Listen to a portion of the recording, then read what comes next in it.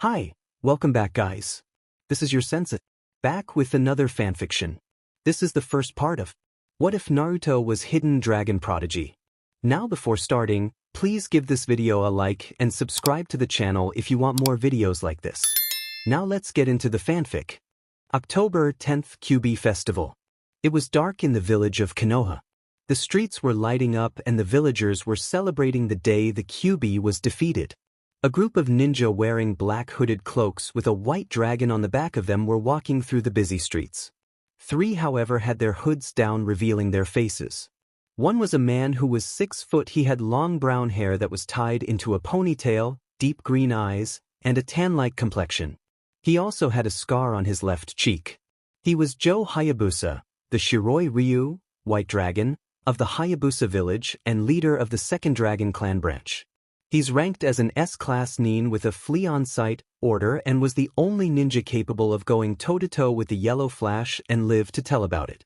The man was calm, wise, loyal, trustworthy, and powerful. Walking beside him was his wife, Shizure Hayabusa, the Kurumi Tenshi, Black Angel, of the Hayabusa Village. She was 5 feet 8 inches and without a doubt the most beautiful woman ever to be seen. She had long flowing black hair that stopped to the middle of her back, deep blue eyes, the face of an angel, and flawless ivory-colored skin that seemed to glow in the moonlight, giving her the appearance of a goddess. Holding her hand was her 6-year-old son Ryu Hayabusa.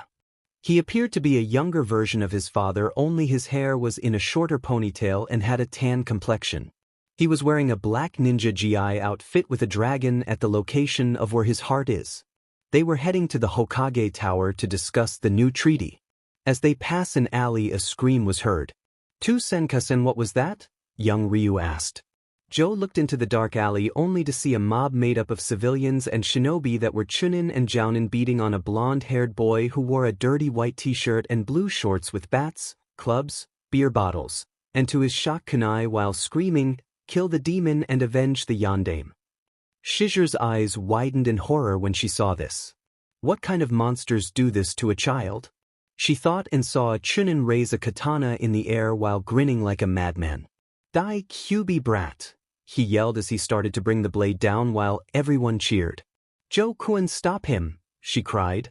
Joe's eyes become slitted and he vanishes and appears between the Chunin and the blonde boy who was trying to protect himself with his bleeding arms.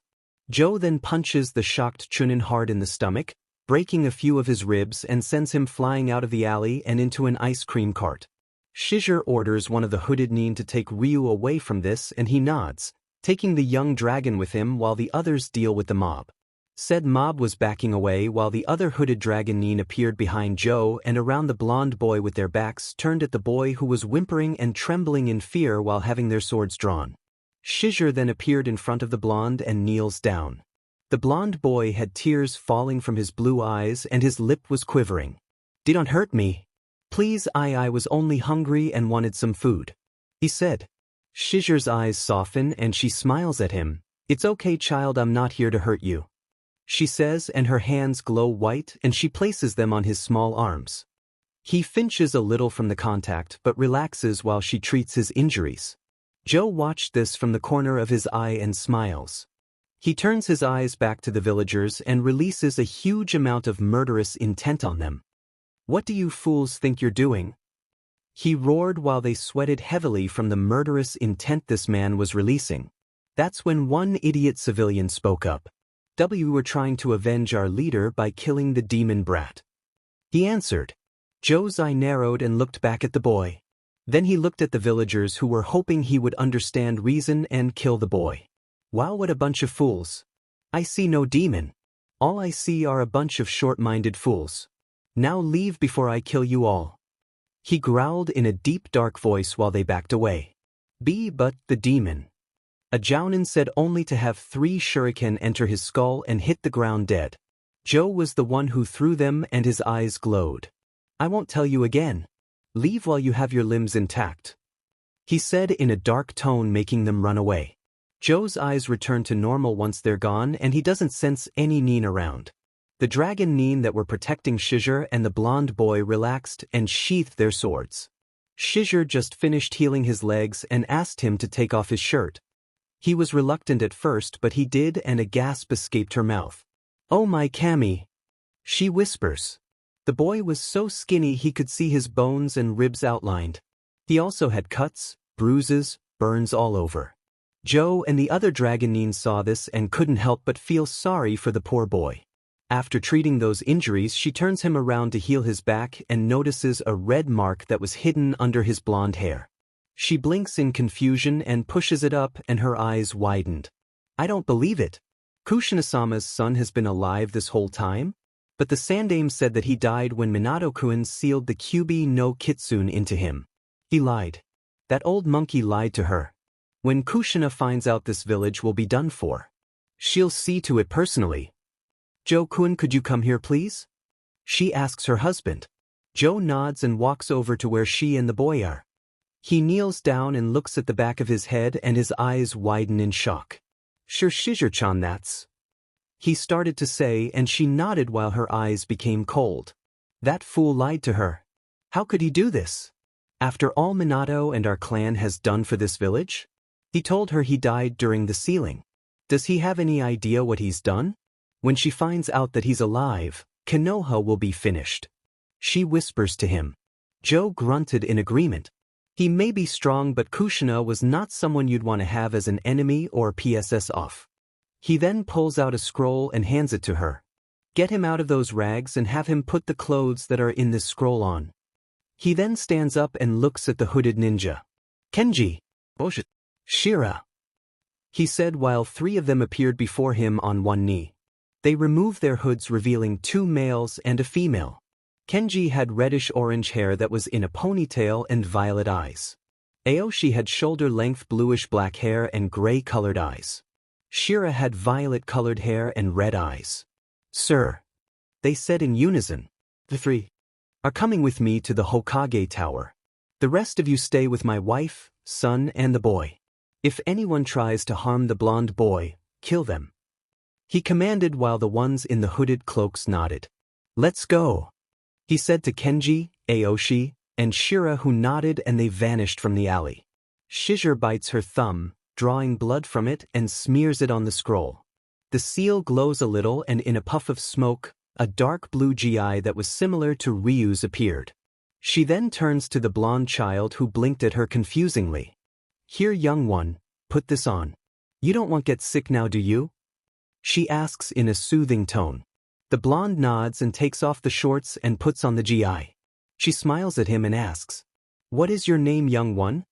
"Naruto Uzumaki, miss," he says, and she answers, "Shizure Hayabusa. It's a pleasure to meet you, Naruto-kun," she says. Naruto looks down at the ground, which causes her to give him a concerned look. "Are you okay, Naruto-kun?" she asked while Naruto shifted his feet nervously. "Why are you being so nice to me? Almost everyone in this village hates me, beats me, or they say I'm a monster who kills innocent people," he said quietly.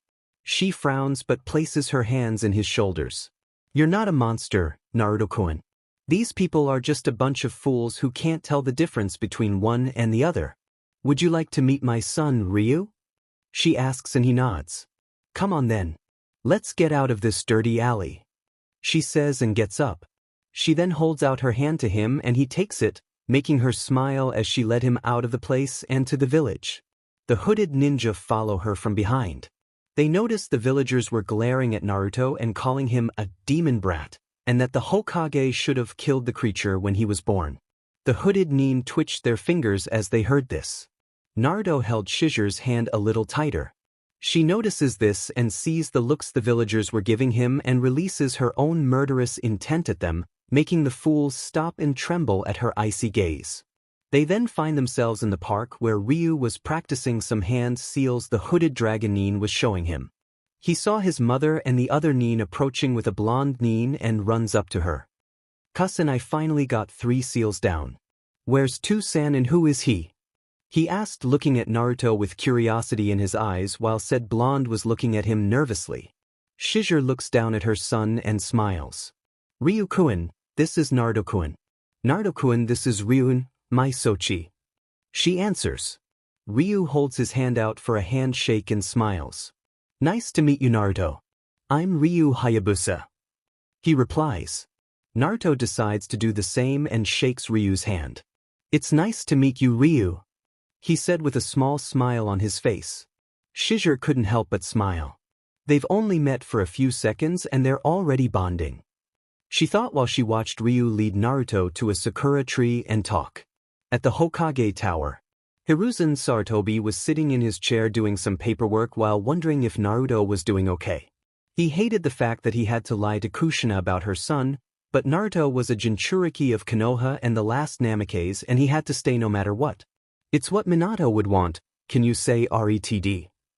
He continued to do his paperwork until the door was knocked off its hinges, shocking the professor, and from the other side came Joe Hayabusa along with Kenji, Aoshi, and Shira, and the man was not happy. Joe Hayabusa, what can I do for you? Hiruzen asked while the man's frown grew. You can start by explaining, he said in a low tone. Sarutobi raised an eyebrow at the dragon Nin. I'm not sure I understand your meaning, Joe-san. Explain what? He asked only to feel murderous intent coming from the man.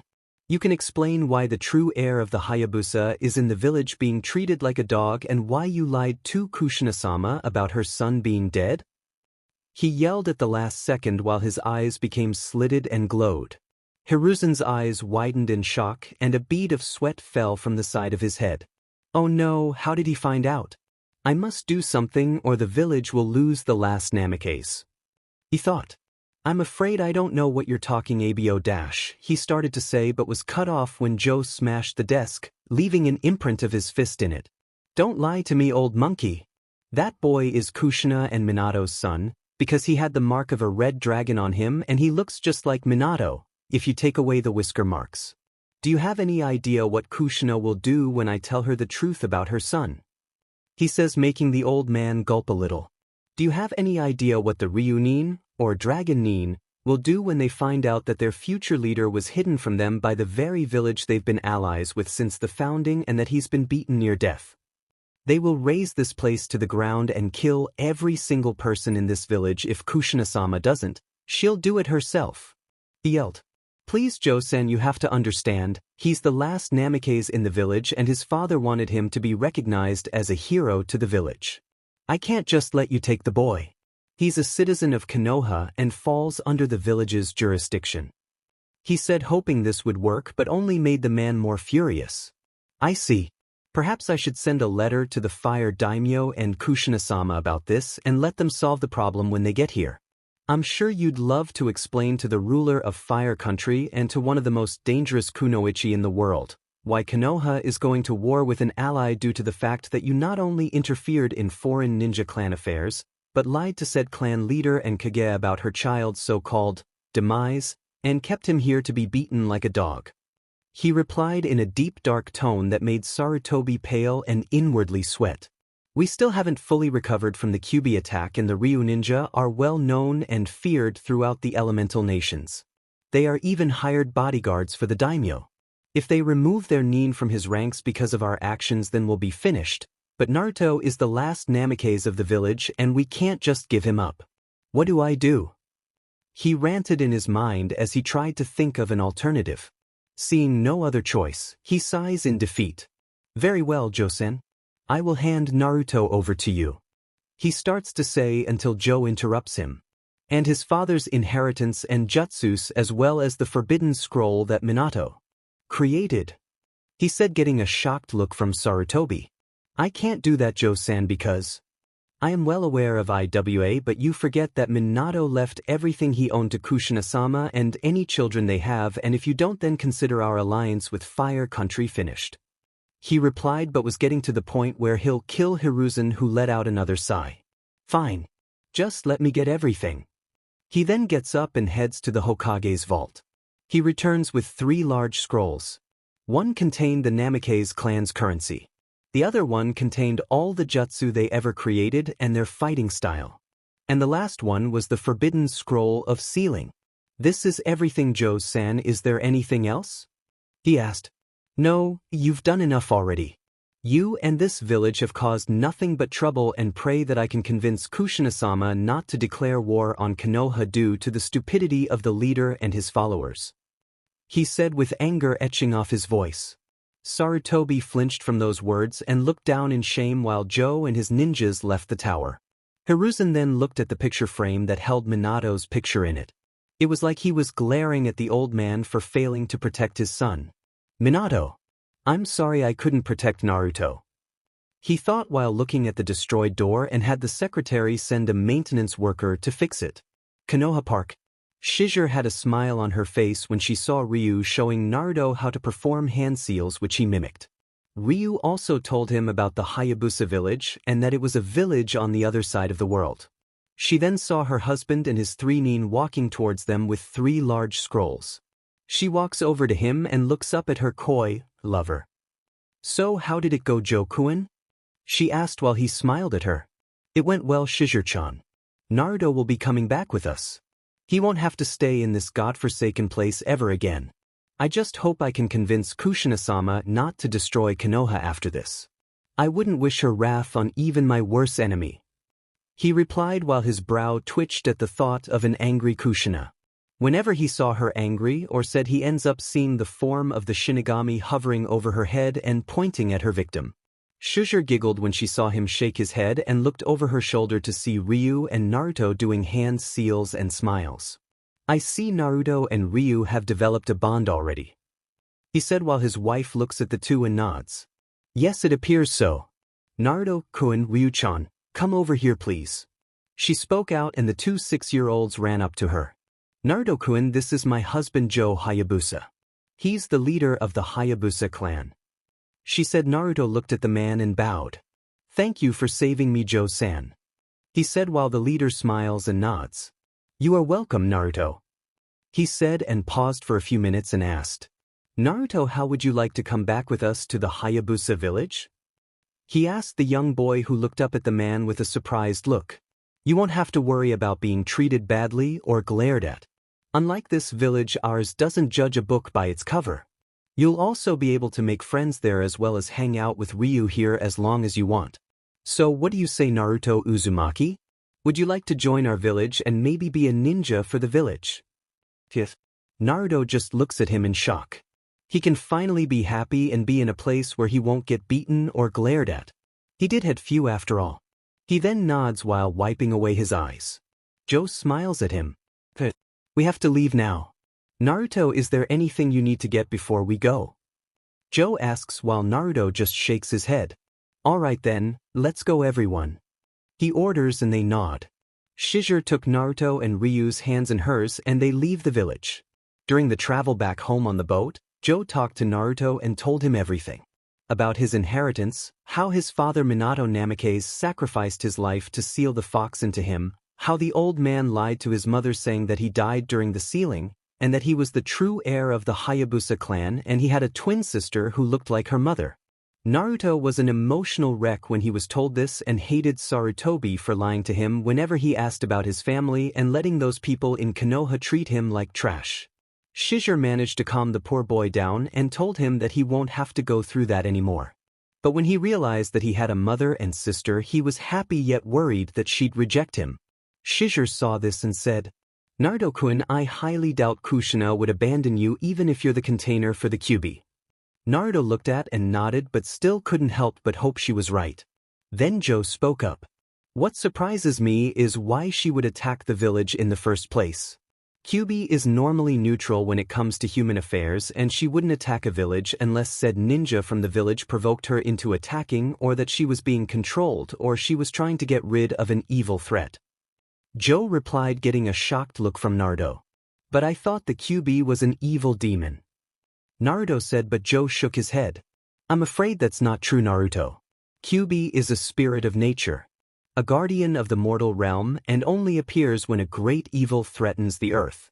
She's also well known to the Ryu, dragon, ninja, and was around to assist our ancestors in defeating the dark dragon, but that's for another time. He answers and sees a mass of land from the boat. Ah, it appears we'll be porting soon, he said as the boat heads for a dock. After the ship stopped at the docks, Joe had the 3 scrolls strapped to his back and moved forward into the forest with the dragon nin flanking him, Shizure, Naruto, and Ryu. So, Ryu, what's the Hayabusa village like? The blonde asks while Ryu thought about it and answered. Well, for one thing, it's big. We don't have a large gate that surrounds it like the other hidden villages do, because we're not a hidden village. We also have ninja that are ranked like the ones in the elements. We also use ninjutsu, taijutsu, fuinjutsu, kinjutsu, and genjutsu, but we mostly excel in stealth, espionage, assassination, and interrogation. He said. Wow. So does the village have a ninja academy? Naruto asked, and that's when Joe answers. No, we don't, Naruto. We prefer to train our ninjas separately, but we do set them up in squads and a leader by their skills and not through meaningless titles like Rookie of the Year, or Kunoichi of the Year, or Dead Last, because that is insulting and ruins the way a squad cooperates. We also have a Shinobi and civilian council that is separate and not joined. Also the Reuniting, Dragon Shadow, who your mother is, has the final say in anything. He answered while Naruto nods. When they entered the village, Naruto couldn't believe what he was seeing. The village was huge. The buildings were larger than the ones in Konoha and the streets were filled with civilians and ninja. As they walked through the village, Naruto noticed that when the civilians and shinobi looked at them, they either smiled or bowed. There was not even one glare from them. He also saw shinobi parents training their children in the ninja arts. They continued to walk until they came to a large Japanese castle that was surrounded by compounds. The place was bigger than the Hokage Tower. On top of the castle was the statue of a red dragon with golden eyes, ruby red scales, a golden underbelly, spines, claws, and horns, and it had its head raised and its maw open, revealing a row of ivory white teeth. It appeared to be roaring at the sky. Naruto said only one thing. Wow. He said, looking at the dragon while Joe chuckled. Yes, even now I can't help but be amazed by the appearance of the statue that represents our village. He said as they continued to walk into the compound district. Once they reached the Uzumaki compound, Joe dismissed the dragonine while Shizure took Ryu with her to the Hayabusa compound to get some rest. Joe and Naruto approached the door of the Uzumaki compound, but Naruto was a little nervous and scared. He was going to meet his mother and sister for the first time. Joe looked at Naruto, who was fidgeting, and placed a hand on the boy's shoulders to calm him down. Relax, Naruto. Your mother is a kind person and is respected and loved by everyone in the village. He said softly. Naruto lets out a sigh as Joe opens the slide door and they walk in. The inside was decorated with paintings of dragons and weapons. There were also statues of dragons lined up through the hallways. As they walked through the hallways, they came to a stop at a door that had a red swirl on one side and a dragon on the other. Naruto, get behind me.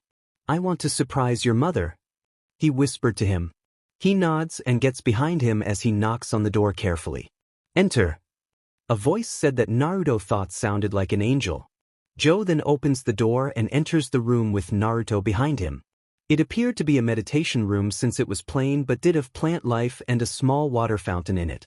In the middle of the room was a woman who seemed to be 5 foot. She had long flowing red hair, ivory-colored skin, and the figure of a goddess.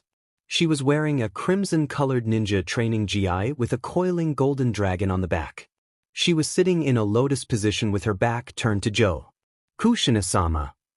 Joe said with a bow, making the woman sigh.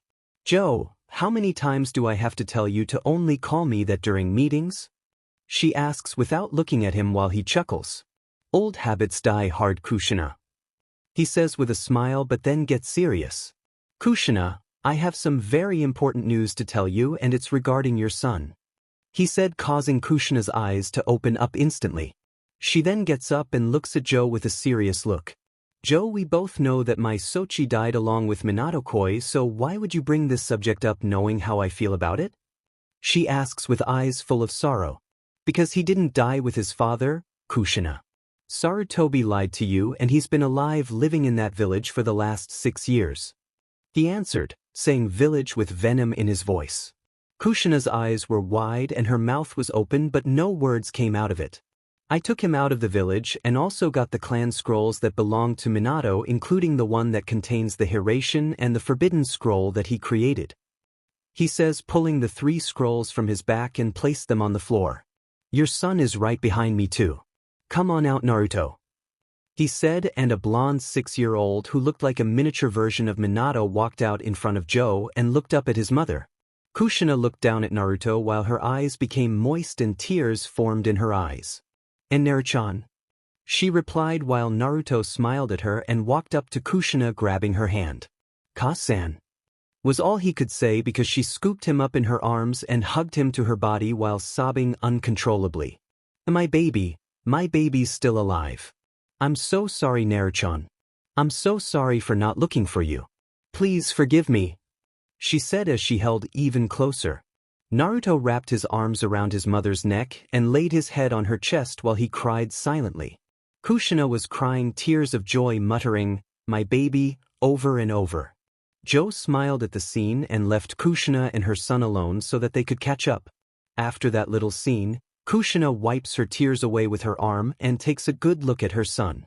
"You look just like your father, Naruto-chan," she said while Naruto blushed and then looked at her. "Ka-san, Joe-san said that the QB was sealed into me by Tu-san but told me that he wasn't an evil demon. Why did he attack Konoha then?" Naruto asked. He asked while Kushina frowned and thought about it. "Honestly, Sochi, I don't know.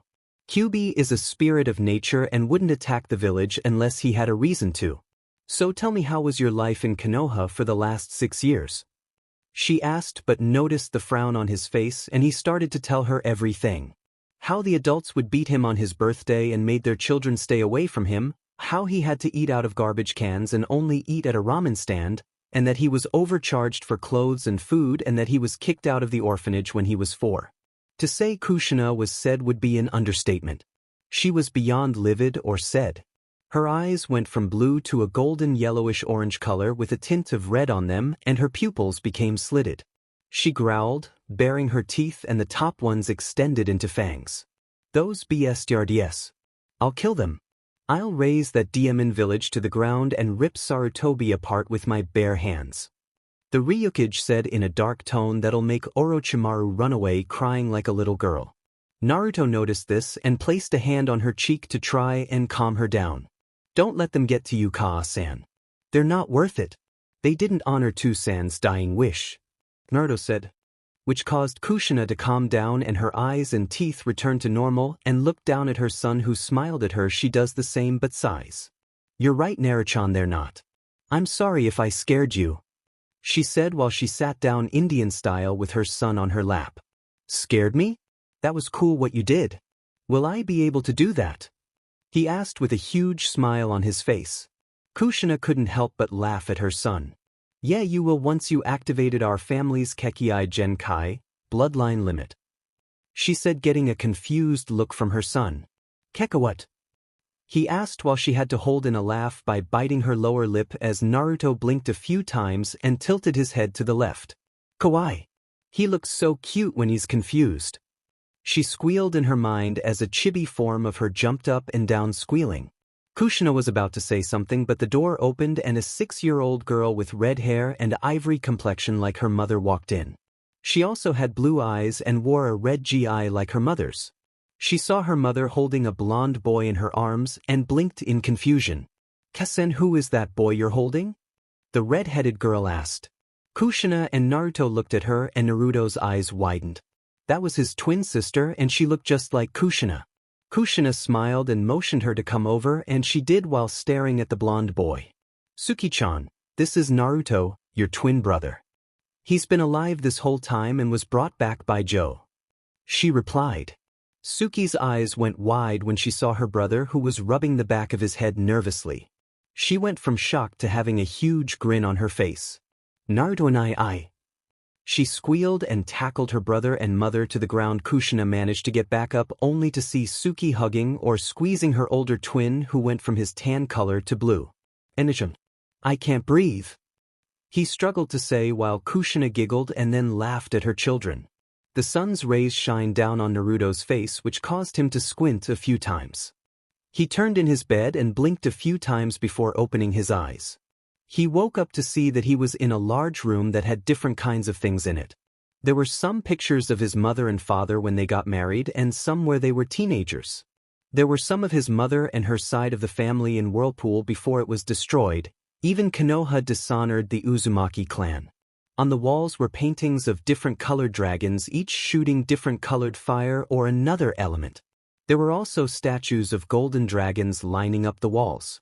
He also had toys and plastic weapons like shuriken, kunai, and ninjados that were in a black wooden box, and next to his bed was a small dresser drawer that had a stuffed red dragon on it.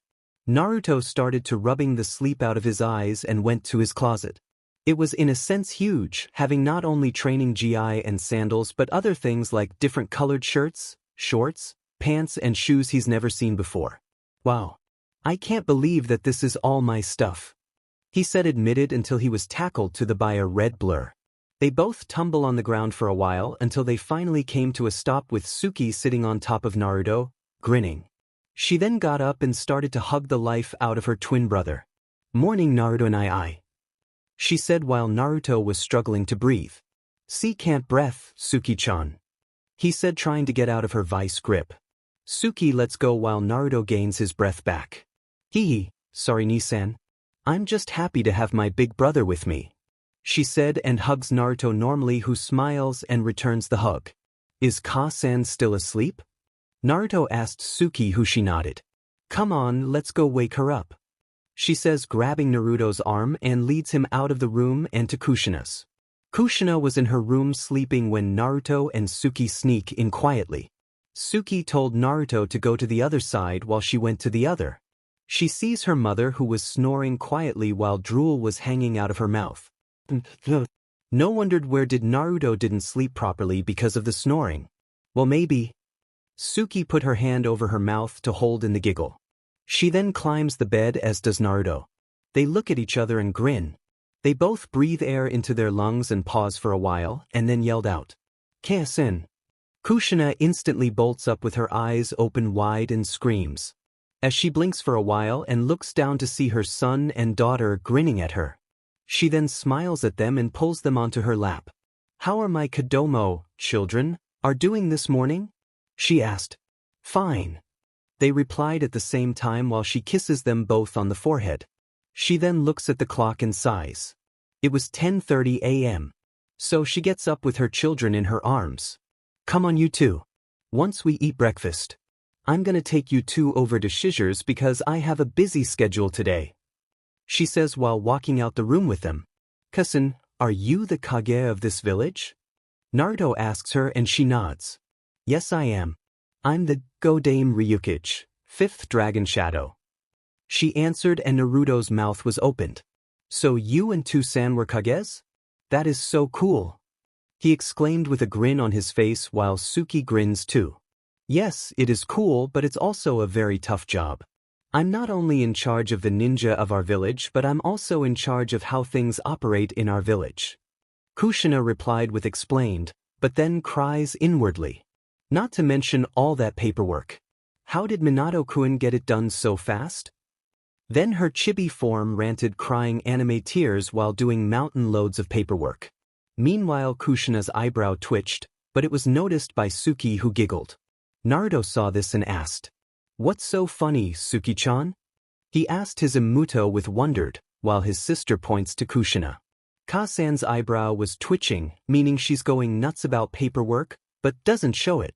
Suki explained while Naruto blinks. "Is it that bad?" Naruto asked while Suki's grin grew about their mother's or Kage's worst nightmare and arch-nemesis of all Kages.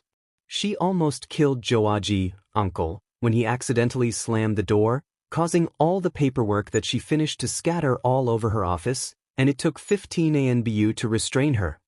She answered while Kushina blushed in embarrassment. "If only I can find a jutsu that finishes the paperwork." Kushina mumbles while Naruto rubs her back.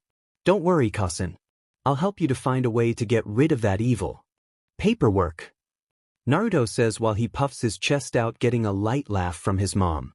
"If you do that for me, Sochi, then I'll be forever in your debt," she said, kissing the top of his head.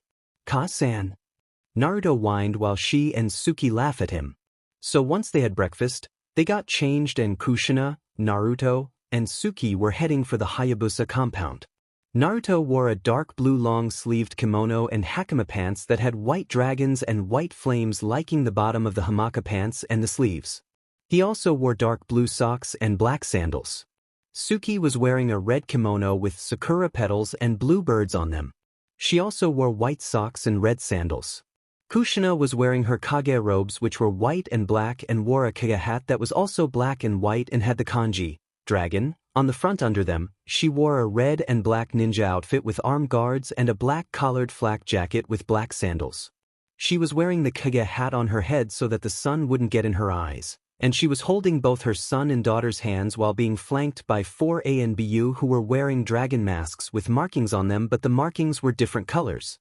The captain wore a hooded white cloak that had a black dragon on the back while the subordinates wore black cloaks with white dragons on them.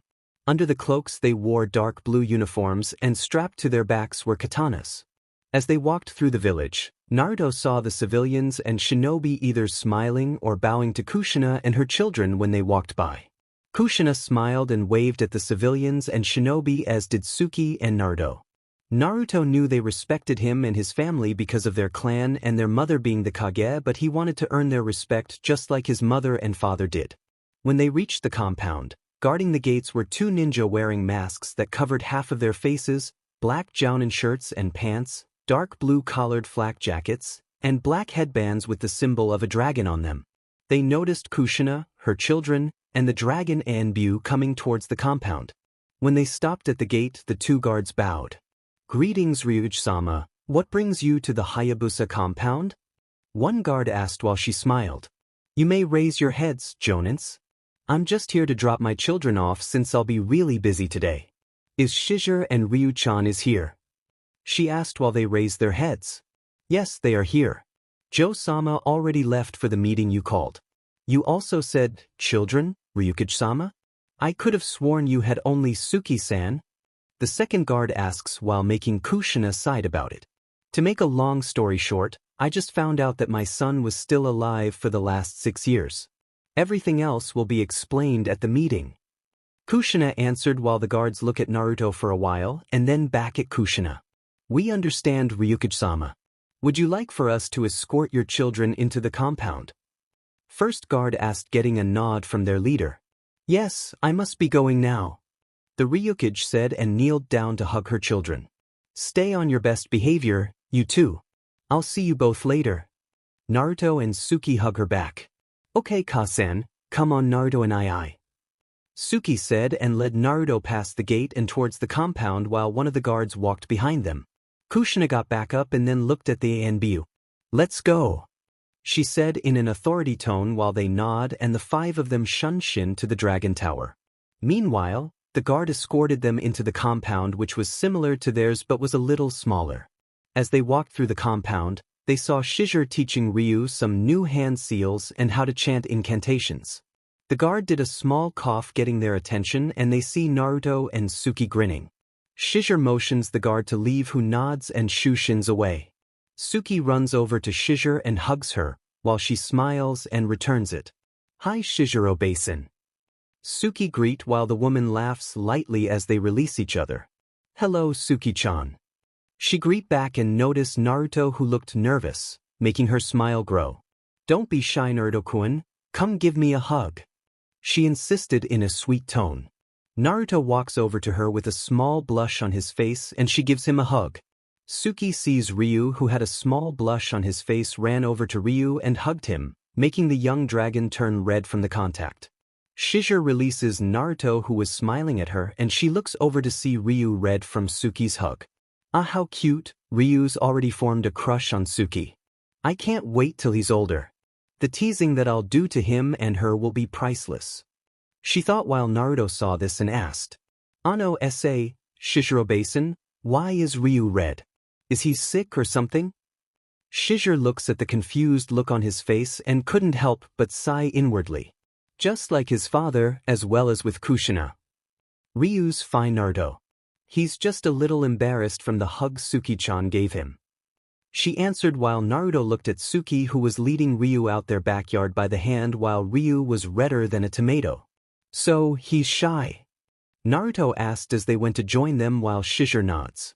"You could say that. Now let's go join your sister and Ryu," Shizure replies. Dragon Tower Council Chambers. Kushina was now sitting in a chair in the council chamber. On her right was Joe Hayabusa and on her left was the captain commander, Sotecho, of the Dragon Anbu, Arashir Kazama. He was 5 feet 11 inches and wore his mask on the side of his face revealing his face. His eyes were light gray and he had jet black hair that stopped to his shoulders. There were also the elders who gave Kushina suggestive advice, and the Shinobi and civilian council. "Ryuj-sama, is there a reason why you summoned us here?" one of the elders asked. Kushina looks at him and nods. "Yes, there is, and the reason why I summoned you all here is because the true heir of the Dragon Clan has returned." She answered with announced, getting shocked looks from all of them when one of the civilians spoke up. "Pardon me for saying this, Ryukage-sama, but I thought your daughter was the true heir." The civilian merchant asked, and Joe spoke up. "That would have been the case, however, when me and my group went to Konoha to get more supplies. We found her firstborn being beaten by civilians and shinobi."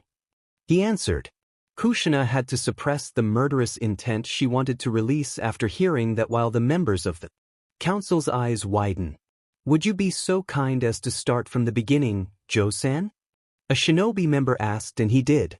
After hearing the story, to say they were said would be an understatement. That was when one of the shinobi members spoke up. "Those bastards! How dare they? Yeah. Who does that fool of a Kage think he is lying to our leader about her son's so-called demise? Lying to a Kage, interfering in a foreign clan's affairs, and denying the boy his true inheritance? Those actions are considered acts of war. After all the things our village has done to help them, they do this. Something must be done and they must pay for this." Another elder yelled out. This kept on for 10 more minutes until Kushina slammed her fist into the desk. "Silence!" she roared, and they went quiet. She then breathes out a sigh and starts talking. "I understand how you all feel.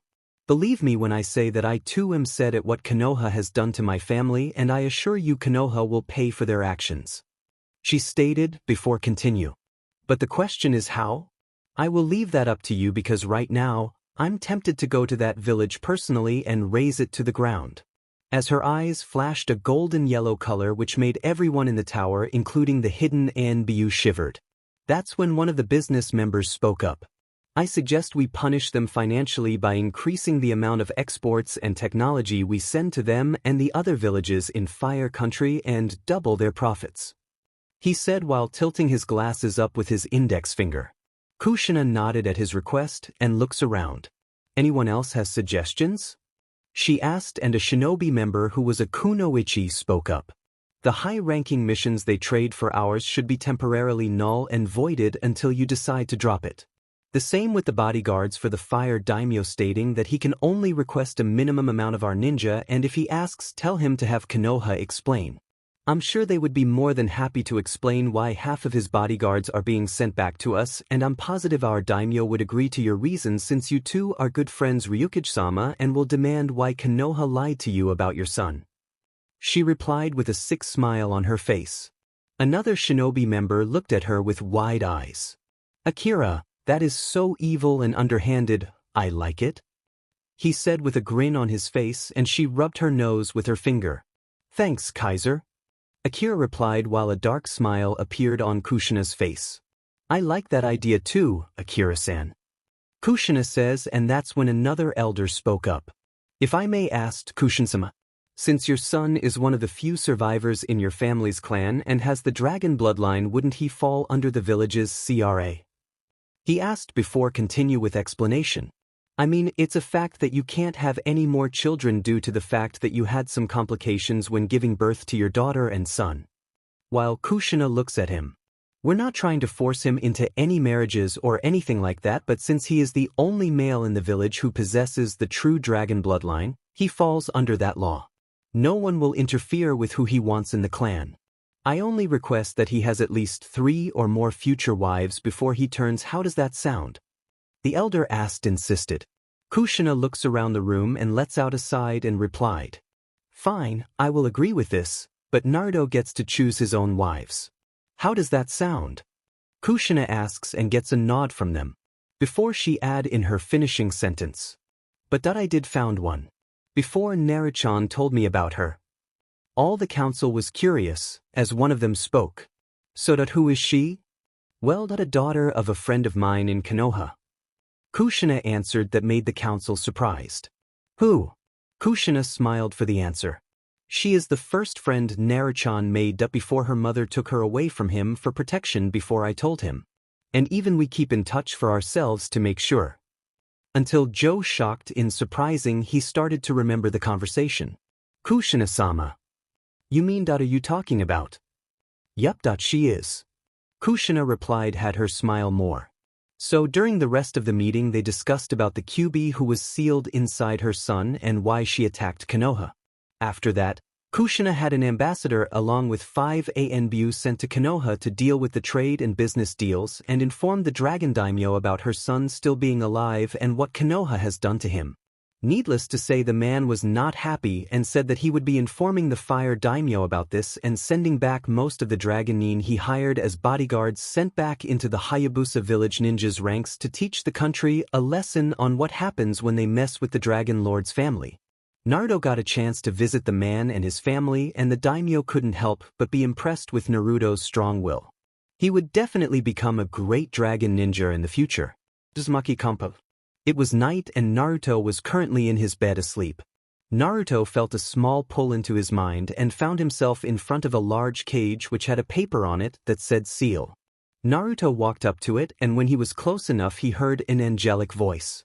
Hello, Kit. The voice said which made Naruto freak out. KQB? The blonde Namikaze asks and saw a pair of red-slitted eyes appear from the other side of the cage.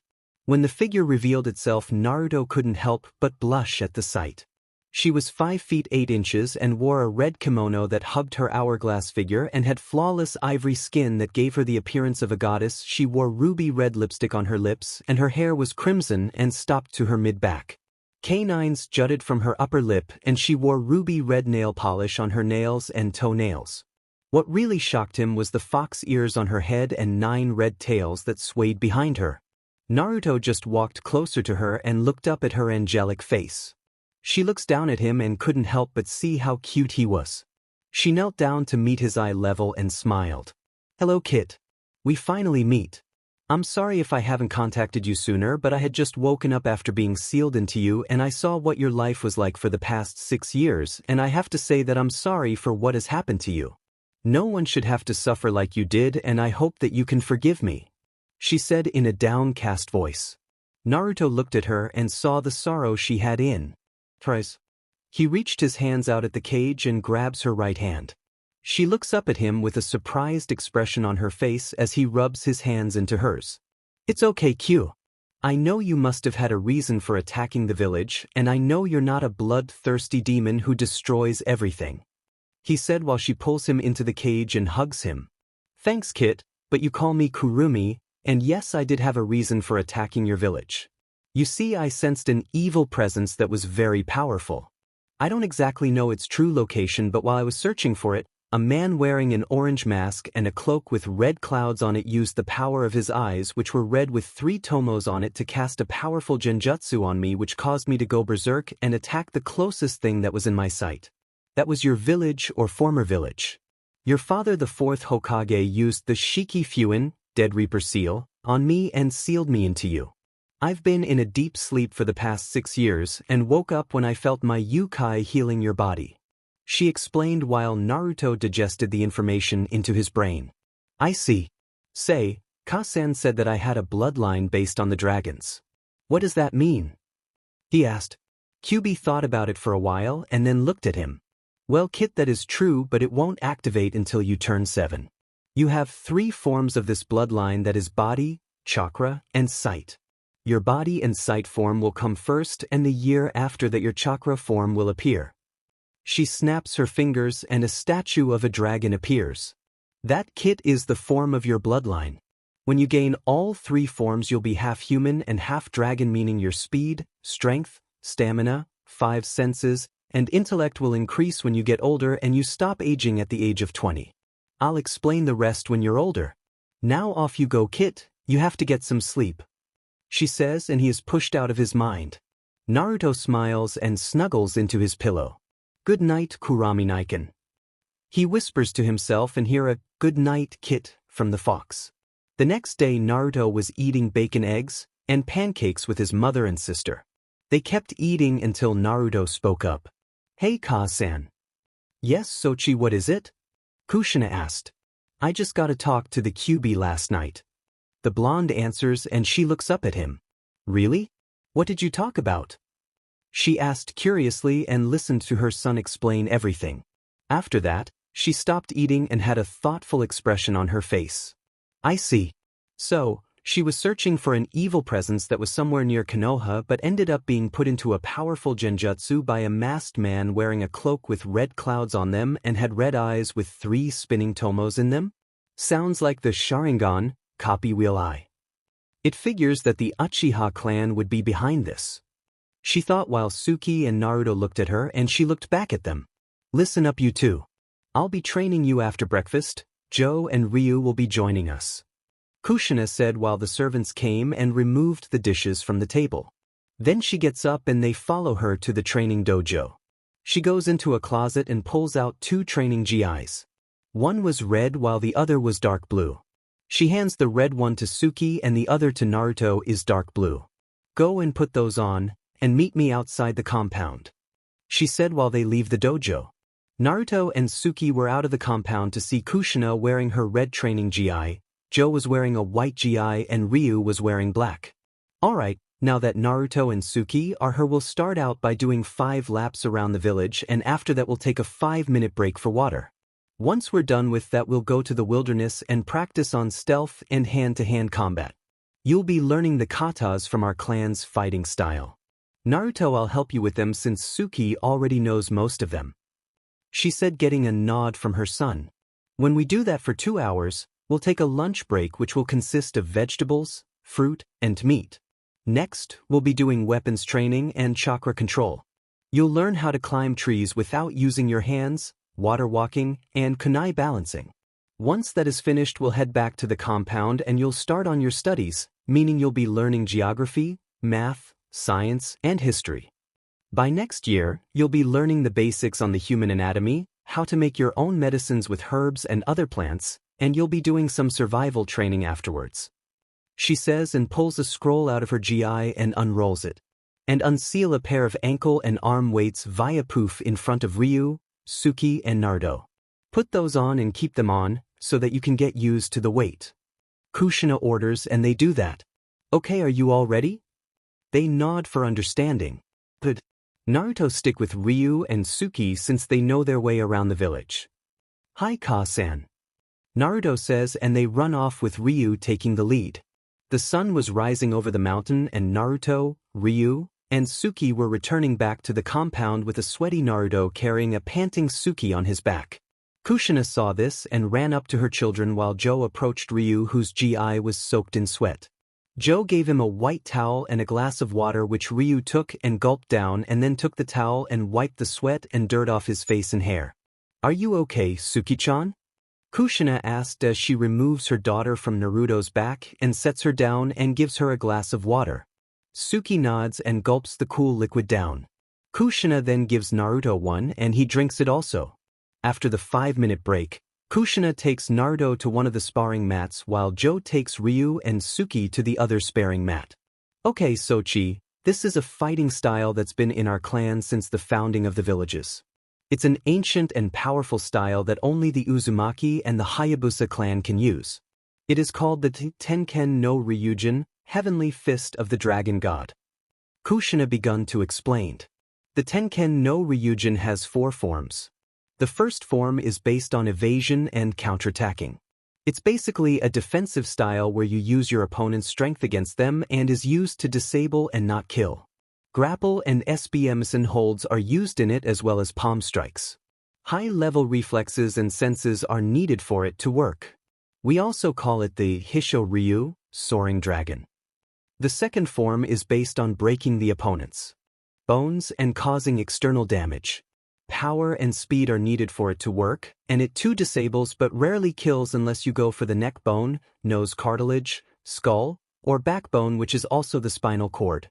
The knees, elbows, fists, and feet are used in this form and it's called the Kibatsu Ryu, striking dragon. The third one is the most deadly form of the Tenken no Ryujin.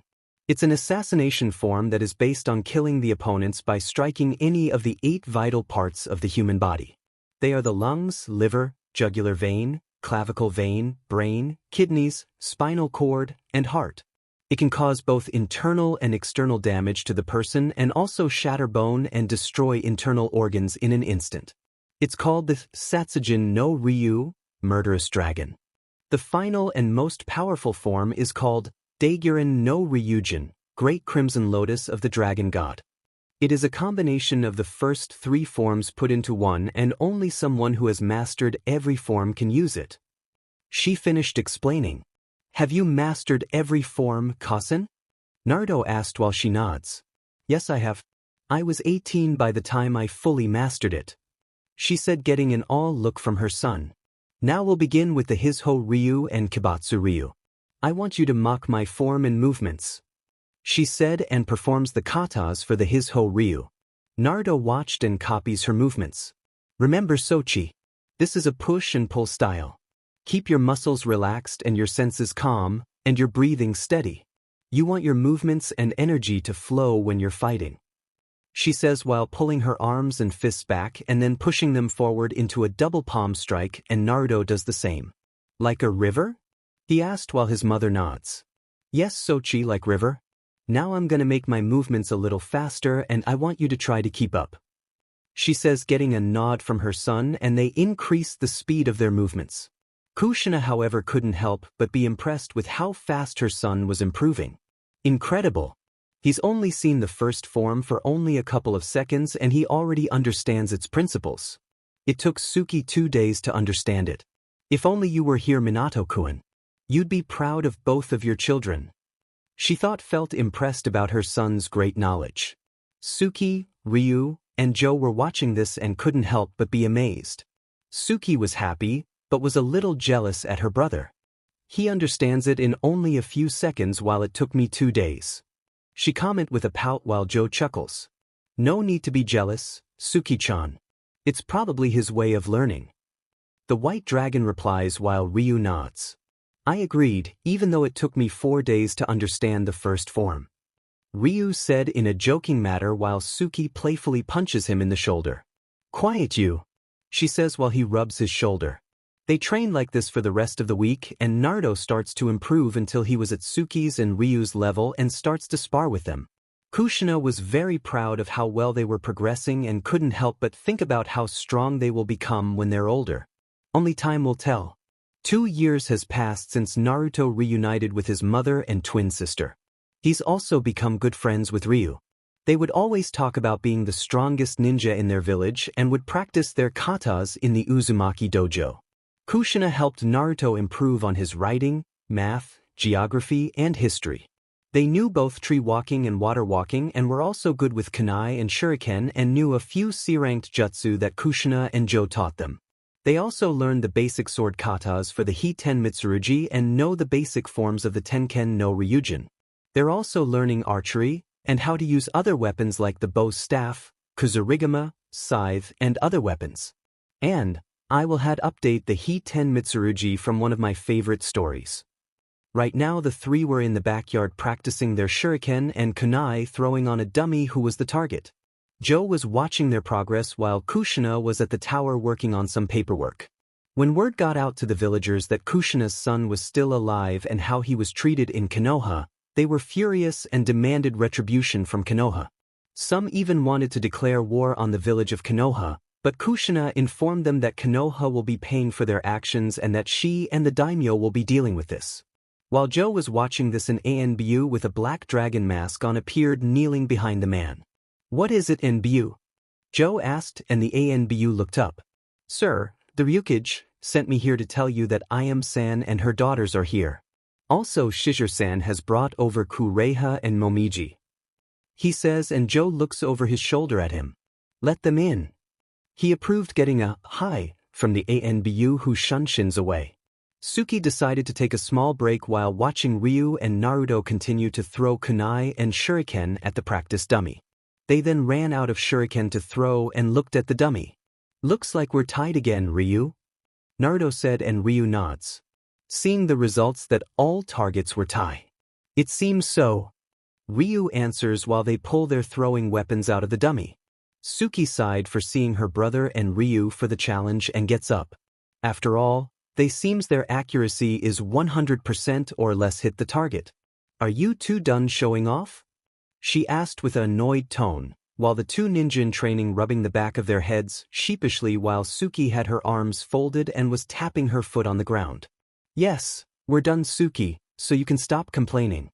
Naruto said in a whiny tone and had to move sideways from a punch his Imudo tried to deliver to the side of his head and he tripped her foot, making her stumble and hit the ground. Suki got up and rubbed her nose and glared at Naruto who gave her a raspberry and a tick mark appeared on her face.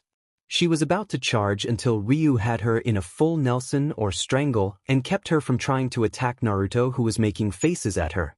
I'm gonna kick your butt, Nisan. Suki exclaimed while her legs flail in the air. Ryu was struggling to keep her at bay until he saw a wasp which landed on his nose and he turned pale. Gah! A wasp! I hate wasps! He cried out and released Suki while running around, waving his arms and hands around frantically while the wasp got off his nose and flew away. Suki realized she was free and grinned evilly at her brother who was now sweating bullets. She then started to crack her knuckles which caused Naruto to take a few steps back. And then he bolted off with Suki on his tail. Come back here Naruto. And take your beating like a man. She yelled while Naruto yelled back. I'm only 8 you dumb redhead. What? I'm gonna get you. For that I'm gonna knock you into next week. She cried out while Ryu was watching the yellow and red blur run around the practice field sighing. Joe who was watching sweat dropped at the scene. They're definitely Kushina's kids, alright. He mumbled and then saw Naruto who was dodging her wild punches and kicks while grinning at her. Hold still Baka so I can hit you. She screamed out while Ryu sighed. At times like these, I'm glad that I'm the only child. He mumbles to himself.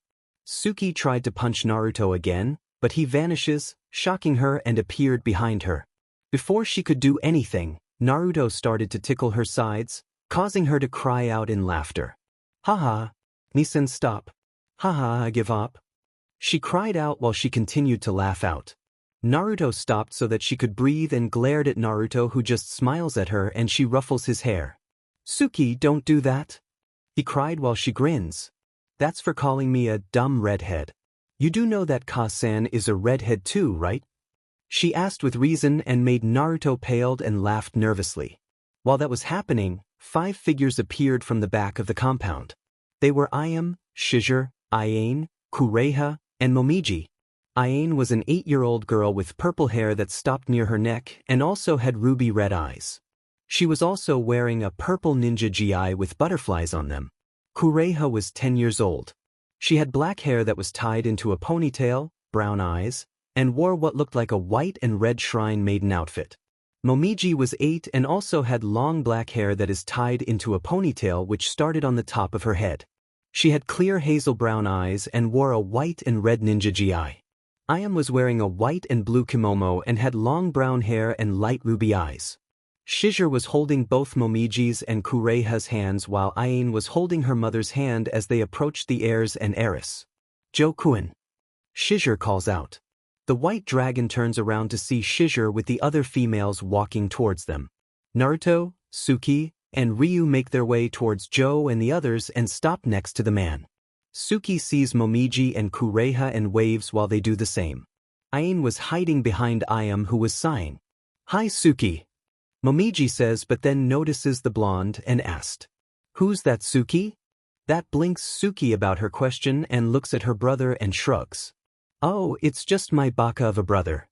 She says while Naruto face faults, and then gets up glaring at his Imudo. Both sisters' eyes widen when they see the blonde who just laughs nervously and walks towards them. Hi.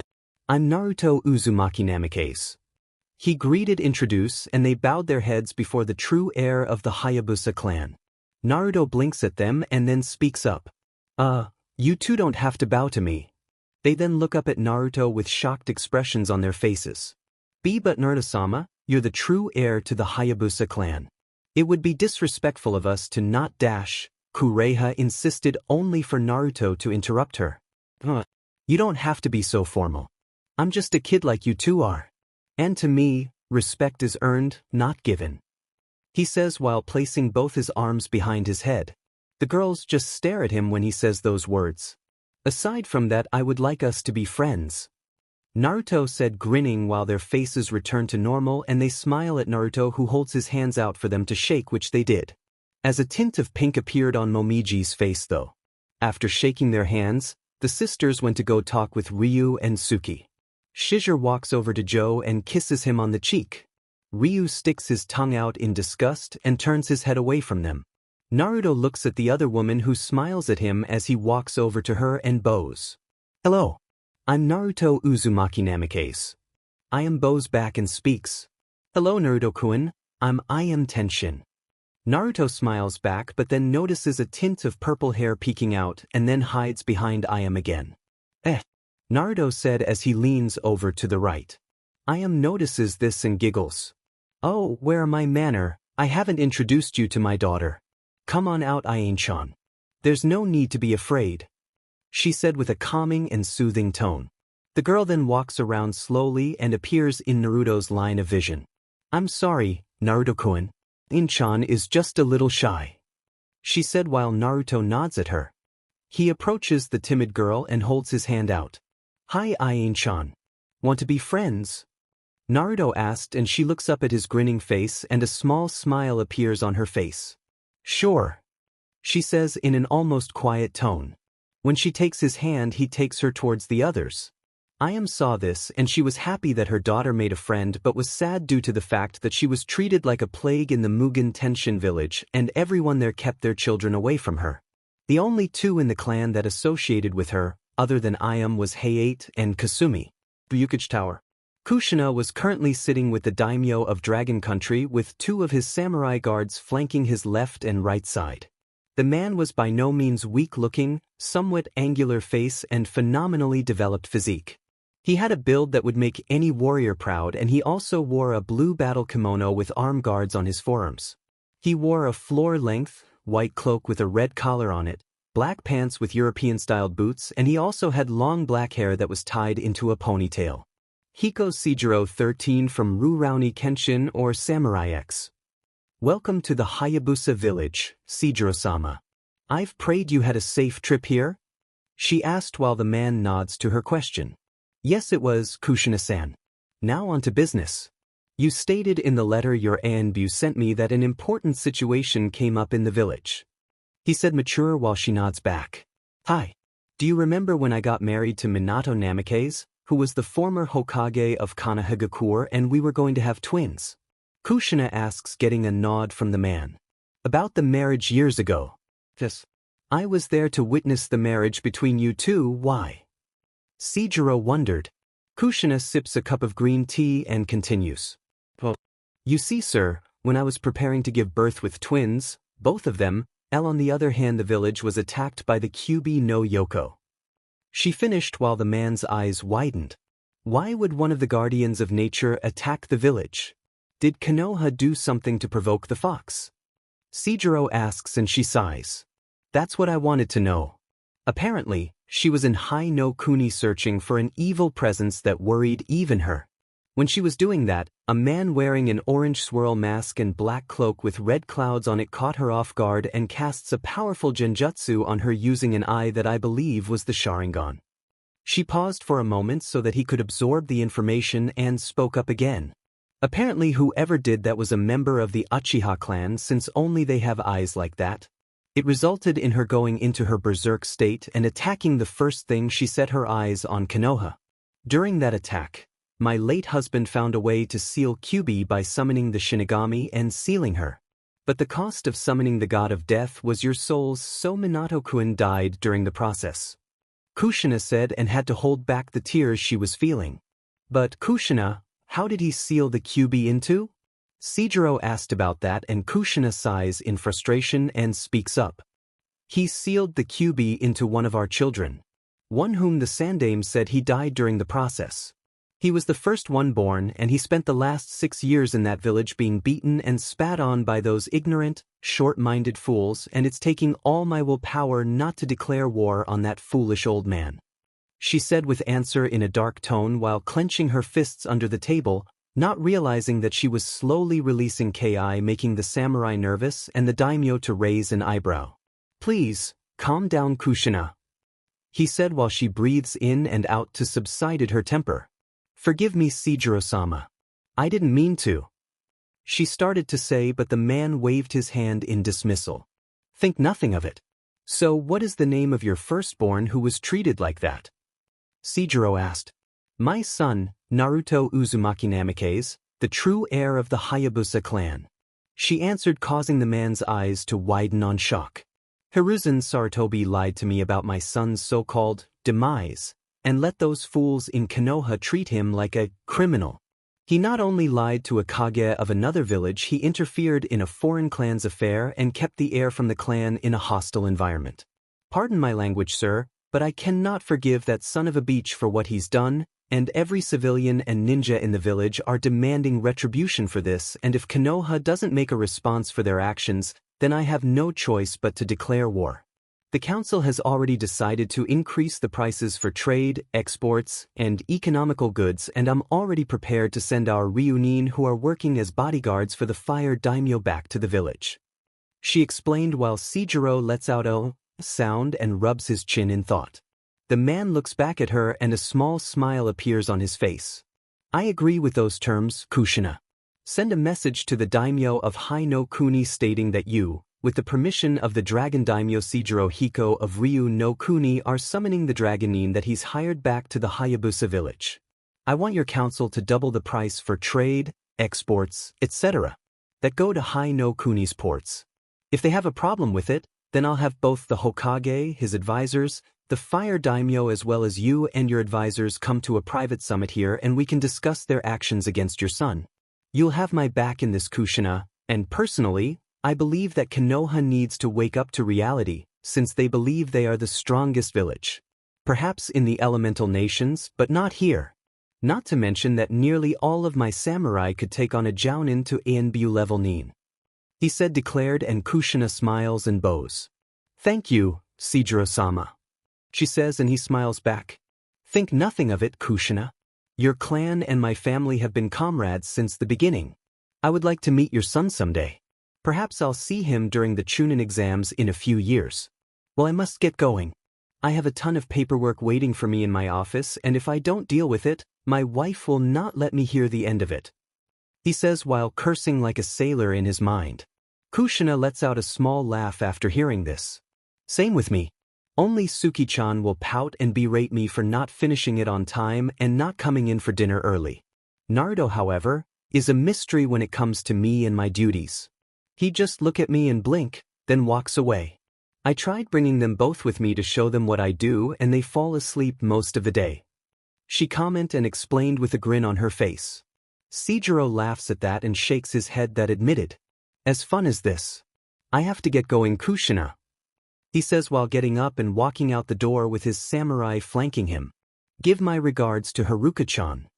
She says, and he waves his hand back as a response. As soon as he left, Kushina pulled out a scroll and started writing in it. 3 minutes later, she seals it up and wraps a black ribbon on it and snaps her fingers. An ANBU with a black dragon mask appears and kneels before Kushina. Yes, Ryukage-sama? He asked. Have this message sent via messenger hawk to the daimyo of Hai no Kuni. She said holding the scroll out, and the ANBU gets up and takes the scroll. Hi, he says and vanishes. She looks at the clock on the wall and it says 5:30 p.m. She then takes off her kage hat and places it on a hat hanger. She then removes her robes, wearing a red and black ANBU battle suit, and walks out of her office. She sees her secretary putting some files away and speaks up. I'm leaving, Reika-chan. Take care of yourself. She said, and Reika looks up at her and smiles. You too, Ryukage-sama. Kushina nods back and shuns out of the dragon tower. Meanwhile, with Naruto and Ryu has it. He was chasing Naruto, trying to tag him, but the blonde was too fast. Come on, Ryu. Are you that slow? Naruto exclaimed, and Ryu growls and adds chakra to his feet to increase his speed. Naruto stops at a tree and turns around to see Ryu grinning, and he leaps at the blonde. Gotcha! He yells. Naruto leaps over Ryu flying form while the young dragon in training crashes into the tree headfirst. Naruto lands on the ground and sees Ryu's form slide down the tree. He then clutches his face in pain and glares at the grinning blonde, who takes off into the woods, and Ryu gets up chasing after the blonde. Little did they know that two shadowy figures that looked like demons were watching them. So, that blonde boy is the true heir of the Hayabusa clan, as well as the Ryukage's son? Let's kill them along with the other children. The one on the left stated. But we must proceed with caution. The white dragon and his wife are close by. The one on the right said while the other nods, and they vanish. At the compound, the girls were sitting in a circle talking while Ayam was talking with Joe and Shizure about Ayane. I can't take her back to the Mugen Tenshin village, Joe-san. Ever since Rado attacked me and Ayane was born, everyone, even certain members of the clan, look at her with disdain, and it hurts me to see them treat her like that. Ayam said as a few tears fell from her eyes. Ayam continued. Shurden has tried to reason with the members, but they refuse to acknowledge her as an heir to the clan since she carries the blood of a traitor in her veins. The villagers even pull their children away from her because they don't want her to infect them with her taint. It's only a matter of time before one of them decides to kill her, and I can't let that happen. While Joe and Shizure looked shocked, Joe's face returns to normal and speaks up. I see, he said, and looks at Ayane, who was laughing with the other girls until Naruto leaped out of a bush and into the middle of the circle panting, scaring the girls. Ni-san. Suki cried, and Naruto was about to say something until a black blur named Ryu tackled him, and they were now rolling around the ground wrestling while the girls jumped away and watched as Naruto and Ryu were fighting dirty. Shizure and Ayam laugh at the scene while Joe sighs and shook his head for couldn't help. That was when Kushina appeared next to Joe, wondering what's going on until she saw Ryu and Naruto glaring at each other with dirt and scratches on their faces while being held back by Momiji, Suki, and Ayane, while Kureha tried to be the peacekeeper. Kushina sighs and Joe chuckles at this. All right, you kids, let's go back inside. Shizure calls out. They all look at her and nod. Naruto and Ryu were about to join in, but Kushina appeared and grabbed them by their collars.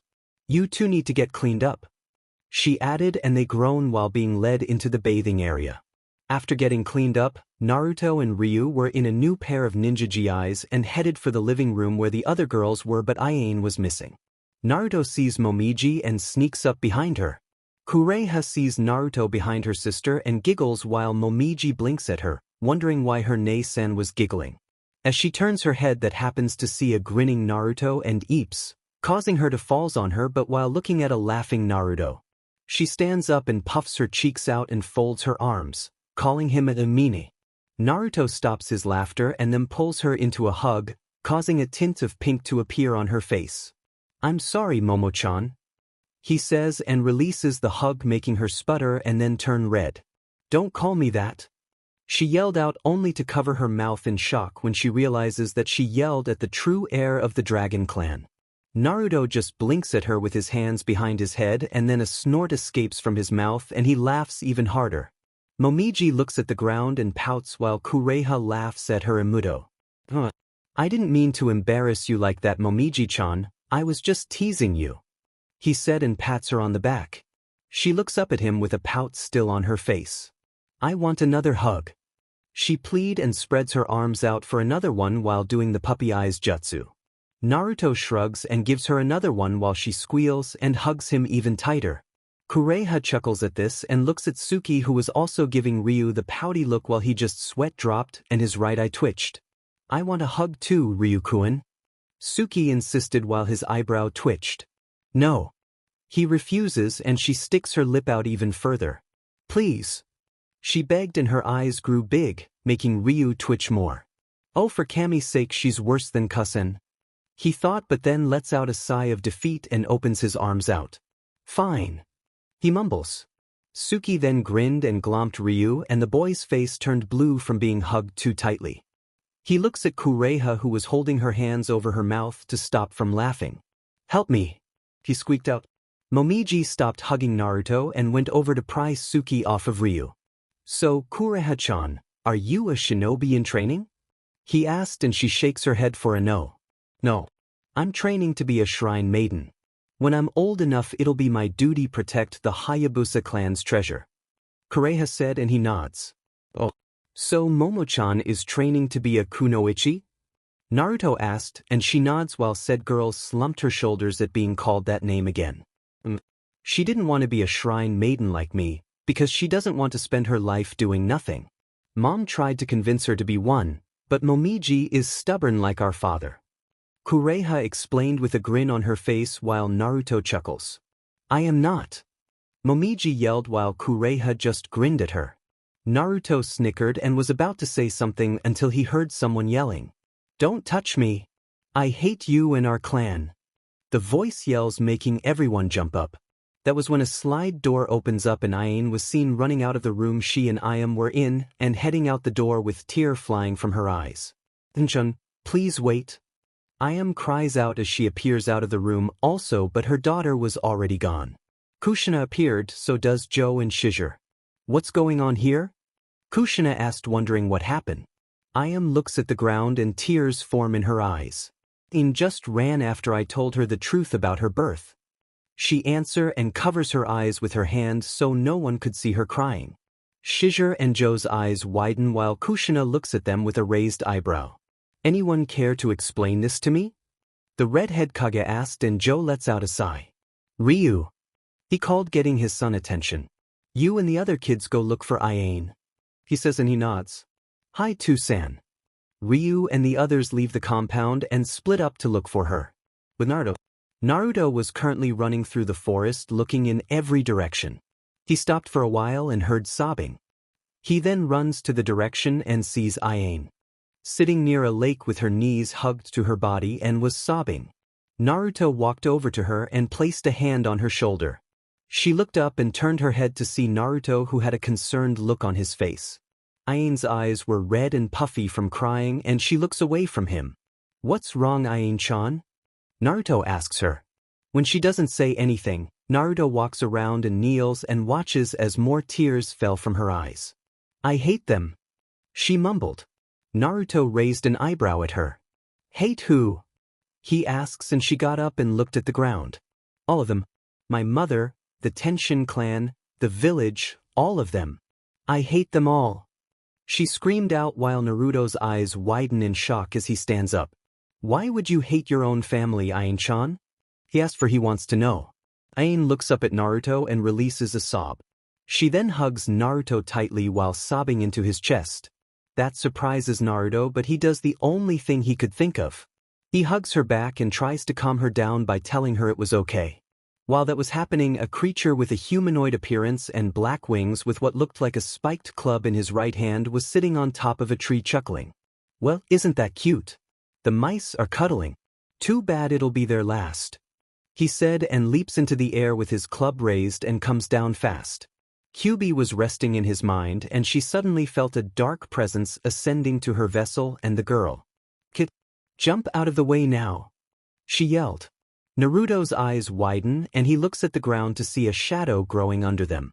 He looks up and sees a bird-like creature coming down at them with a spiky club raised. Kyuso. Sheet, he says, and then he scoops Ain up bridal style and manages to leap out of the incoming club, but the shockwave from the weapon sent them flying backwards and tumbling onto the ground. The two ninja in training groan and look up to see the creature in the crater with his club posed into a smashing position. He then chuckles darkly and stands up.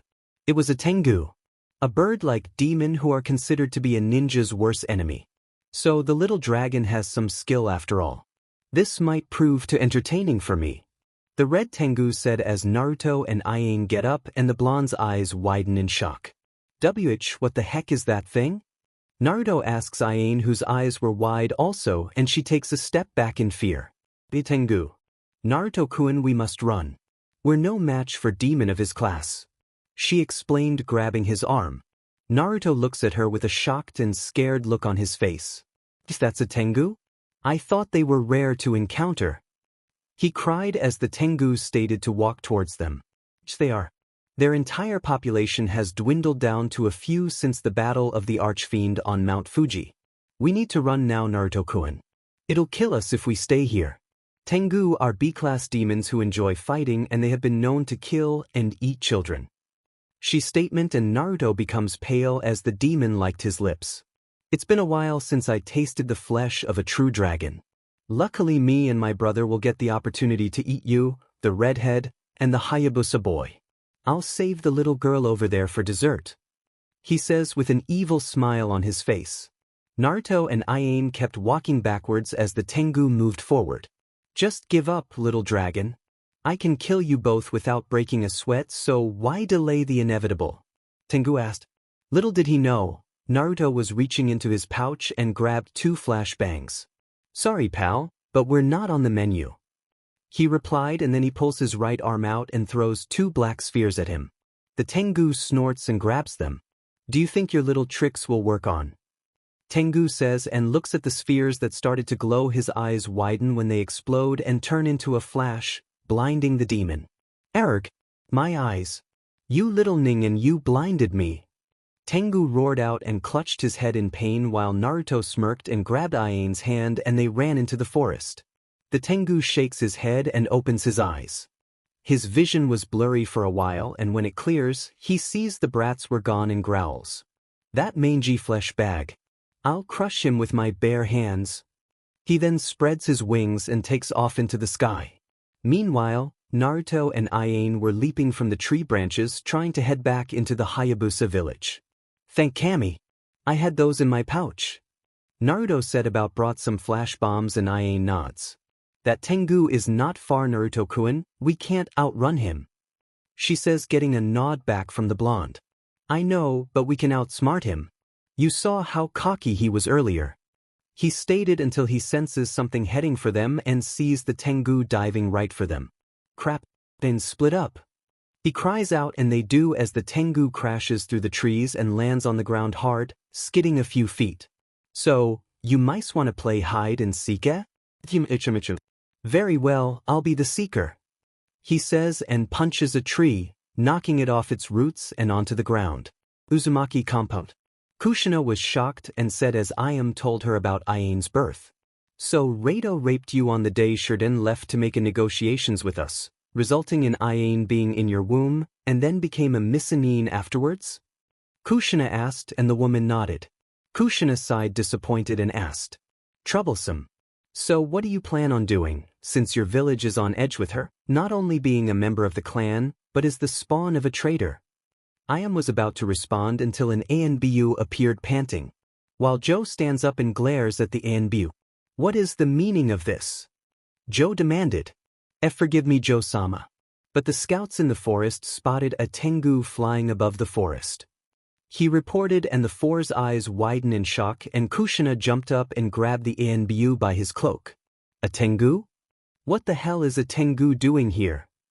She yelled and demanded, and the ANBU sweated under her gaze. I don't know, Ryukage-sama. It seemed to be hunting, I think, he said, until another ANBU appeared, reported.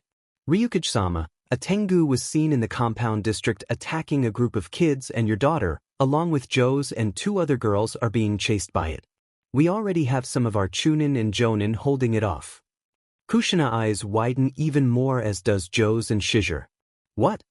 Take me to the previous location now, Joe exclaimed, and the ANBU nods and they shunshin away. Kushina grabbed her katana and rushes out the door. Kushina! Shizure yelled out, only for the redhead to look back. Stay there and look out for Ayame. We don't know if more will show up, she says, and then an ANBU with a black dragon mask on appears, as do 5 more. Kushina looks at them and ordered. You 6 are with me. We're heading to the southeastern part of the forest. As they nod and vanish. Meanwhile, a group of Chunin and Jonin were fighting of a blue Tengu who was dodging and evading kunai and shuriken. Don't let that thing get to the children, a Jonin yelled out, until a Chunin was sent crashing into another. One Chunin charges at the Tengu with a katana and swings it at the creature's torso, but it swings its club and swats the ninja away. Another one leaps into the air and brings his sword down on its head, only for the demon to smirk and grab his head. He then throws the Chunin into a wall, causing it to leave an imprint of the unconscious man. How boring. I expect you Dragon Nin to be tougher than this.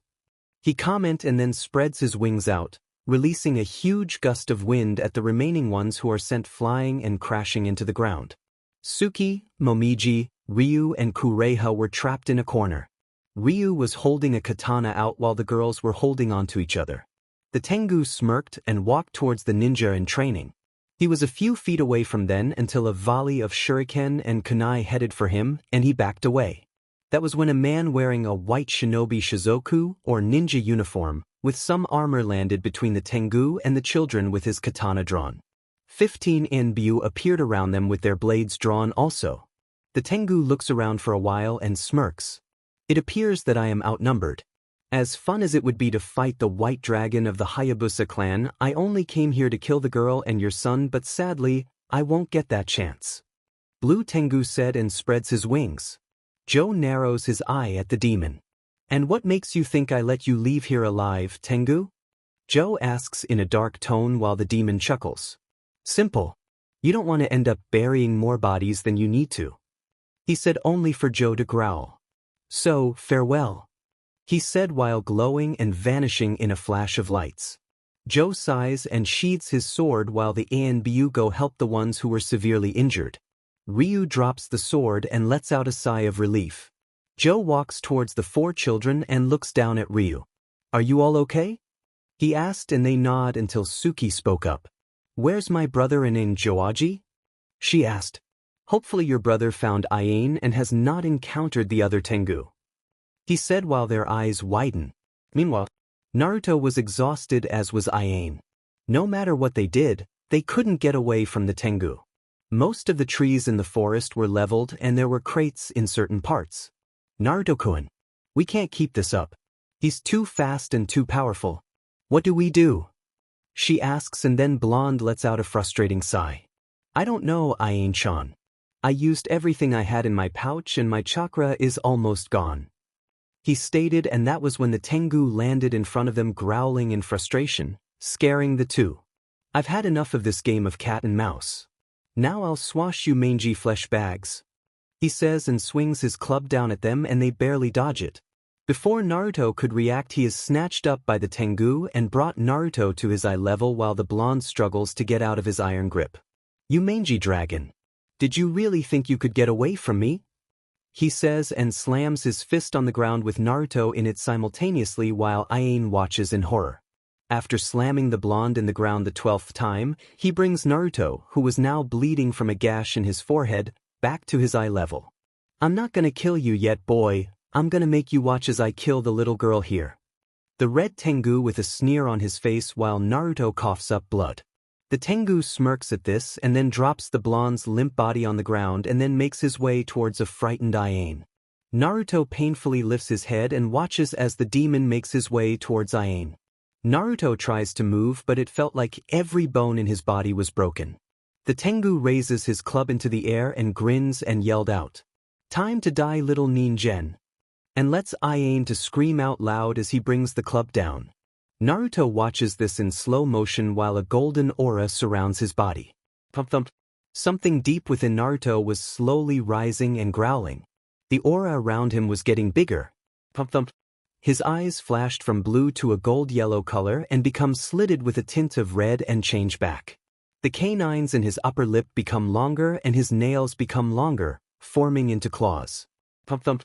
His growl becomes a snarl and he slowly got up as the aura swirl around him like a twister and his injuries started to heal.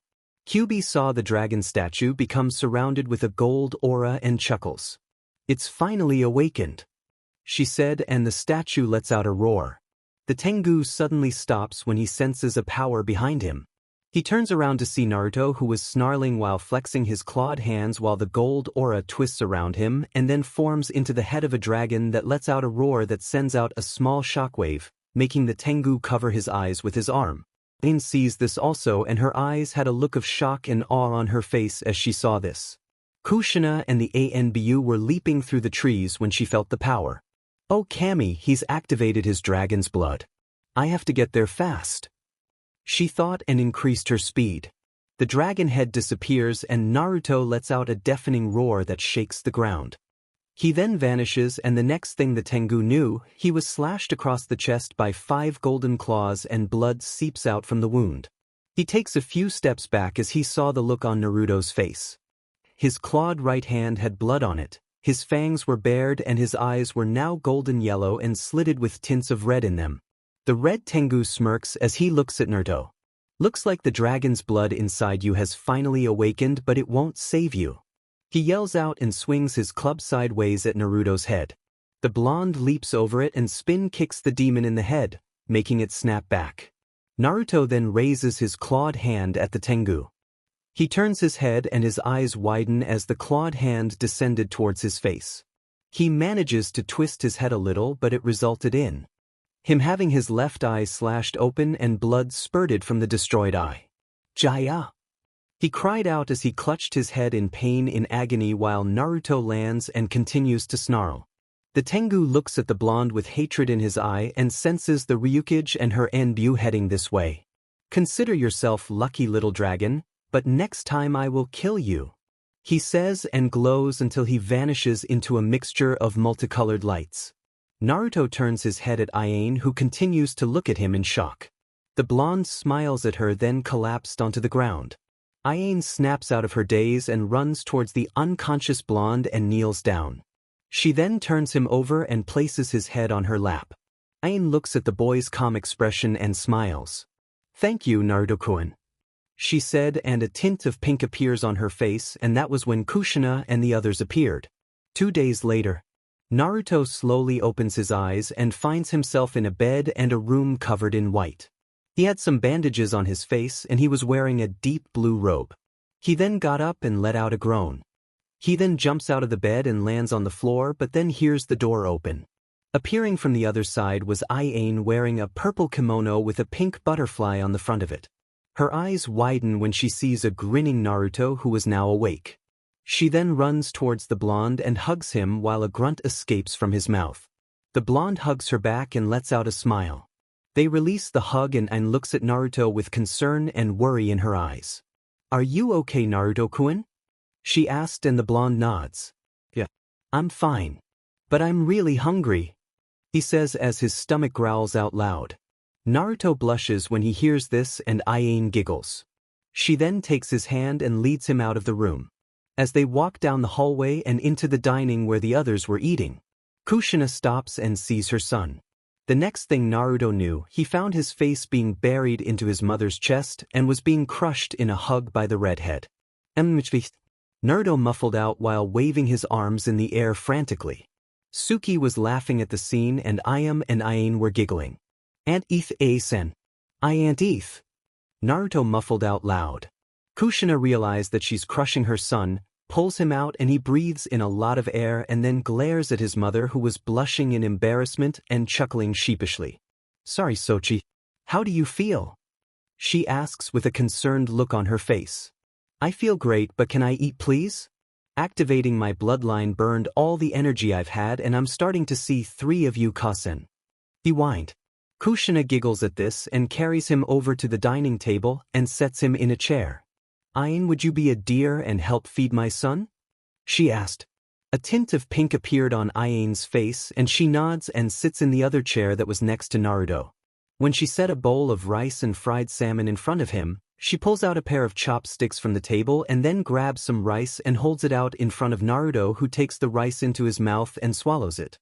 "Thanks, Ayane-chan," he says, and she smiles and nods at him. "You're welcome," she replied and continues to feed him. Kushina and Ayam were watching this and inside their minds, they were screaming, "Kawaii." Suki had a look of disgust on her face but kept eating.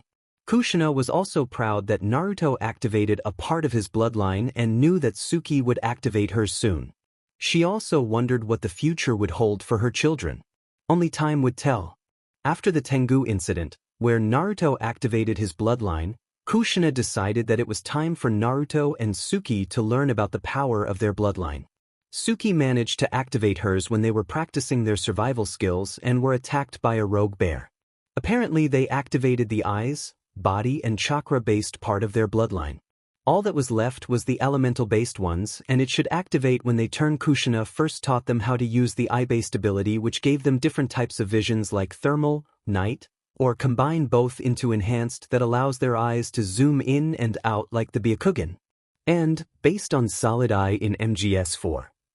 Then the body on the other hand was a little difficult because it gave the person the ability to morph certain parts of your body into the appendage of a dragon like claws, scales that were stronger than diamond, spikes, wings, and a tail.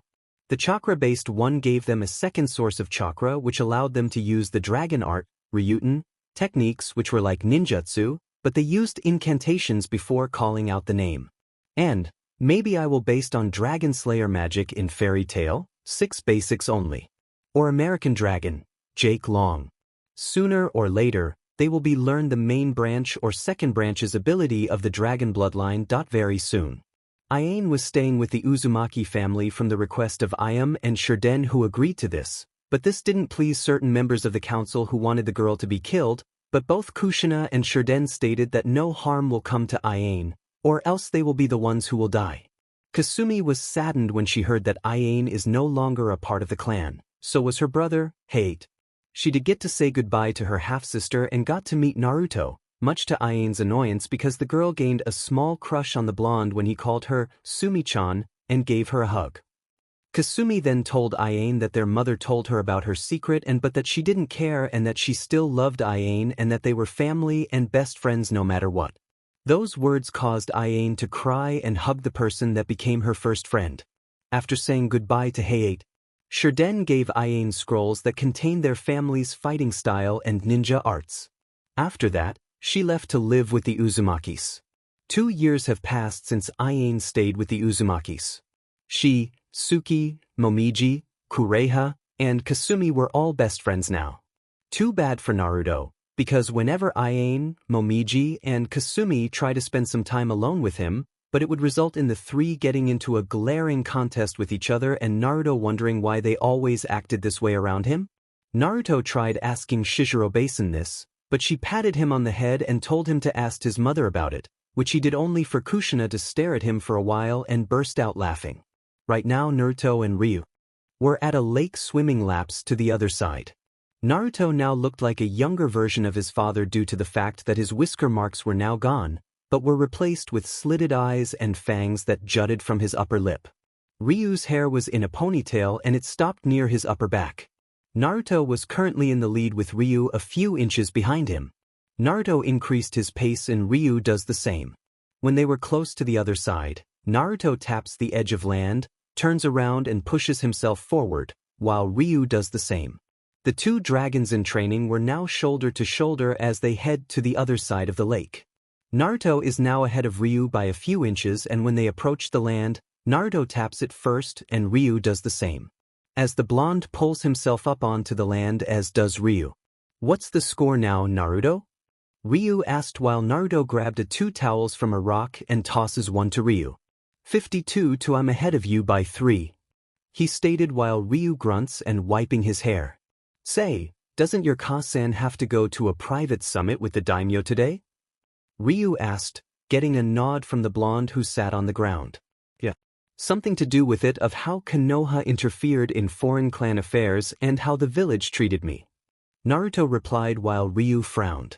"Do you hold any grudges against that place?" He asks while Naruto snorts and places his towel on his shoulders. "I could care less about that place right now.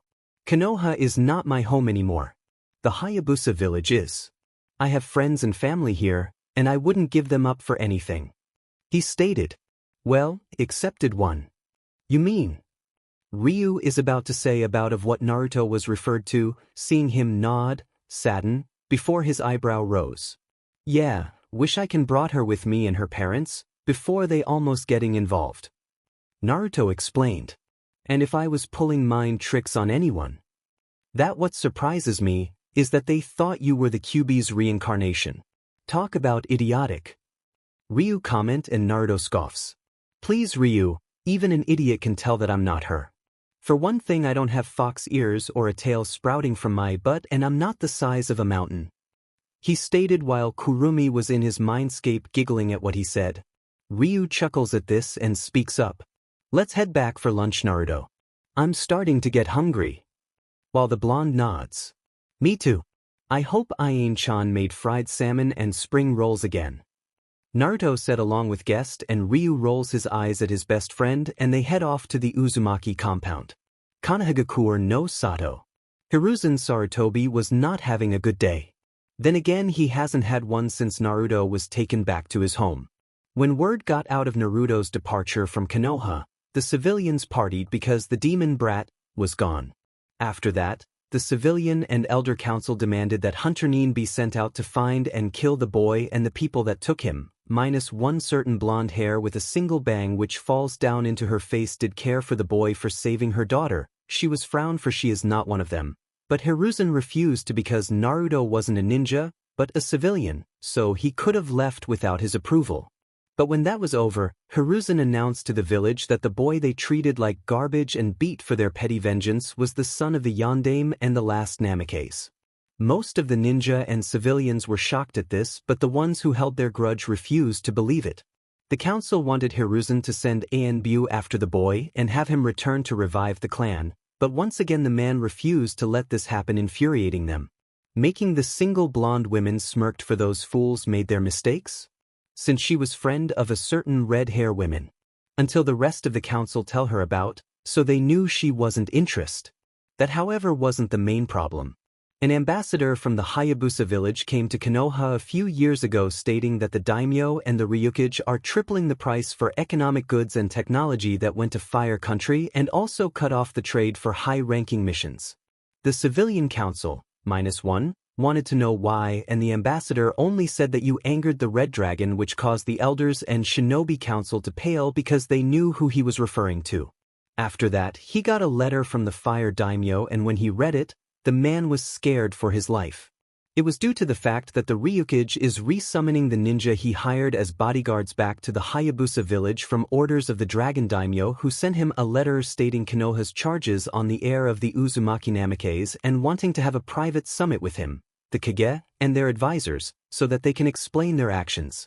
Hiruzen let out a tiring sigh knowing that Konoha was gonna pay big time for their actions.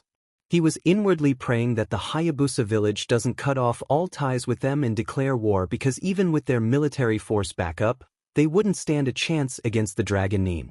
Sooner or later, this village will become a shadow of its former self and glory. Not only is their technology more advanced, but their military strength is on par with 3 of the 5 major nations. Kushina was no pushover either. Just like Minato, she had a flea on sight, Order 2 in the bingo book, and she's the last person you ever want to face in the battlefield. A set-off Kushina was one thing, but the wrath of an angry mother is another. I'm too old for this sheet. He muttered, and that was when the door opened and Ko, Hamura, and Danzo walked in with frowns on their faces. Sarutobi frowns and looks up at the 3 who have been nothing but trouble since Naruto left, especially Danzo, who wanted Naruto to be a weapon. What do you 3 want? Hiruzen asked as they sat down. We came to talk to you about the summit. Do you intend on having Kushina return the last Namikaze to the village where he belongs? Danzo asked, only to get glared at by Sarutobi. And have Kushina or the Fire Daimyo raze the village to the ground? Are you trying to destroy us, Danzo? I will do no such thing. He replied, only for Danzo's frown to deepen. There must be some way for us to turn this situation over. Hamura stated, only for Hiruzen to rub his temples. There isn't, you fool. Kushina and the Dragon Daimyo have more evidence on us than we do of them. The Fire Daimyo is not happy with us right now, and it is because of our actions that he has lost half of his bodyguards. He stated, only for Danzo to scoff. And what is wrong with our ninja taking their spots as his bodyguards? Danzo asks. Hiruzen looks at him like he's stupid. Danzo, the Dragon Neen, and the Hayabusa Village have been around longer than any other has, and they have been allies with the former daimyo of our country. Not to mention their military power is equal to that of 3 of the 5 major elemental countries. Do you honestly think we can take on a village that powerful? We may be the strongest village in the elementals, but they are the strongest non-elemental village. He stated, and Danzo just stays silent and looks at the ground. We can't afford to go to war with them. We lost the Uchiha military police force 3 years ago. That alone has crippled our forces. The daimyo will cut our military and economic funding. If not, he will cut ties with us, making us a target for other villages like Iwa. Koharu stated, but was also cursing inwardly. She never liked Kushina or her ways of ruling a village, thinking that she was a novice trying to fill the shoes of a master when it came to leading. We only have ourselves to blame for not following Minato's dying wish. If we had, we wouldn't be in this situation right now, would we? Hiruzen asked with statement as the three look away from him, not wanting to admit that he was right. Hiruzen looks up at the clock on the wall and gets up, putting his hat on. The summit is in Tetsu no Kuni, Iron Country. I'm leaving the Ino Shikicho trio in charge until we return, but I'm going to say this one time and one time only. Keep your mouths shut and speak when I tell you to. He said in a tone that stated he was serious, which caused them cringe at his gaze. Hayabusa Village. Kushina, along with her 3 advisors Nishiki, Aizen, Kaira and 8 ANBU were at the entrance of the Hayabusa Village with a carriage waiting for them. She was wearing her kage hat and robes, and strapped to her back was a nodachi.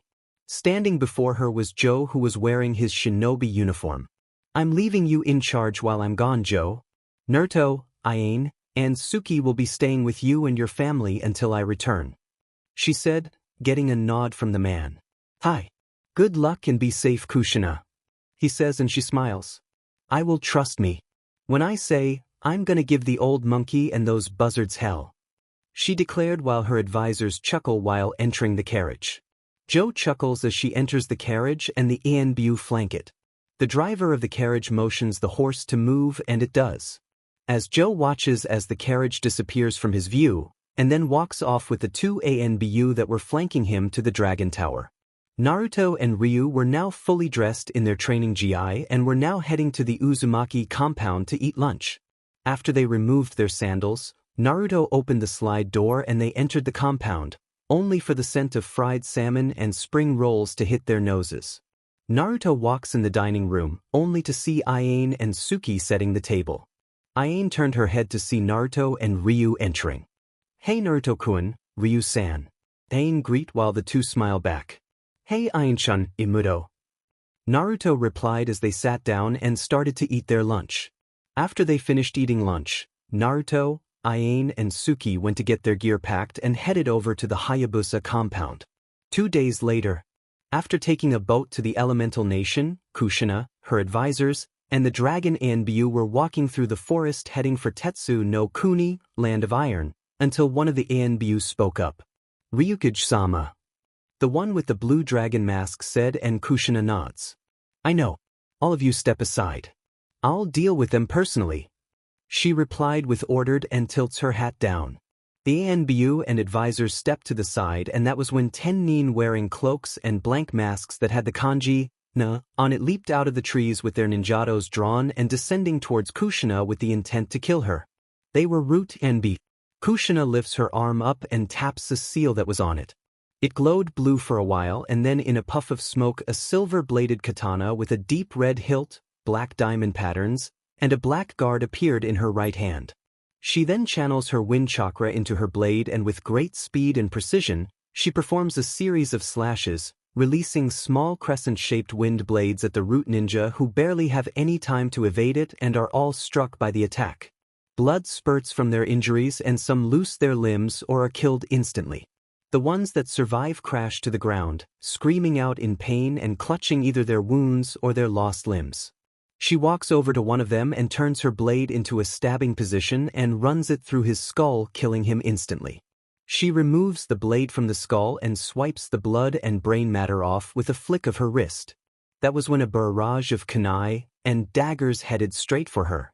Kushina grabbed one of the fallen bodies by the collar and used it as a shield to take the attack. That was when her eyes grew cold and glared at the now charging Root members. Fools, she said with a bad mood as she dropped the body. A few minutes later, the bloody and dismembered bodies of the Root ANBU were scattered across the open field, and Kushina was wiping the blood of her blade, the Aka Erasure, Red Storm, with the clothes until the blade was clean. Her advisors walked forward and looked at the scene. That was an interesting display of carnage, Kushina. Aizen stated while Kushina leaned over and ripped the mask off one of the root's heads. She then glared at the mask with a and crushed it with her bare hand. That FING Warhawk. She snarled out and looked at the ANBU who were preparing to burn the bodies. Don't burn them. Seal them up in a scroll. She ordered and the men nodded. We're gonna return them to their rightful owner. As they started to seal the bodies away. Tetsu no Kuni. Kushina and her group have made it to Tetsu no Kuni, a snow-covered country with a large range of mountains and 3 large mountain tops that were called Sanro, 3 wolves, due to their appearance being similar to a 3-headed wolf. Kushina and the advisors were wearing cloaks with the ANBU flanking them. They managed to make it to the compound in Tetsu and they saw 3 men garbed in samurai robes, scarves, and katanas strapped to their sides standing at the door. The one on the right is a bald man with a scar over his right eye and a dragon tattoo above his other eye. The other one is a balding man with thick eyebrows and a scar on the right side of his head. The one in the middle had a long black beard and mustache, long black hair, and wore some type of headgear that was wrapped in clothing. They were Mifune, Okasuk, and Uraka. They all walked up and bowed at the general of the samurai army as does he. I welcome you and the others to Tetsu no Kuni Ryukage-sama. The Dragon Daimyo and Fire Daimyo are inside waiting room. The only ones who haven't appeared are the Hokage and his advisors. He greet informed and she nods. Also, try not to start a conflict Ryukage. I want this meeting to go without confrontation on either side. He stated. Kushina nods and walks into the waiting room with her advisors and men and sees Hiroshima Genryusai, the Fire Lord along with his samurai and Seijiro Hiko. Hiroshima also had the build of a warrior and had a scar on the left side of his face. He wore what looked like a red battle kimono with samurai armor and a sword strapped to the left side of his belt. When they met in the middle, the ruler of Fire Country approached them and bow and they did the same. Kushina-san, Seijiro-san. It's been a while since we met. Hiroshima greet and Seijiro nods. Indeed it has been a while. Unfortunately I'm not glad we have to meet like this due to the issues our villages are having with each other. Seijiro stated while Hiroshima frowns and nods at this. Yes, I too not happy with the situation, but I am sure we can solve this problem and I do believe that my village and the current leader of the village are responsible for all of this, and trust me when I say when this meeting is over. I will be having a chat with that man and deal with his counsel. Hiroshima stated. That was when Hiruzen, his advisors, and his ANBU bodyguards walked in. Kushina looked over at them and her eyes went from kind to cold and emotionless. Sarutobi saw the look in her eyes and couldn't help but shiver inwardly. Danzo was cursing inwardly because he sent his route to try and slow her down or at least kill one of her advisors. Seijiro just greeted them with a nod and Kushina walked away from them. Hiroshima gave Sarutobi a look that meant he was going to deal with him and Konoha after this. Mifune stated that he would evaluate the meeting until said leaders have made their final decisions. The Kages and their advisors were sitting on opposite sides along with the leaders of their country. The ANBU and samurai were hidden in the shadows and watching out for intruder or if their leaders got into a situation with each other. Kushina and Hiruzen set their Kage hats down on the table. Mifune sat down in the far end of the table and spoke. Now that everyone is present for this private summit, we can begin discussing the issues that are causing conflict between the leaders and their respective country. Mifune states. That was when Seijiro Hiko spoke up. If I may, Mifune-san, I'd like one of Kushina's advisors to state the charges she has placed over Konoha. The man said and Mifune nods. Very well. The samurai general replied and looks over at Aizen who was Kushina's head advisor. Councilman Aizen, would you read the charges? Mifune asks and gets a nod from the man who reaches into his robe and pulls out a scroll, unravels it and starts to read it. The Godame Ryukage of the Hayabusa Village, Kushina Uzumaki Namikaze and the daimyo of Ryu no Kuni Seijiro Hiko 13th. Find the Sandame Hokage, Hiruzen Sarutobi and Konoha no Sato guilty for performing these actions. Lying to a foreign leader of the death of one of her children who happens to be the heir of 2 clans, keeping the heir in a hostile environment and denying the heir of his birthright. Aizen stated while Kushina, who had her hands under the table, was clenching her fists in fury while her eyes remained cold. Mifune then looks over at the dragon daimyo and asked, "Do you agree with the charges that were stated, Seijiro-sama?" With the man nod his head. "Yes, I do." The daimyo stated, making the elders frown and Hiruzen to look at the table with shame. "Does the Hokage agree with the charges placed against him?" Mifune asked in court and the old man nods. "Yes, I do," he said, making his teammates and Danzo look at him in shock. "Hokama, you can't be Sari dash," Hamura stated, only for the professor to glare at him, which caused him to shut up. Mifune then looks over at Hiroshima, who had his eyes closed. "What is your opinion on this, Hiroshima-sama?" Mifune asked the man, who opens his deep brown eyes and speaks. "I would like to hear Konoha's side and let the leader of the village explain his actions against an allied nation." Hiroshima says as he looks at Hiruzen, who lets out a sigh and looks up at them. "Dangsama, I honestly thought I was following the wishes of my successor before he sealed the fox away into his son. I denied him of his heritage because of IWA hating the man for what he did during the war. I made a law that stated the younger generation wouldn't know of Naruto's condition and warned the older generation who hated the fox that it was an S-class secret punishable by death." He explained his reason, but Kushina scoffed. "Looks to me that it's how that turned out, Sandaime-sama. But that's not what I'm set off about. Tell your daimyo why you lied to me about my son's death," she said in a cold tone that made the man cringe. "Kushina, I'm dash," Sarutobi started to say until she growled. "That's Ryukage-sama to you, ya old monkey, now answer my question," she demanded. "I did it because he was the last male Namikaze, and Minato would have wanted him to stay in the village where he can revive his clan," he said, only to instantly regret it when she smashed her fist into the table, causing the Anbu and samurai appear ready to defend their leaders until the daimyos waved them off and they disappeared into the shadows. Kushina's eyes were now a golden yellow color with a tint of red around her slitted pupils. "You son of a beach! How dare you say Minato would have wanted Naruto to stay in the village to revive his clan? That's what you beasts want," she yelled while a bead of sweat appeared on Hiruzen's brow, and that was when Koharu spoke up. "Please calm down, Ryukage," Koharu started to say until Kushina aimed her glare at the old woman. "I wasn't taking to you, ya ancient relic. So shut the F up," the redhead yelled, making Koharu shut up, and Kushina looked back at Hiruzen. "Give me one reason. Give me one reason why I shouldn't kill you for right here and now, and then have my army head to Konoha and reduce it to ashes, you traitorous dogs," she snarled out as she removed her fist, leaving an imprint in the desk while Hiruzen, Koharu, and Hamura had a look of horror and fear on their faces.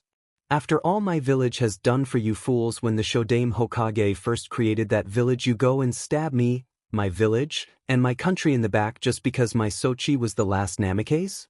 Have you forgotten that he is also my son and the heir to the Uzumaki clan?" She roared out while the daimyos and Mifune just watched the event, as did Kushina's advisors, who almost felt sorry for the old man. Almost was the key word. "Kushina, I was only doing what was best for the boy and for you, and I couldn't allow you to take the container of the most powerful Biju out of Konoha. He would have been a danger to you and your village." Sarutobi tried to explain, but this only said Kushina further. The killer intent she was releasing frightened even Mifune and the hidden Anbu and samurai. Whoever said hell hath no fury like a woman scorned wasn't lying, Nishiki and Aizen thought. "And that justifies your actions in separation a mother from her child? I can't believe I'm hearing this from you of all people, Sarutobi. What was best for my son? He told me how you would just sit in your seat and let those idiots beat him near an inch of his life. He also had to eat food out of garbage cans, because he was always kicked out of restaurants and grocery stores. Garbage cans, you fool. How could you do this to me and Minato?" Kushina yelled out while the man looked away in shame. Hiroshima's eyes widened in shock and then glared at the four. "How dare you do this to me, my family, my country, and my children? I consider your actions inexcusable, as do the ninja and civilians of my village. The Dragon Daimyo also agrees with me, and we demand retribution from your village." Refusal to do so will be the complete termination of our treaty and an all-out war with us. She finished while Hiruzen paled at the threat, as did the elders. Retribution it is, Ryukage-sama. What is it that you want from us? Hiruzen asked, knowing that if he refused, the fire daimyo will either erase the village with his samurai army or cut his ties with him and watch as Konoha is razed to the ground by Kushina and her forces. 350 million ryo for financial retribution to the Uzumaki and Namikaze clan, the execution of those who assaulted my son, as well as 30 A and S ranked jutsus from the Kage vault. She said, and was inwardly smirking at their shocked looks. I object. Danzo yelled out. Kushina, the demands are. Hiruzen started to say. Are what? Too much? It's either that or the liquidation of Kanahagakur, Sandame-sama. Kushina replied. We can't pay that amount of money, and the execution of the ones who attacked the boy are too numerous. We could end up crippling our village. Hamura stated while Kushina just shrugs and looks at her nails. Not my problem, advisor. Kahar then speaks out. You're being unreasonable, Ryukage. She yelled, getting a smirk from Kushina. Payback's a beach, isn't it, elder? She said, making the woman sneer at her. This is blasphemy. Daimyo-sama, don't you think she's being unreasonable? Danzo asks, only for the man to look at him. Actually, Danzo, I don't. Hiroshima said, making the four pale. The ruler of Hai no Kuni was agreeing with the foreigner side. But sir, she. Danzo started to say until the man silenced him with a hand gesture. Kushina-sama, I agree with the financial retribution as well as the jutsu list from the Kage vault. But I wish you would reconsider having 85% the village executed. Hiroshima says, and Kushina looks at the man for a while and lets out a sigh. Fine. But in return, I demand 10A and 10S ranked mission scrolls from them. Kushina said, and the elders open and close their mouths with no words coming out. Very well. Hiroshima states and looks at Seijiro, who nods back at the agreement. Sarutobi sadly nods back while the elders look at the table with frowns on their face. Oh, and Danzo. Kushina called the Warhawk, while the man looks up only to see a scroll tossed at him, and he catches it. He opens it, and a pile of corpses with blank masks with the kanji "na" on them appeared in a bloody pile, making the man's single eye widened, as did the others. The next time you want to send your drones to kill me, make sure they're at least Kage level. Oh, and I want double of what I requested. You can thank Danzo here for that. She said with an evil grin on her face, making them a white as a sheet of paper, and after that, Hiruzen glared hard at the now scared man, releasing murderous intent on him, and then Hiroshima spoke up. I will personally make sure that the retributions are accounted for, Kushina-sama, Seijiro-sama. He said, getting a nod from them. As they started to file out, after the summit is adjourned, Sarutobi looked at Kushina. Kushina, Kushina cut him off. Save it, old man. I don't want to hear your PSS poor apologies. You're a disgrace to your village, your clan, to your predecessors, and my husband. I'm gonna say this one time and one time only. Keep your counsel on a leash, because you've got one time to piss me off, one time to try anything against my children, and one time make me regret sparing your village, and not even the daimyo will stop me from sending my entire force to your village and wiping it off the face of the earth. She then got in his face and gave him a look that would make the Shinigami proud. I will make you watch as I destroy everything. You and the former Kages worked hard to create, and then I will kill you and mount your head on my wall. She said in a cold and dark tone while her eyes flashed golden yellow for a few seconds while the Sandame flinched and gulped. The day later, after the eventful meeting, Seijiro went back to the capital of Ryu no Kuni, and Kushina returned to the village. The fire daimyo had his messengers send the money as well as the jutsu and mission scrolls she wanted for retribution. The civilian council, -1, were not happy about it and wanted the man to reconsider it, but Hiroshima ignored their protests, making a single councilwoman happy for her friend pull off. She refused to pay for what they deserved before the fire daimyo called her and gave a letter that turns out it was a secret message for Kushina. She appreciates him and Kushina. Right now, Kushina had decided to take a couple of days off to spend with her children due to all the stress Konoha has put her through. Kushina, her kids, Ayane, Ryu, Kasumi, Momiji, Kureha, and Shizure were at the lake relaxing. Kushina and Shizure were lying on their backs on towels, sunbathing in their bathing suits while the kids were in the lake splashing and laughing. Shizure looks over at Kushina and speaks up. Kushina, have you considered getting remarried or dating again? She asked, getting a raised eyebrow from the woman. Since when did my personal life interest you, Shizure? She asked, only for the woman to sigh. Come on, Kushina, I know Minato was your first love and you miss him, but you should move on and find someone else. Minato would want you as well as your children to be happy. She stated, and Kushina sighed. I don't know if I can, Shizure. I can't have any more children, plus I'm in my early 30s. There aren't a lot single 30-year-old males in the village. She stated. Shizure frowns, but then a grin appears on her face. What about Rikimaru?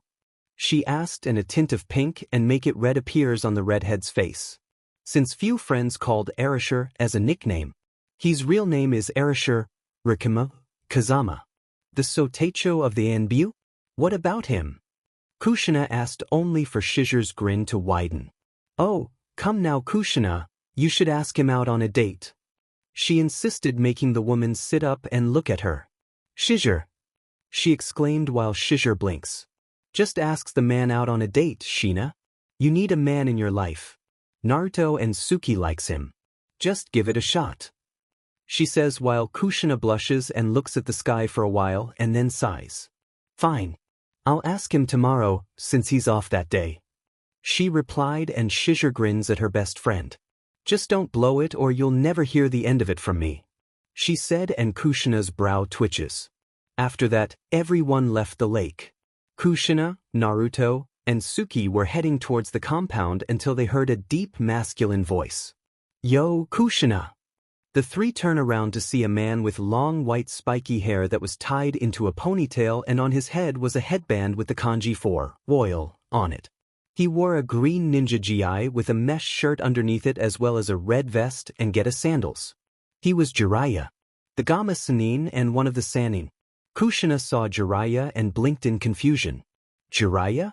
What are you doing here? Did Sarutobi send you here? She asked as she narrowed her eyes at the man who blinked in confusion. No, he didn't. He said, looks at Naruto, and his eyes widen as he looks at Naruto. Kushina is that. He started to say, only for Kushina to nod. Yes, Jiraiya, this is your so-called dead godson. She answered, and the man's eyes widen in shock and then they narrow. I'm gonna beat the shit out of Sarutobi. He said, scowl, and Kushina blinks at the man. So he lied to you too, right? She asked, only for the man to nod, and Naruto looks up at his mother. Hey Kasen, who's he? He asked. That signals Jiraiya was about to do his introduction, when Kushina interrupted him. He's your Kyofu godfather, Sochi. Jiraiya, the Gamma Sannin. He's also the man who trained your father. She answered, only for Jiraiya's head and shoulders to slump. Kushina, you interrupted my cool entrance. He whines while Suki giggles and Naruto sweat dropped and looked back at his mother. Are you sure he trained Tusan? He looks like a goofball and a pervert. Naruto stated, only for Jiraiya to face fault and get up to glare at the boy. I'm not a pervert. I'm a super pervert. He proclaimed as he puffed his chest up. Naruto's brow twitches at his proclamation. That not something you should be proud of and state, Ero Sennin. Naruto replied, and the man face faulted once again. Kushina bit her lip, tried to stop from laughing while Jiraiya sat up and glared at boy once more. Don't call me that. Jiraiya yelled while Kushina laughed, as did with Suki. Just like his father. He called me that too, and now his brat is calling me that. He ranted until he calmed down and spoke up. Anyways, Kushina, the reason I came here is because I would like to train the kids for a couple of years and teach them some of my personal jutsu. Jiraiya replied what Kushina looks at him for a while and then speaks up. I don't mind. Besides, you have a lot of catching up to do with your godson, but if you turn him into a pervert, I will make Tsunade's beatings look like an act of mercy once I'm through with you. The redhead Kage said in a sweet but dangerous tone, making the man sweat bullets. I won't. Jiraiya said nervously and mentally add, Yet, at the same time, Naruto looks up at his mother again to speak. Is he really that strong, Kasan? He asked, and Jiraiya gives the boy a look of shock and hurt. Gaki, you mock my skills as a ninja? I'll have you know that I am without a doubt one of the strongest ninja in the world. Heck, I could give your mom here a run for her money. Jiraiya said with a grin on his face, making Naruto's and Suki's eyes widen. Cousin, can he really take you on? Suki asked since her mother is the strongest ninja in the village, and Kushina nods while rubbing the back of her head. Yes, he can, Suki-chan. I remember all those spars we had with him and your two-san. He actually knocked me out in our first fight, she said while Jiraiya smirked at her. Sure did. You were getting arrogant and cocky, so I had to knock you down a couple of pegs. The Toad Sage replied. Naruto, however, was scratching the back of his head. Why is it that some of the most powerful people in the world are weird, Suki? He asks his twin, who shrugs while the two adults laugh at them. 4 years later, at an empty restaurant near the borders of Kaminari no Kuni, Lightning Country, a manager named Taro was currently being harassed by a group of yakuzas who had bats, clubs, and a few had guns with them, any series of MP5, K, S, Uzis, M4S, AKs, M9S, Glocks, Desert Eagles, and Six Saucers, etc., installing dot sights or ACOG scopes or laser sights. And, that's right, mates, there are guns in this story since I combined the Naruto world with the Ninja Gaiden world by using the Call of Duty style with customized arsenals and badass StarCraft weapon selectable style, so I will be had Sonya select those guns plus combat knives and ninja blade style too, and advised you guys not flame me, cause this is fanfiction, fans. Taro was currently gulping as one yakuza named Maki, who was wearing an all-black suit. With brown spiky hair, a tattoo on the right side of his face, and holding a bat, walks towards the man with the bat resting on his shoulders. Look, I already said I didn't need protection from your bosses, so please leave.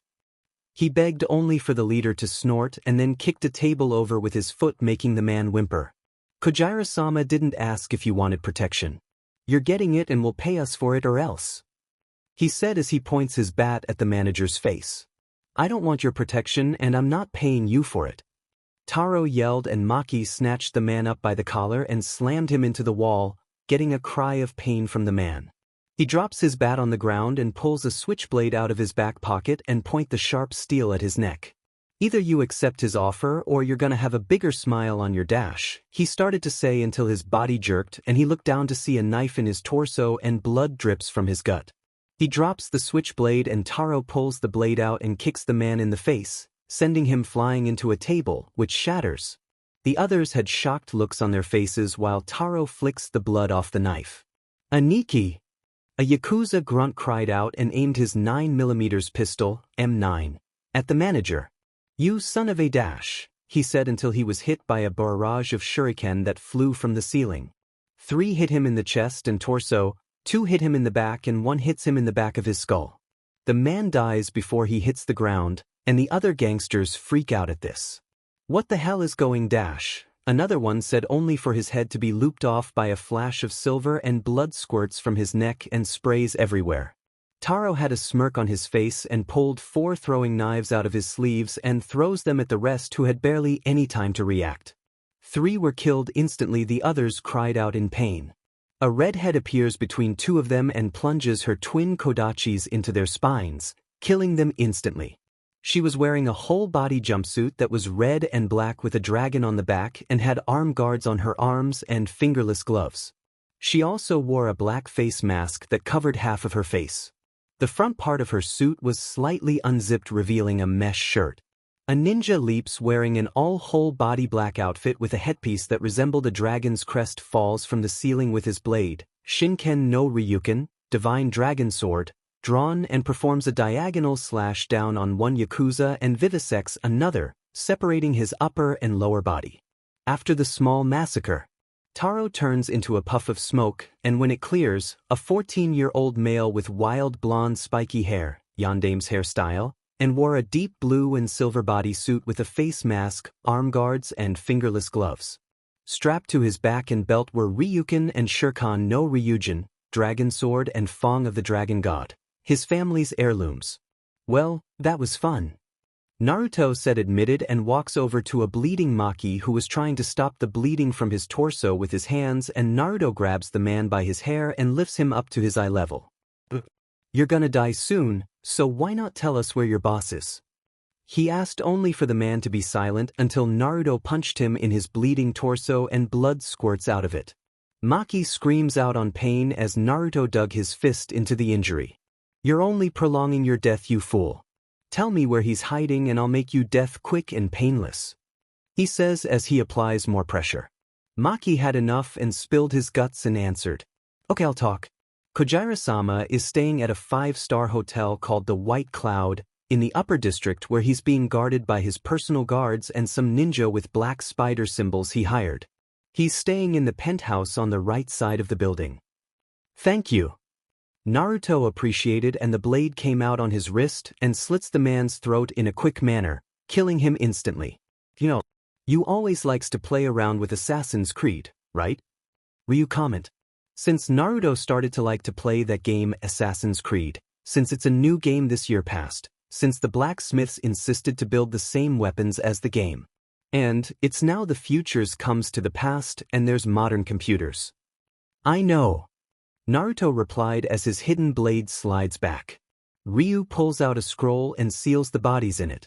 I'm pretty sure some of these guys have bounties on their heads, especially the one with the tattoo, he states. Suki then sheaths her kodachis and walks over to Naruto and Ryu. The personal bodyguard should be no problem, but the black spider nin will be a problem. We need to get rid of them first, Suki stated about the arch-enemies of the dragon nin. Naruto nods in agreement. Yes, we'll deal with them first before we go for his personal guards. Once we deal with the guards, we'll deal with Kojira, he said, getting a nod from them and the Shunshin out of the restaurant. White Cloud Penthouse. Inside the penthouse was a bulky man wearing a purple and black suit. He had black hair that was slicked back with a few gray strands in it and a scare on the left side of his head.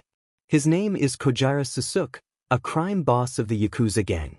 He was also a former cutthroat and hitman of the group until he had an incident when facing an assassin that was after the bounty on his head.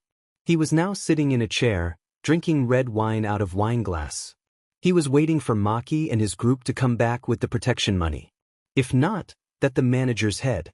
Outside his room were his guards, who were wearing black suits with white dress shirts and black ties, armed with SMGs with less or few reflex and laser sights and foregrips. The others were patrolling the upper room. On the roof were 8 black spider nin equipped with katanas, wakizashis, axes, and gauntlets. They were watching the rooftops and looking out for any ninja. Meanwhile, 3 figures were watching. Suki was crouching on a telephone pole with a pair of goggles and zoomed in on the rooftop to see 8 spider nin patrolling the rooftop of the penthouse. She then removes goggles from her face and leaps off of the pole and lands into an alley. Ryu appears from out of the shadows and approaches her. We got a total of 12 guards patrolling the upper room where the penthouse is. Judging by their outfits, they're probably equipped with firearms, Ryu informed before asked. What about the rooftop? There are a total of 8 spider nin patrolling the roof, Suki states, and Ryu nodded. A beeping sound comes from his comm link and he clicks the headpiece that was in his ear. Yeah. There's a total of Naruto. Should I handle them? Ryu asked. I'll handle the spider nin, and you and Suki will handle the guards. Okay, I'm about to heading there, he replied and clicks the earpiece to turn it off. Meet Naruto at the 10th window on the northeastern side of the building and he'll meet you there, Ryu said. Suki nods and shunshins out of the alley, and Ryu merges with the shadows and disappears. White Cloud Penthouse Rooftop. A black spider nin just got finished sharpening his sword and was about to rejoin the patrol group until he was hit in the skull by 3 shuriken. His body jerks back and he hits the ground with a thud. Ryu appears in a crouching position and pulls out an exploding tag, placing it on the man's body. He then grabs the spider nin and flings him over an air duct. The body lands in between a small group of spider nin who jump up with their weapons ready. They approach the body carefully and see a tag on the dead spider nin's body. Ryu was behind the air duct and has his hand in a ram seal. Kai. He mutters and channels chakra into the tag, which glows yellow then explodes into fire. 3 of them end up being set ablaze and were screaming and rolling around the ground. The other 2 had third-degree burns on their arms and legs, trying to put the flames out. A black blur was heading towards them, and when one of them looked up, he was decapitated by a silver flash. It was Ryu with Shinken no Ryuken drawn. The headless spider Nin falls to the ground and the others rush at the dragon Nin. Ryu pulls out 5 shuriken and flings them at the 2. One deflects them with his gauntlets and swipes at Ryu's head.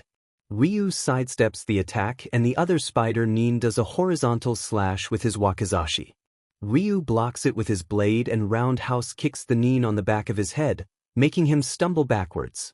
Ryu then spins and cuts off the man's right leg and he hits the ground clutching his missing limb in pain as it bled out while the young dragon stabs him in the head, killing him instantly. 4 more Nin appear around him with their weapons ready to kill.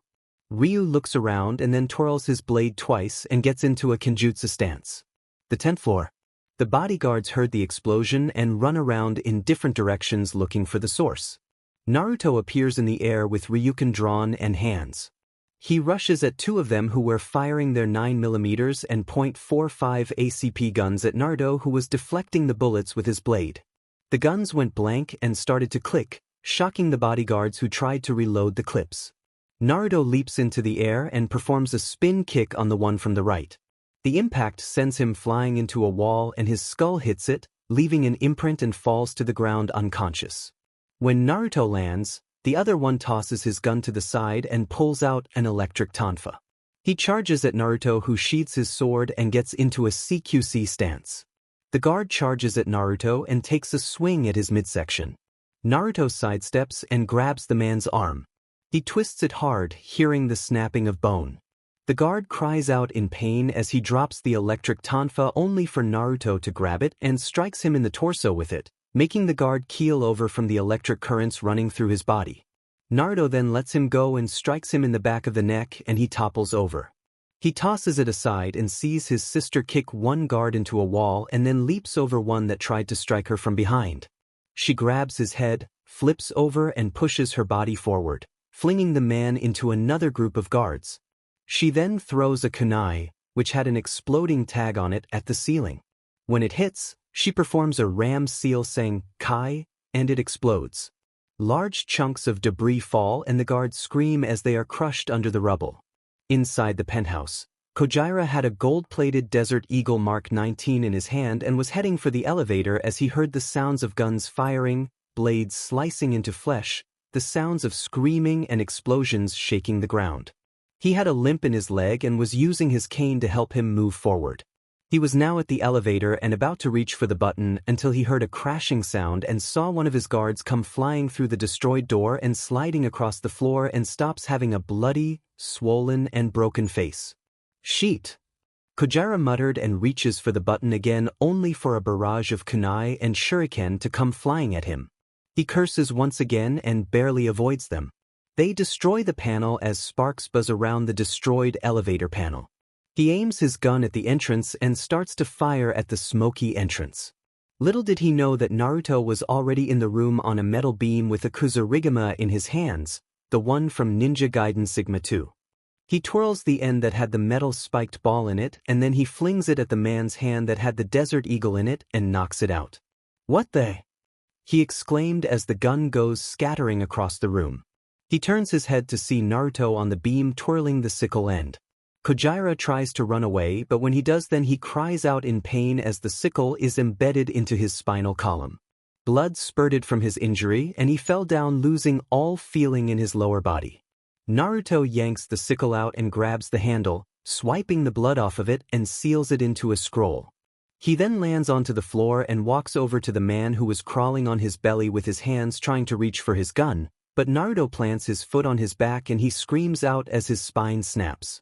Naruto pulls out his blade and places it in a stabbing position near the back of his head. "Any last words, Yakuza?" Naruto says in monotone while Kojira snarls and clenches his fist. "F you," was all he said. Squelch. The blade was embedded into his skull, killing him instantly. A puddle of blood started to form around the man's body and Naruto removes the tip out of his head and swiped the blood and brain matter away. That was when the body of a spider nin came crashing through the ceiling and hits the ground hard, creating a small crater. Naruto looks up and sees Ryu leap from the hole in the ceiling and into the penthouse. He kicks the dead body away and walks towards the blonde dragon who was sheathing his sword. Mission accomplished, Naruto said while Ryu lets out a sigh of relief. Finally, a feminine voice exclaimed. Suki was walking into the room dragging the unconscious body of a Yakuza guard. We managed to take care of all the Yakuza crime lords in Kaminari, lightning. Not that it was tough or anything, but these guys were pushovers, she said while Ryu nods. You would think they would at least hired some Missinin to protect them or at least more black spider ninja, Ryu said in a bored tone while Naruto chuckles. Well, we can finally go home after hunting crime lords for 6 months. He commented and they both nod. Come on. We need to get out of her because I am not paying for the damage, he says, and the three shunshin away. Naruto, Ryu, and Suki were used to this kind of thing. They got used to killing and fighting and they started when they were 12 years old. They have killed crime lords, corrupt politics, gangsters, pirates, and even stopped the smuggling of drugs and illegal weapons. After collecting the bounty on the Yakuza crime lord, they headed back to the Hayabusa Village via dragon summon. Naruto, Ryu, and Suki each signed the summoning contract for the legendary dragon since it was their birthright, and Naruto was given Ryukin and Shuriken no Ryujin when he turned 13, and Kushina gave Suki her blade, Aka Erasure. When the dragon landed near the compound, Ryu left to head to his family's compound. Naruto created a shadow clone and had it take the mission report to the dragon tower. After being greeted by the servants, Naruto and Suki went to their separate rooms. Naruto closed the door and removed his ninja outfit and gear, wearing a mesh shirt and boxers under it. He places his blades on the sword stand and then grabs a pair of shorts, boxers and a towel and heads to his private bathhouse. After taking his bath, he dries himself off and puts on his boxers and shorts while leaving his well-toned muscular body shirtless. He walks towards his bed, ready to lay down on it until he felt a pair of soft feminine arms wrap around his waist and felt a body press up against his back. A smile appears his face as Ayane's hands travel across his chest and abs, and after doing that for a while she latches her hands around his waist and inhales the scent of his hair. Hello Ayaneheim, he said while she giggles and kisses him on the cheek. Hello Naruto-kun. I missed you, she said. They walk towards his bed.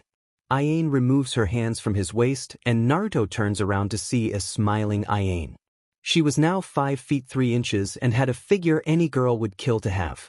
She had clear violet hair that stopped to her shoulders and ruby red eyes. She is wearing a gray sleeveless shirt that hugged her body and showed off her curves and C-cupped BRSS, and wore a pair of short purple shorts that showed off her flawless legs and hugged her hips. I missed you too, Tenchi, he says, getting a small blush from her, and she kisses him on the lips. They stop and Naruto goes and lays his back on his soft comfy bed. Ayane joins him but lays next to him and rests her head on his chest. He wraps his arms around her and pulls her closer to him. He then closes his eye while Ayane smiles at this and does the same. Ever since Naruto saved her from the Red Tengu, Ayane has become more open with Naruto. She even cried for him when he told her about his life in Konoha and that he was the container of the Kyuubi no Yoko. Kasumi, Momiji, and Kureha did the same when he told them, and it resulted in him being hugged to death by the crying girls. As he told them about, he had met a single girl before she took away from him by his mother. Since the girls told them her name, Hill told them the answer when the time came, so that they gave him a hint by Cherry. Just as Naruto told them about his first friend, Hill told them when the time comes. After living with Naruto and his family for almost 6 years, Ayane's feelings for Naruto went from a crush to actual love. At first she was afraid that he would reject her, but surprisingly he stated that he had feelings for her too. Now Naruto earned her trust to give an answer, the hint of the cherry, that made her surprised that it was that it was a name, so Ayane will keep the secret for time being. They then became a couple, which seemed to hurt Momiji and Kasumi since they also developed feelings for the blonde but wanted Ayane to be happy since it wouldn't be fair to her since they had a lot in common. Surprisingly, Naruto got out of his denseness when it came to girls when he got older. Actually, Suki had to literally beat it out of Hit, as did Jiraiya, who stated that both he and his father were blockheads when it came to women. Kushina and Kurumi, Kyubi, had never laughed so hard when they watched her daughter and Jiraiya beat some sense into his head. After Kushina told her son and Ryu about the CRA, he nearly had a heart attack, as did Jiraiya, due to the fact that his godson got to live every man's dream. They was skeptic at first but realized that it would help restore their clans, so they agreed to it. That and Kushina and Shizure wanted lots of grandkids whom they can spoil. Naruto knew that Kasumi and Momiji had feelings for him, and when he told Ayane about it, she said that she'd agree with letting Kasumi and Momiji join his clan and he would tell them about it. And includes her. Kushina told the girls about she had a friend in Konoha? About 2 or 3 at least.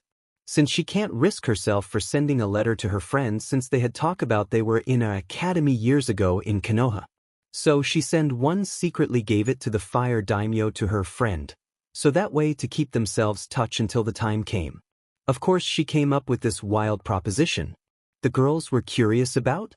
So Kushina replied that during the time she was 6 months pregnant with Naruto and Suki, she actually came up with the bizarre idea of wanting her daughter marry Naruto. Of course her friend laughed because Kushina thought her was going to give birth to a girl. That made surprised for the girls talking about Naruto's friend. They told Kushina that she had pink hair. That triggers Kushina to smile, for she know a person had a pink hair too.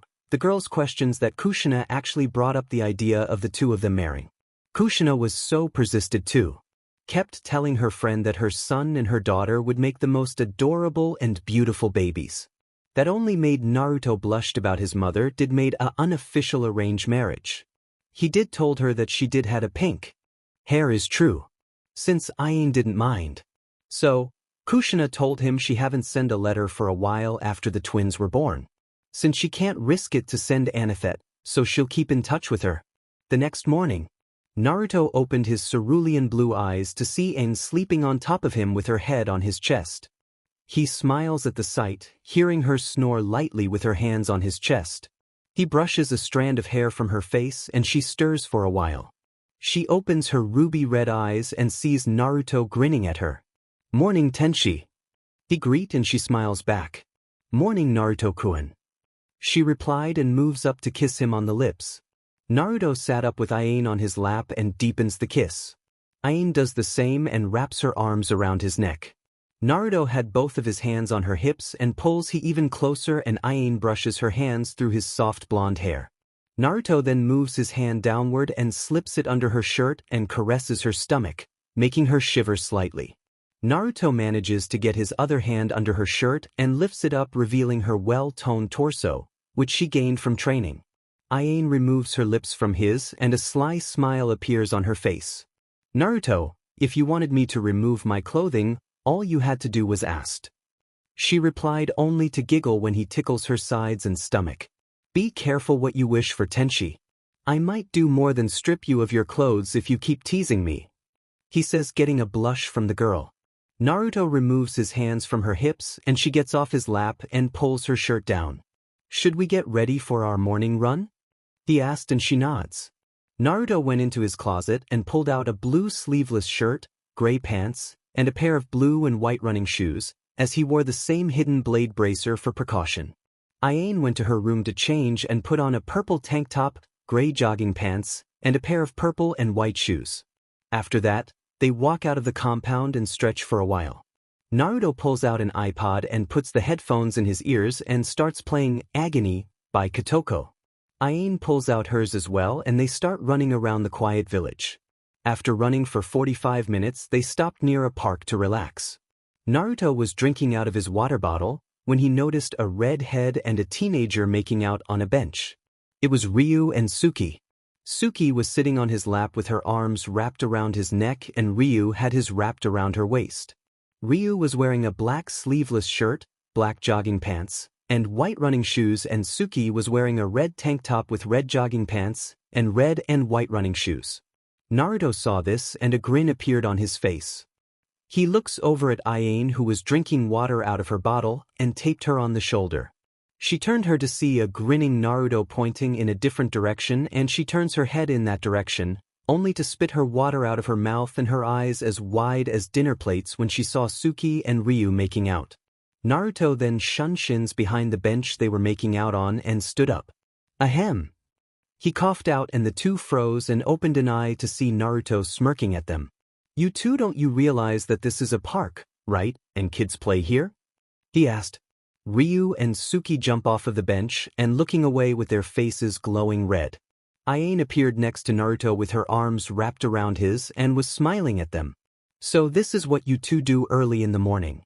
What would your mother say if she saw this, Ryu-san? Ayane asked and Ryu glares at them while they grinned. Speaking of mothers, Ka-san didn't come home last night. Naruto said think about that subject. Suki's eyes widen, but then grin appears on her face. I bet that she has stayed with Arashi-san. She replied while Naruto groaned. Figures. Why doesn't she just marry the guy for crying out loud instead of sneaking out of the compound when we're gone? He asked. Kushina has been seeing Erasure the past 4 years. Naruto was shocked that his mother was dating again, but she did like the man and decided to give him a chance. But he did threaten the Sotecho of the NBU that if he broke her heart he'd break all 4 of his limbs, castrate him with a heated-up kunai, and throw him into the volcanic mouth of Mt. Fuji, causing the man to twitch at the threat. Suki snickers at this and wraps an arm around Ryu's. Well, at least they're not at the compound doing that. She emphasized while the blonde's eye twitches and he shudders at the thought of his mother doing that with Erasure. After finishing their morning run, eating breakfast at a restaurant, and going home to change, Naruto, Ryu, and Suki were summoned to the Dragon Tower by the Ryukage. Dragon Tower. Naruto, Ryu, and Suki were now in the tower where Kushina was glaring at the piles of paperwork she had and had a tick mark on her head. I swear if that woman comes in here with more paperwork, I'm gonna pull a QB. She roared in her mind while a chibi form of her burned the mountain of paperwork with a fire jutsu and then did a victory sign with her hands while grinning like a Cheshire cat. The 3 Dragonines sweat dropped at their Kage's expression, as did the Anbu hidden in the shadows. Naruto coughed, getting his mother's attention, and he speaks up. You wanted to see us, Ryukage-sama? Naruto asked and she nodded. Yes. I got your report from the Kage Bunshin, Shadow Clone, you sent yesterday, and I want to congratulate you all for dealing with the Yakuza crime lords and reducing their activities in Kaminari no Kuni. Kushina stated. The Lightning Daimyo thanking you all for dealing with them and is sending the bounties on their heads to your accounts. With a small smile appeared on her face while they nod. I know you just got back from the 6-month mission, but you and Team Tenchi have been requested for a joint mission from the Daimyo of Nami no Kuni, Land of Wave. She stated while Naruto blinks at this. What is the mission, Ryukage-sama? Naruto asked. Apparently the country's economy and trade has been dwindling for the last 3 years. As you know, Nami no Kuni is a port country and is very vital to the other villages for trading both imports and exports to other countries. A man by the name of Gato is the one responsible for this. She explained, getting wide eyes from them. Gato? The man who owns Gato's shipping company? What does he have to do with this? Suki asked about that man and his company. Kushina pulls out file and places it on her desk. She opens it, revealing the picture of a short man wearing a black suit. While Gato does own a shipping company that deals with imports and exports, he is in no shape or form a good businessman. She states, according to our spy network, Gato also works in the criminal underworld and is responsible for transporting illegal items like drugs, weapons, and even slaves. He has worked with the Yakuza in sending them their items and not get caught. He's also responsible for the murders of a lot of important people in Wave and also known for selling women and young girls to warehouses or his personal biartel. She replied as she said those words with venom and was twitching. Suki's brow twitched, as did Naruto's and Ryu's. I want you and Team Tenchi to head to Nami no Kuni and find his hideout. Find as much evidence as you can on him, get access to his bank accounts, and when you get the chance, kill him, but be careful. He also hires bandits and Missinin to do his dirty work, and I'm positive he'll hire the Black Spider clan. She said, getting nods from them as they started to leave. Now if only I knew how to get rid of all this DMED paperwork. I have a lunch date, damn it. she said while anime tears fell from her face and the sweat drops on the hidden Enbyu's faces grew bigger. Naruto's head popped out the door and he smiled. Have you considered using Kage Bunshin, Ka-sen? Ero-sennin stated that the knowledge they gain after being disappeared is sent to the user. He said and disappears. Kushina's eyes were the size of dinner plate and her jaw was on the ground. So that's how Minato got all that paperwork done. Minato, you blondie, if I find a jutsu that brings the dead back to life, I'll kick your butt. She yelled furiously as her eyes glowed red and streams of fire shoot out of her nostrils and mouth, scaring her Anbu who were praying to Kami that she doesn't take it out on them. Naruto and Suki heard this and snickered at how their Ka-san reacted. Pops better hope she doesn't find a bring back the dead jutsu or he is so screwed. Naruto stated. While in heaven Minato feel a shiver go up his spine, wondering who it was he was fearing right now. Naruto, Ryu, and Suki were walking towards the entrance to the Hayabusa Village.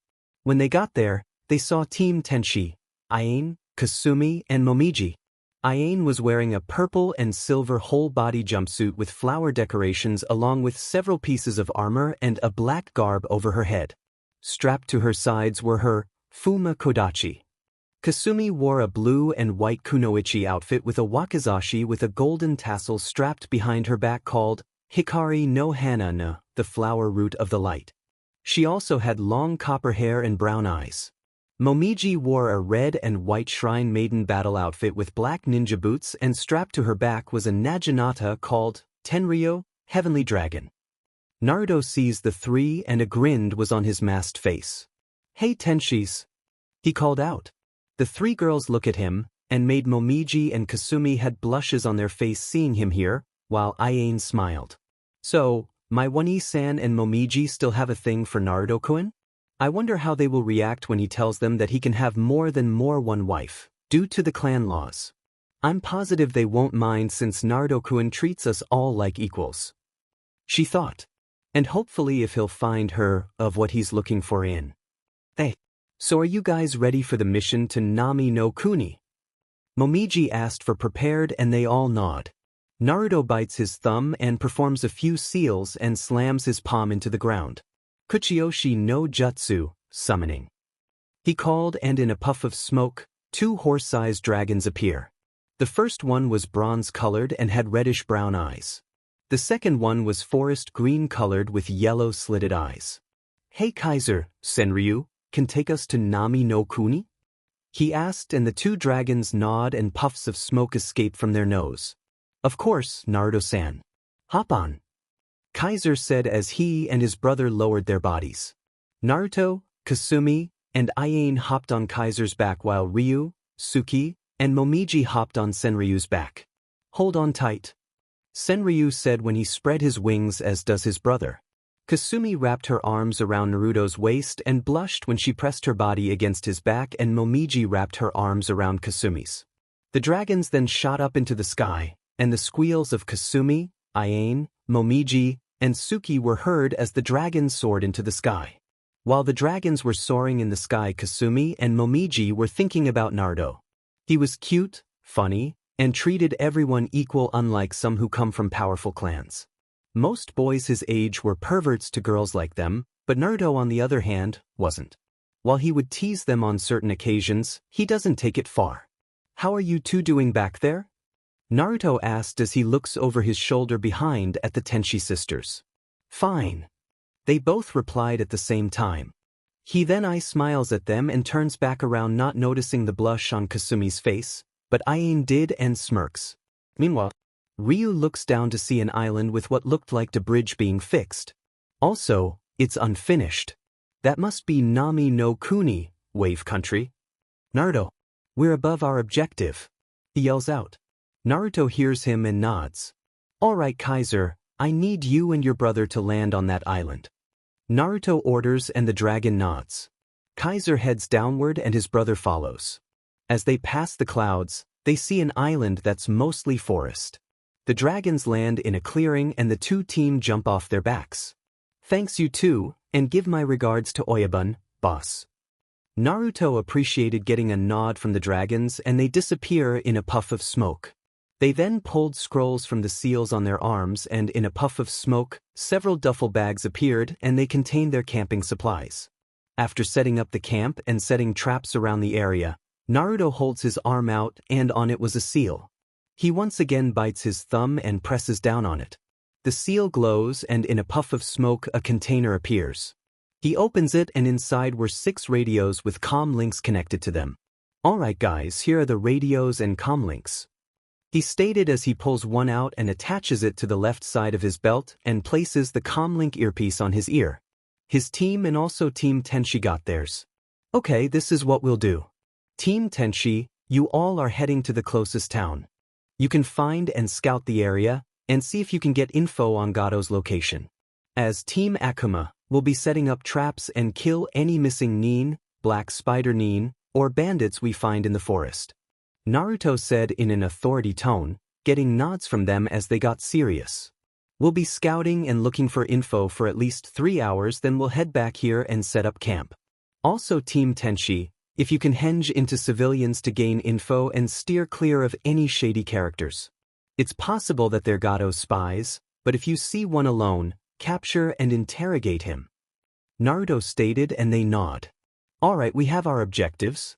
Now move out," Naruto exclaimed, and the 6 vanish from the scene. Konoha. Hiruzen Sarutobi was not enjoying his day right now in this village.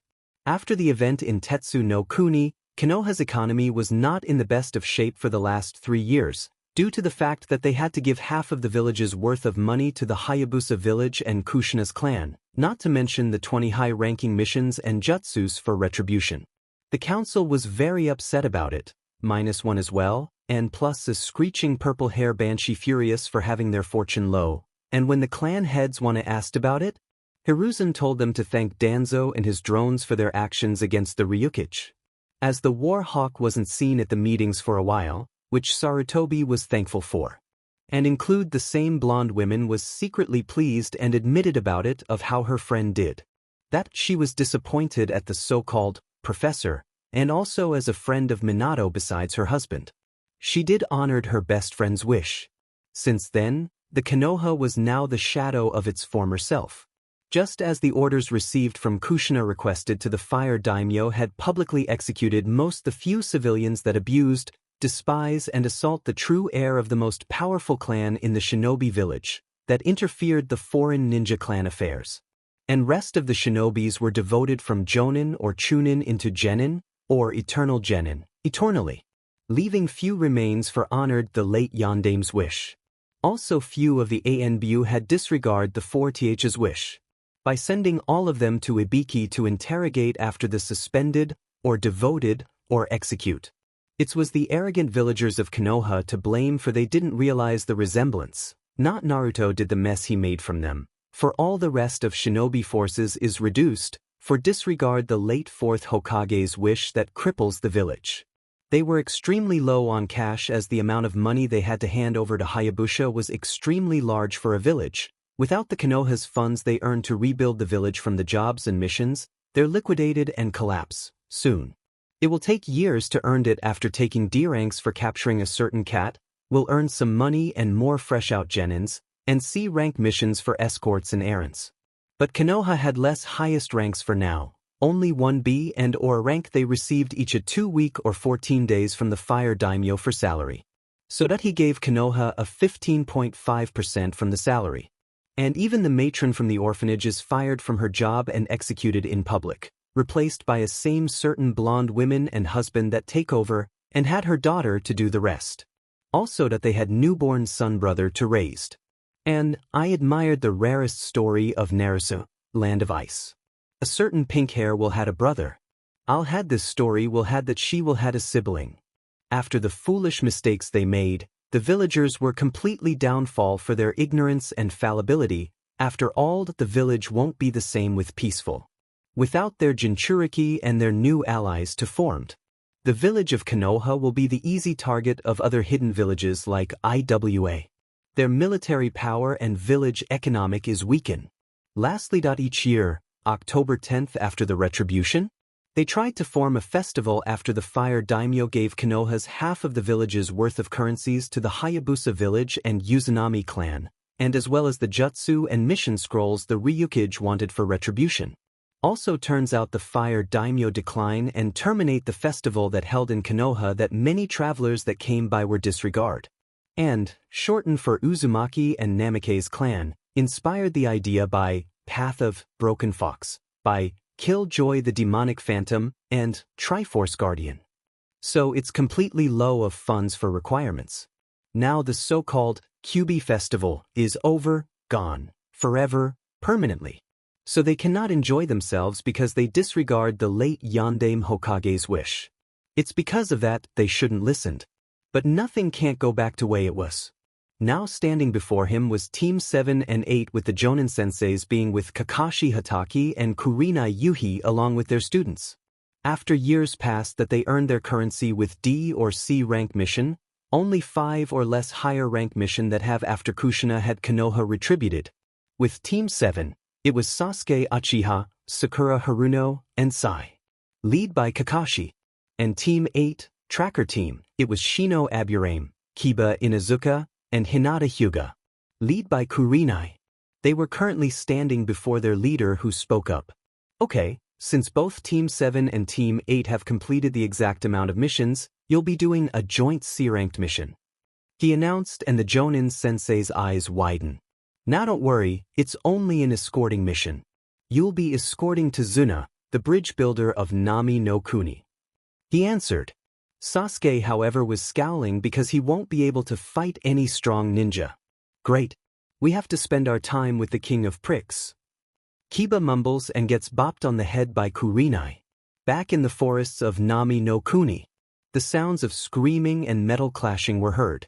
Naruto and Team Akuma had ambushed a bandit camp that was near the shorelines. The body of a dead bandit hit the ground with his eyes rolled into his sockets and had 2 shuriken embedded into his skull. Blood seeped out of his mouth and into the sand. Ryu had sidestepped from being stabbed in the torso by a bandit spear. He sweep kicks the man off his feet and then grabbed the spear and stabs it into his heart, killing the bandit instantly. Naruto was cutting down bandits left and right. One tried to get him in his blind spot, but Naruto substituted himself with another bandit who was gutted with a broadsword. Naruto then vivisected the man in half and blood sprayed everywhere. Suki had one in a stranglehold and snapped his neck. She then shoves him away and stabs a charging bandit in the kidneys with her kodachi. After that she performs a few hand seals. Katan, Karyu Enden. Fire release, fire dragon flame bullet.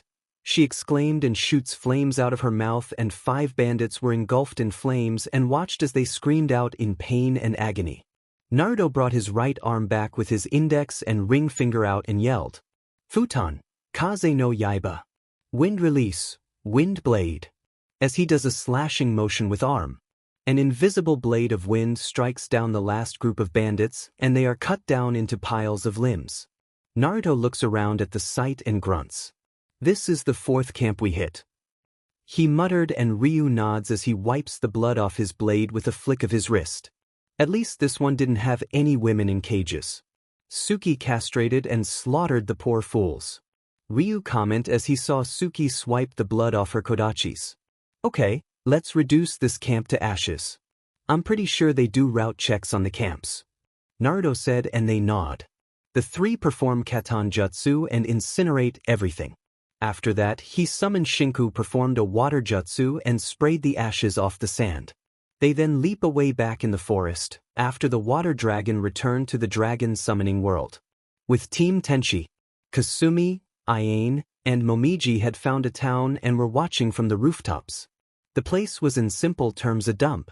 The stores barely had any food, people were in rags sleeping in alleys and in cardboard boxes, and the children looked malnourished. Kasumi frowned at the sight she witnessed before her eyes. This is terrible. What kind of person would do this to a country? She asked. Only a scum, like Gato. I see mostly of the children, but hardly any women or teenage girls. That BSTRD is probably selling them to BRDS or as his personal slaves. What a sick fool. Ain answered, and Momiji clenches her fists. If we capture this man alive, I'm gonna cut off his beads with a heated kunai and then shove them in a place where the sun doesn't shine. Momiji states, and they nod on agreement. Ain then looks around and sees a man wearing a clean brown suit entering a building and narrows her eyes. I think I found our spy, she said, getting their attention. Where, Ain? Kasumi asks, and she points to a bar. He just entered that bar. He was wearing a brown suit that was clean. Now tell me, what kind of person wears a suit like that in a town full of poor people? It's possible he's a spy, she explained, and the two look at the bar he entered. So what should we do? Naruto said that if we see one alone, we should capture him. Momiji says, and Ain had think about it. I could go in disguised as a Yakuza. Ain suggests, and Kasumi looks at her and nods. Okay, but let's wait until the sun sets, she replies. 3 hours later, as the man in the brown suit walked out of the bar looking around, walking through the dirty streets until he hears a pest. Hey, you in the suit. A masculine voice called out. The man turned around to see a man in a light purple suit with silver hair and black eyes. Who are you? He asked. My name's Mayuri Kusagi. I'm a Yakuza. Mayuri, greet with proclaimed, and the man in the brown suit raised an eyebrow. And? He asked. I used to work for Kojira Sosuke, a crime boss for the group in Kaminari no Kuni. Mayuri answered, and that got the man's interest. Really? I heard he was killed by a group of ninja. He states and nods. Yes, he did, and I have a new boss that's interested in your boss's operation in this country. Mayuri said, and the man raised an eyebrow. Really? And how exactly did your boss come across this information? He asks, and Mayuri smirks. My boss had eyes and ears everywhere. He answered before asking. How about we discuss this in a more secluded place? What is your name, by the way? It's Hamada Toshi. Hamada answered. Well then, Hamada Toshi, follow me. Mayuri said, insisted, and they walk away and enter into an empty building. The door closes and Hamada raised and at Mayuri, who just stood in front of him smirking. Well, what is it you wanted to discuss? He asked. Kasumi appears behind him, and before the man could react, she covered his mouth and nose with a handkerchief that was coated with sedative. Hamada's eyes widen and struggles for a while, but then he blacks out and collapses. Well, that was easy, Mayuri said in a feminine voice and dispersed in a puff of smoke, revealing a smirking Ain. Momiji appears out of the shadows also, while Kasumi starts to tie the guy's arms and legs with ninja wire. Good work, Ain, Kasumi said to her sister for her acted. Thanks. Have you two ran into any of Gato's henchmen? She asked. I took care some of them, but there were no black spider nin. Momiji stated. Gato's probably using them as security guards. Kasumi answered. Ain pulls an ANBU mask on, as does Kasumi and Momiji. 30 minutes later, Hamada wakes up and sees himself that his arms and legs tied up. His eyes widen in fear. Oh shit, he says to himself, but then freaks out when 3 kunoichi wearing animal masks appear in front of him. Who are you? He asked, shaken. That's none of your concern, Kasumi replied before asking. You're gonna give us some info on your boss Gato, or else? Or else what? Hamada asks, trying to act brave, but then Ain pulls out a kunai. Or else, we'll cut those beads of yours and then heal them with our medic jutsu and repeat the process, she said with a menacing voice and aims the sharp end at his crotch. Hamada pales and then speaks up. Okay, I'll talk. I swear I won't lie to you about the info I'm giving you, he replied, not wanting to go through that. For your sake, you better not lie to us, Momiji said, and stabs her naginata in the ground, making the man whimper. Naruto, Suki, and Ryu were leaping through the trees until Naruto stopped, as did his teammates. What is it, Naruto? Ryu asked, wondering. Naruto motioned them to leap into the higher parts of the trees, and they did. When they landed on the tallest branch, Naruto spoke up. The Kagebunshin I sent out earlier spotted some Konoha nin with the bridge builder, he answered, and their eyes widen. How many? Suki asked about them. 8 of them. 2 of them are jonin and the other 6 are genin. They must be the senseis of the genin squads. One of them happens to be Sharingan Kakashi and Genjutsu Mistress Kurinai. Naruto answered, and their eyes widen even more.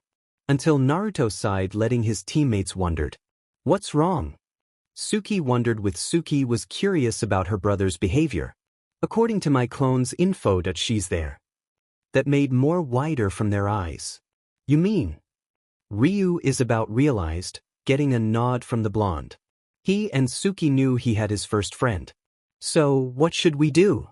Suki asked. I mean that you are going to see her if something happens to her? We'll stand clear of them for now. And the second yes, I will see if she's there. Naruto says. Ryu places his hand on his comm link and speaks up. Naruto, Team Tenchi has captured one of Gato's spies and are getting intel on the man's security and location. Apparently the man is after the bridge builder and has sent some missing nin from Kiri to deal with him. He informed. Any idea who they are? Naruto asked. The Demon Brothers and Demon of the Mist Zabuza Momochi. Ryu answered. Suki's eyes widen at the name of the Demon of the Mist. Demon. An A-class missanin. This just complicates our mission. He's one of the 7 swordsmen of the mist. She states, and Naruto nods. Okay, this is what we'll do. We'll keep an eye on the Konoha nin and the bridge builder. If they get into trouble, we'll assist them. Ryu, tell Iane that once they're done getting info off the man, wipe his memory and head back to the camp to rest. Naruto said determine. Ryu nods and informs them to wipe the man's memories and head back to the camp and rest. After that, Team Akuma saw the group of Konoha nin walking through a path and saw a puddle which they passed by. So, they have an Inuzuka, an Aburame, and a Hyuga. They're probably a tracker squad. Then there's the other team. An Uchiha and 2 who are unknowns. Ryu comment. Before he noticed one of them felt a strong chakra signature conceal her. Something strange about this one? Suki scoffs when they passed by the puddle and wondered. Are you kidding me? Didn't they notice that genjutsu? For Kami's sakes, what do they teach the ninja in their village? Before she noticed one of them too. As for this girl, is she the one Nizan is talking about? Getting a nod from Ryu. That was when the Demon Brothers leaped out of the puddle and wrapped their chains around a shocked Kakashi and Kurinai. With a tug of their gauntlets, they ripped the Jonins apart and went after the Genin and bridge builder. Sai managed to stop their pursuit by stopping their chains with a tanto, and separated it from their gauntlets. Gizo charged at the bridge builder and Sakura was trembling as he swung his poisoned claw at her. Sasuke decided to show off and tried to strike the nin with a roundhouse kick, but the missing nin blocked the kick and swatted the boy aside like a fly. Sakura could trying to do to defend herself. She tried to fight back. Time to die, little girl. Gizo says as he continues to charge at her. Sai frowns and then appears in front of Sakura to block the claw with his tanto. Kami, you are useless, flat chest. Sai stated as he kicked the nin in the chest, making him skid back a couple of feet. Letting herself a shame. Tsuga. Piercing Fong. Kiba cries out and Gizo's eyes widen when he sees a spinning cyclone heading for him. He sidesteps the attack only to cry out in pain when Hinata strikes him in the back with a Juken strike and collapses. Brother! Why you little dash? Meizu growls out and gets ready to charge at her only to feel his body getting weak. Why do I feel so weak? He wondered but then looks at his arms and sees black beetles crawling all over him. Shino appears behind him and backhands the ninja in the temple, knocking him out. You shouldn't never take your eyes off your opponent, no matter how weak they appear. Shino states and tilts his sunglasses up. That was when Kakashi and Kurinai appeared. Excellent work, team. You managed to knock them out without our assistance. And you, Sasuke, you shouldn't have tried to show off. Kakashi states. As the Uchiha stood up shaking the cobwebs out of his head. Don't berate me, berate my useless teammate. He mumbles and Sakura flinches at being called useless. She mentally growled. Kakashi frowns at his response. She actually tried to defend the bridge builder, and if it wasn't for Sai, they'd both be dead. Until he'll face Tazuna with a nervous expression. Anyways, Tazuna care to explain why these missing nin came after you? He asked in a voice that meant he was serious and the man gulped. Back in the trees. Naruto, Suki, and Ryu saw the short battle. Naruto was frown about that spoiled Uchiha scold his teammate. Ryu had a same boat about the Uchiha for being a show-off, and Suki was disappointed. Well, at least one team seems competent. The Uchiha was pathetic. Showing off like that, what a joke. He's probably the runt of his family. Ryu comment and Suki agreed with a nod. Yes, that was very pathetic. No wonder the entire clan was killed. They were probably weak and also. She said. Naruto nod and stated looking at one of the genins, stated. Yes. And includes her, she had tried to fight back, but something felt strange within her, but she is keeping a secret from her team? I sense a surpassed seal that prevents her without suspicious about her true self as well. Ryu nod about Naruto's statement. Yup, she did keep secrets. But more importantly, looks like. The 3 dragon nin vanished. As the 2 squads were leaving, Kakashi was looking over at the tree.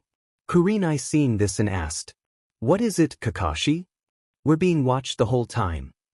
He stated and her eyes widen. Do you think they were ninja working for Gato? She asked. I doubt it.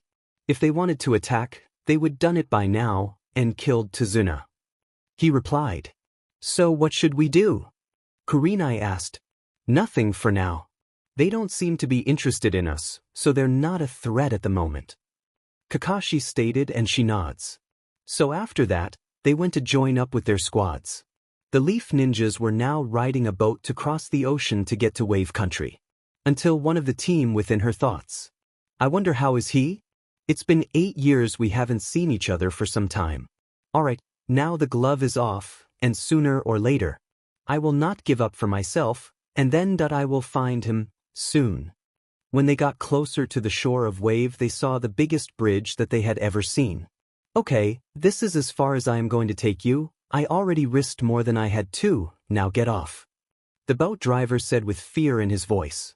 The group got off the boat and began to walk on the road heading to the client's house. As they walked, the mist seemed to get denser and denser. Sasuke felt something and to try to act cool threw a shuriken into the bush, getting the group into alert. They slowly walked towards the bush to find a white snow rabbit. Wait a minute? Why is that rabbit's skin so white when it's spring? The skin of rabbits are always brown in the spring, not white. Sakura asked as they noticed the rabbit's snow-white skin and read about them in one of her books. The group looked at Sakura after looking at the rabbit and had the same thing going through their minds. When did Sakura was smart and stay sharp? Unlike she was a fangirl before her change of behavior. Kakashi thought, wondering. I will find out soon enough. Or is it Mabuki-san is trying to say? So he decided to play along. Or do his shinobi part. Sakura's right. That's because the enemy was keeping it in a cage to use it for body switching. Which means the enemy is already here. Everyone be on your guard. Kakashi added to Sakura's observation. Better look underneath on Sakura, after we dash. Suddenly they heard a whistling sound. Everyone get down. Kakashi yelled, as a giant sword came flying at them and almost took their heads off when they ducked. The sword was sent into a tree where a man stood on the hilt of it. Well, look at who we have here, the copycat ninja and the ice queen of Konoha. No wonder my men were defeated. The man said, Zabuza Momochi, the demon of the bloody mist. To think someone of your reputation is working for scum like Gato. Kakashi said as he got into his battle stance.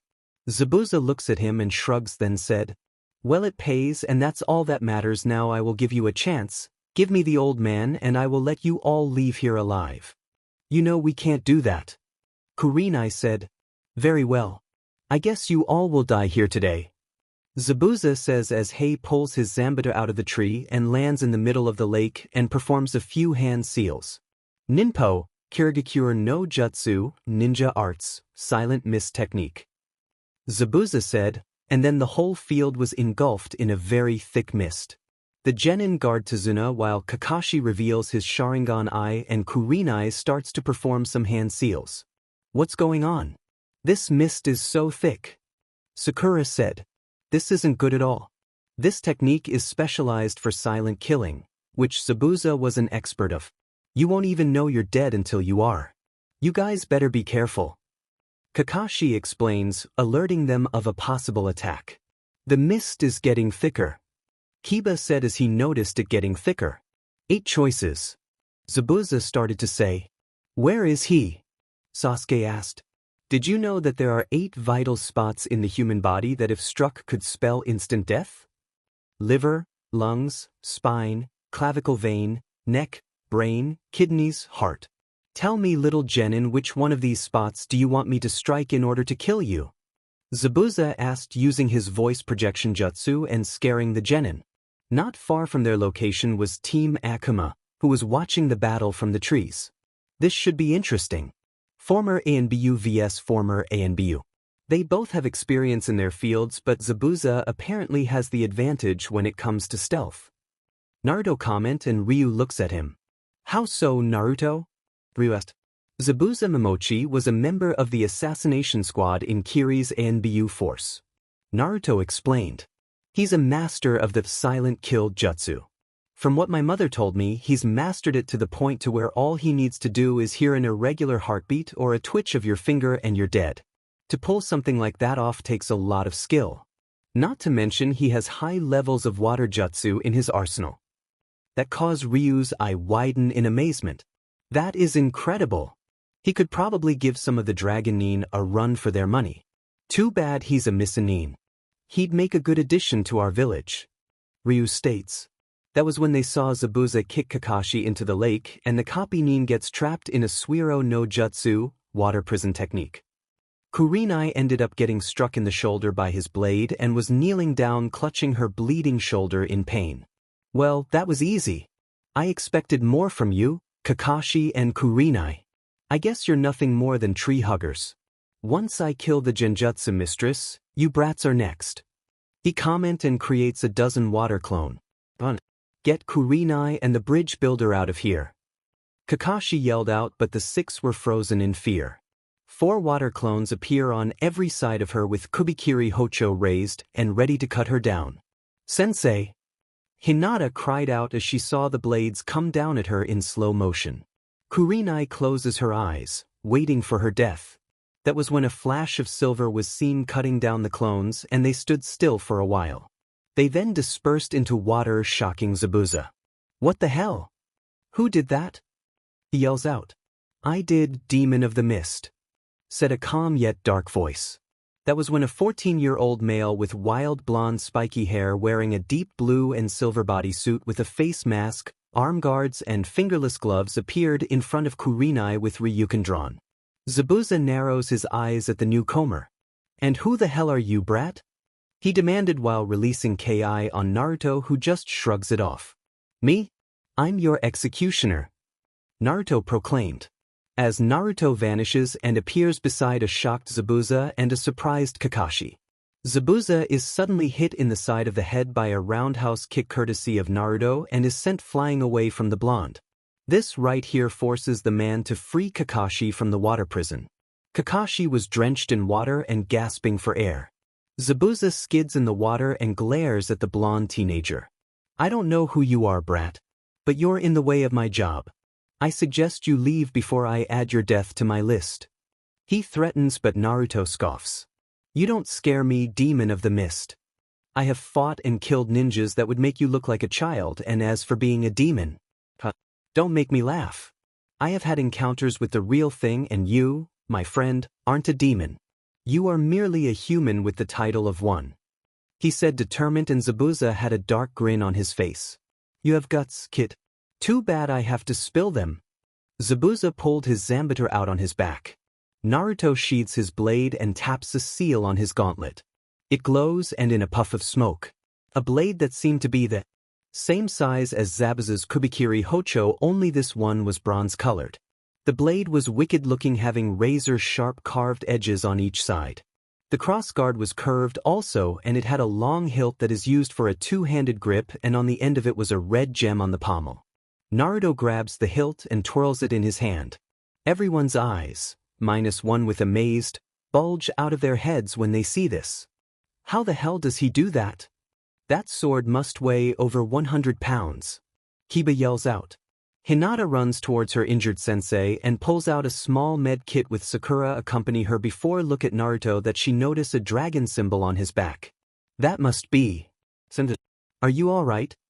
She asked and Kurumi looks at her student and Sakura and nods, but winces agony. Here, let me patch that injury, she said as she pulls out some healing cream and bandages. Then she and Sakura did learned first aid. Zabuza had a look of shock on his face when he was a kid, no older than 14, hoist a blade that heavy without even struggling. Like it?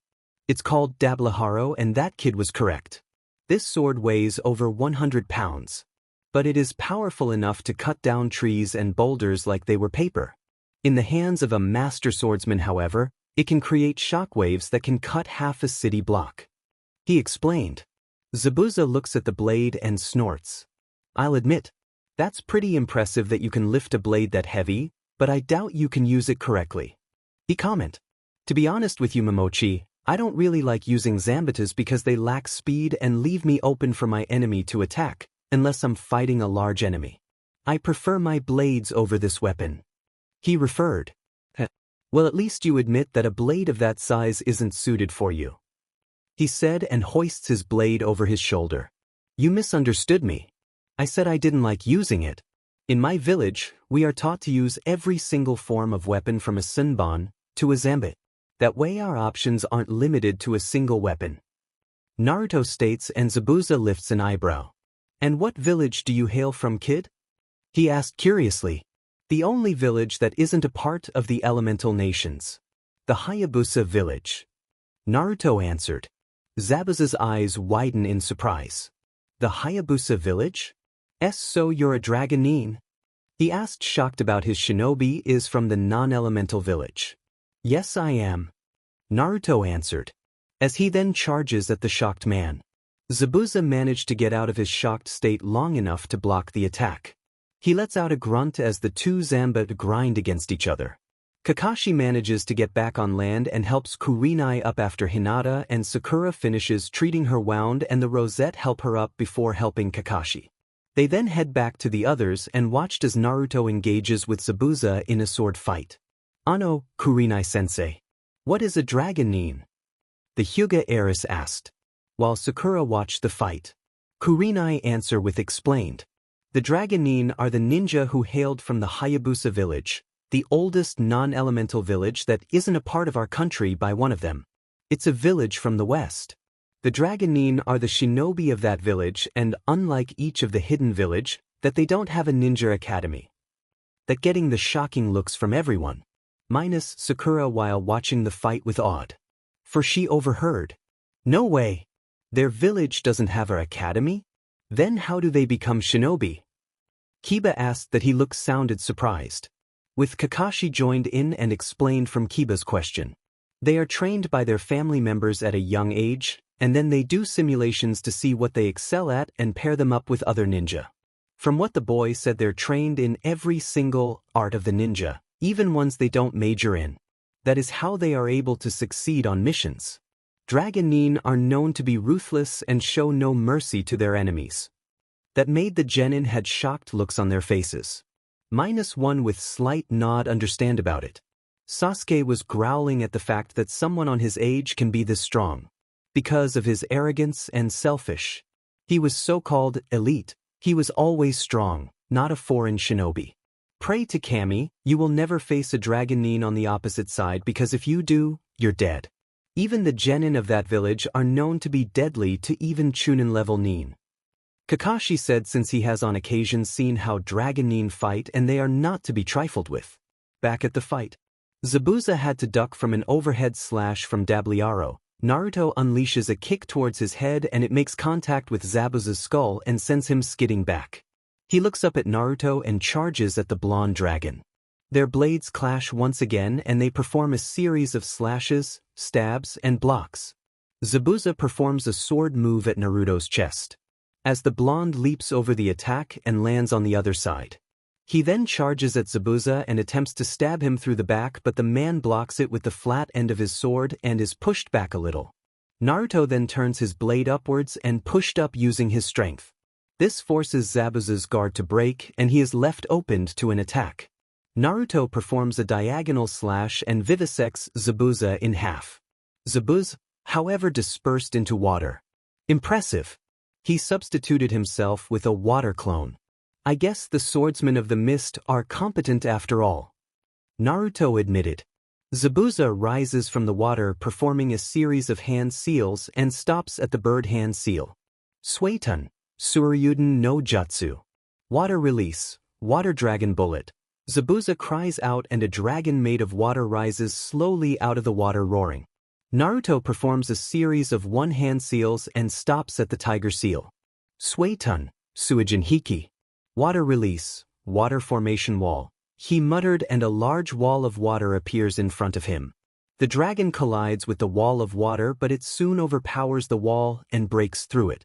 Zabuza had a look of glee in his face as he saw his technique overpowered by the dragon Nin.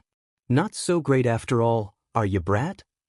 He asks as he sees no sign of the blonde boy.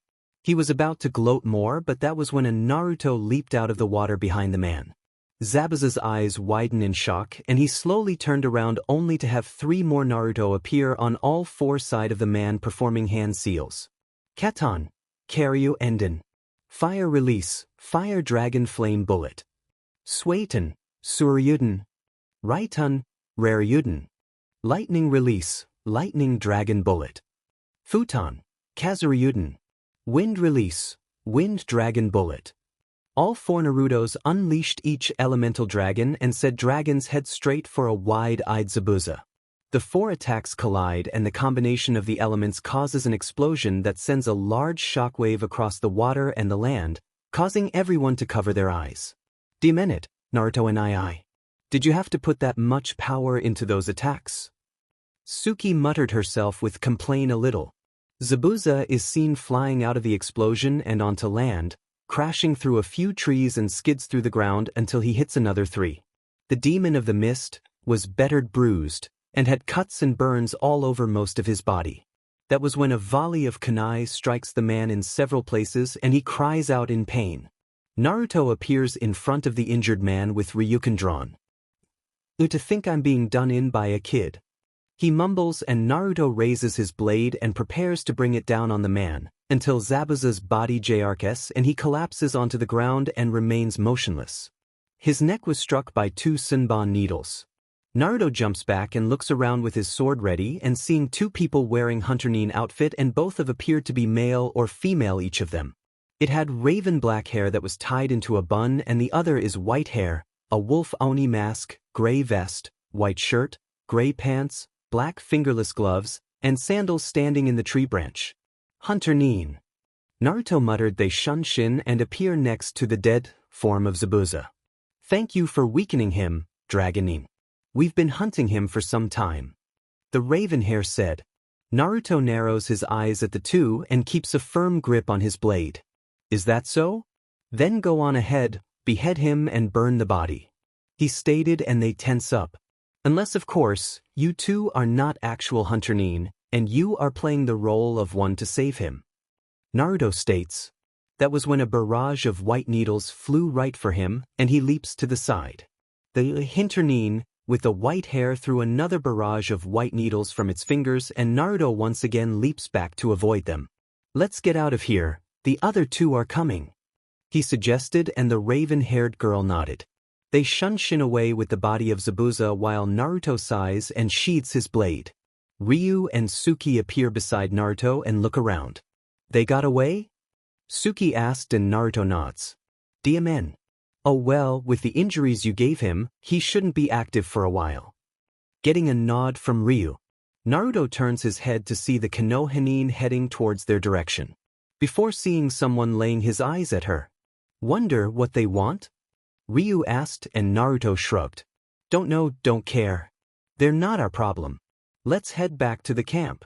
Naruto said before rolled his eyes side, be hid at the same girl. I'll see you soon.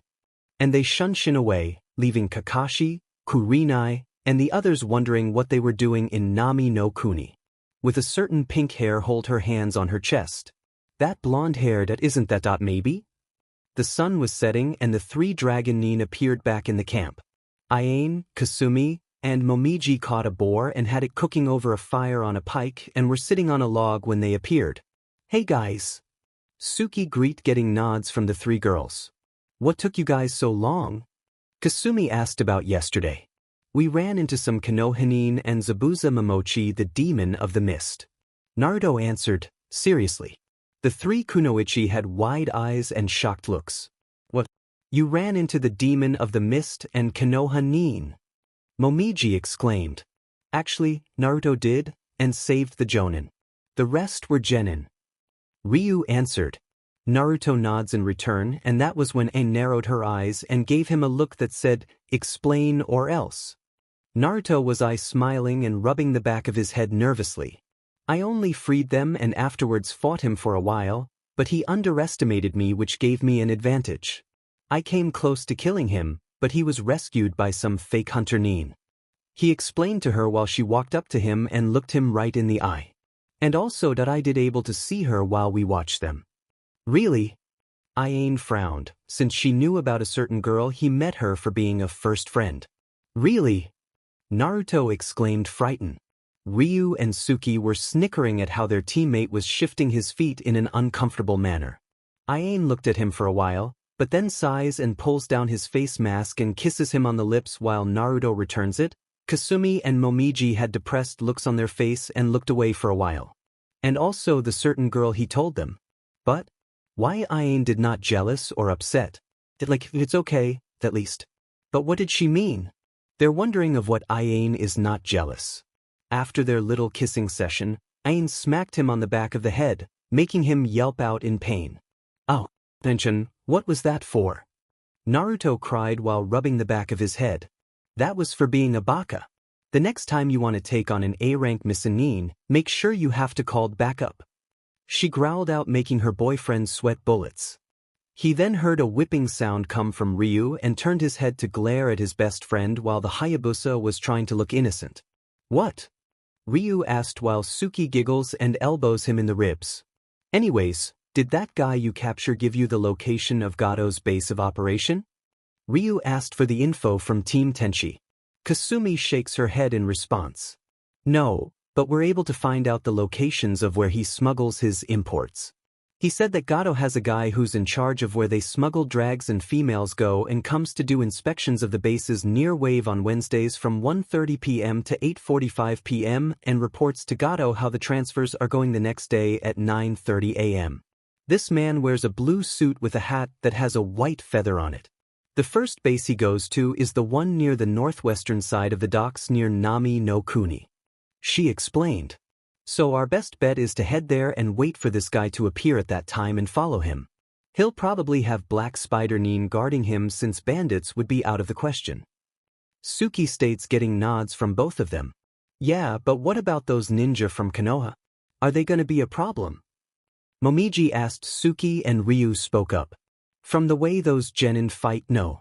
But Sharingan no Kakashi and Kurenai Yuhi, the Genjutsu mistress, could be a problem, especially since he has the Sharingan in his left eye. He stated, best thing to do is not use any jutsu that are from our village in his presence or the Uchiha, but I doubt he has it now. After the discussion, they go ahead and eat the boar. Ain, Kasumi, and Momiji caught, and when night hit, they went to their tents. Ryu and Suki stayed in the first one. Kasumi and Momiji shared the second one, and Naruto and Ain shared the last one. As the couple were holding each other and Ain was resting her head on his chest while he had his arms wrapped around her waist. Hey, Naruto-kun. Ain called, getting the blonde's attention. Yeah, Tenchi? He responds and tickles her sides, making her giggle until she slaps him playfully on the shoulder. Stop it. You know Kasumi and Momiji have feelings for you, right? Especially her. She asked her boyfriend, whose eyes widen a little. Really? But why are you telling me this? Naruto asked. Simple. I wanted to know if you're considering letting them be your future wives. And also her if she'll join us. She replied, causing him to gawk. Why, you're serious? He asked with a shocked look on his face.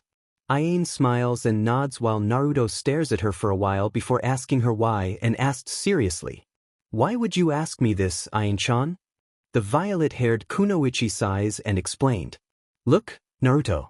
I know you and Ryu-san have to go through the Clan Restoration Act in order to revive your clans.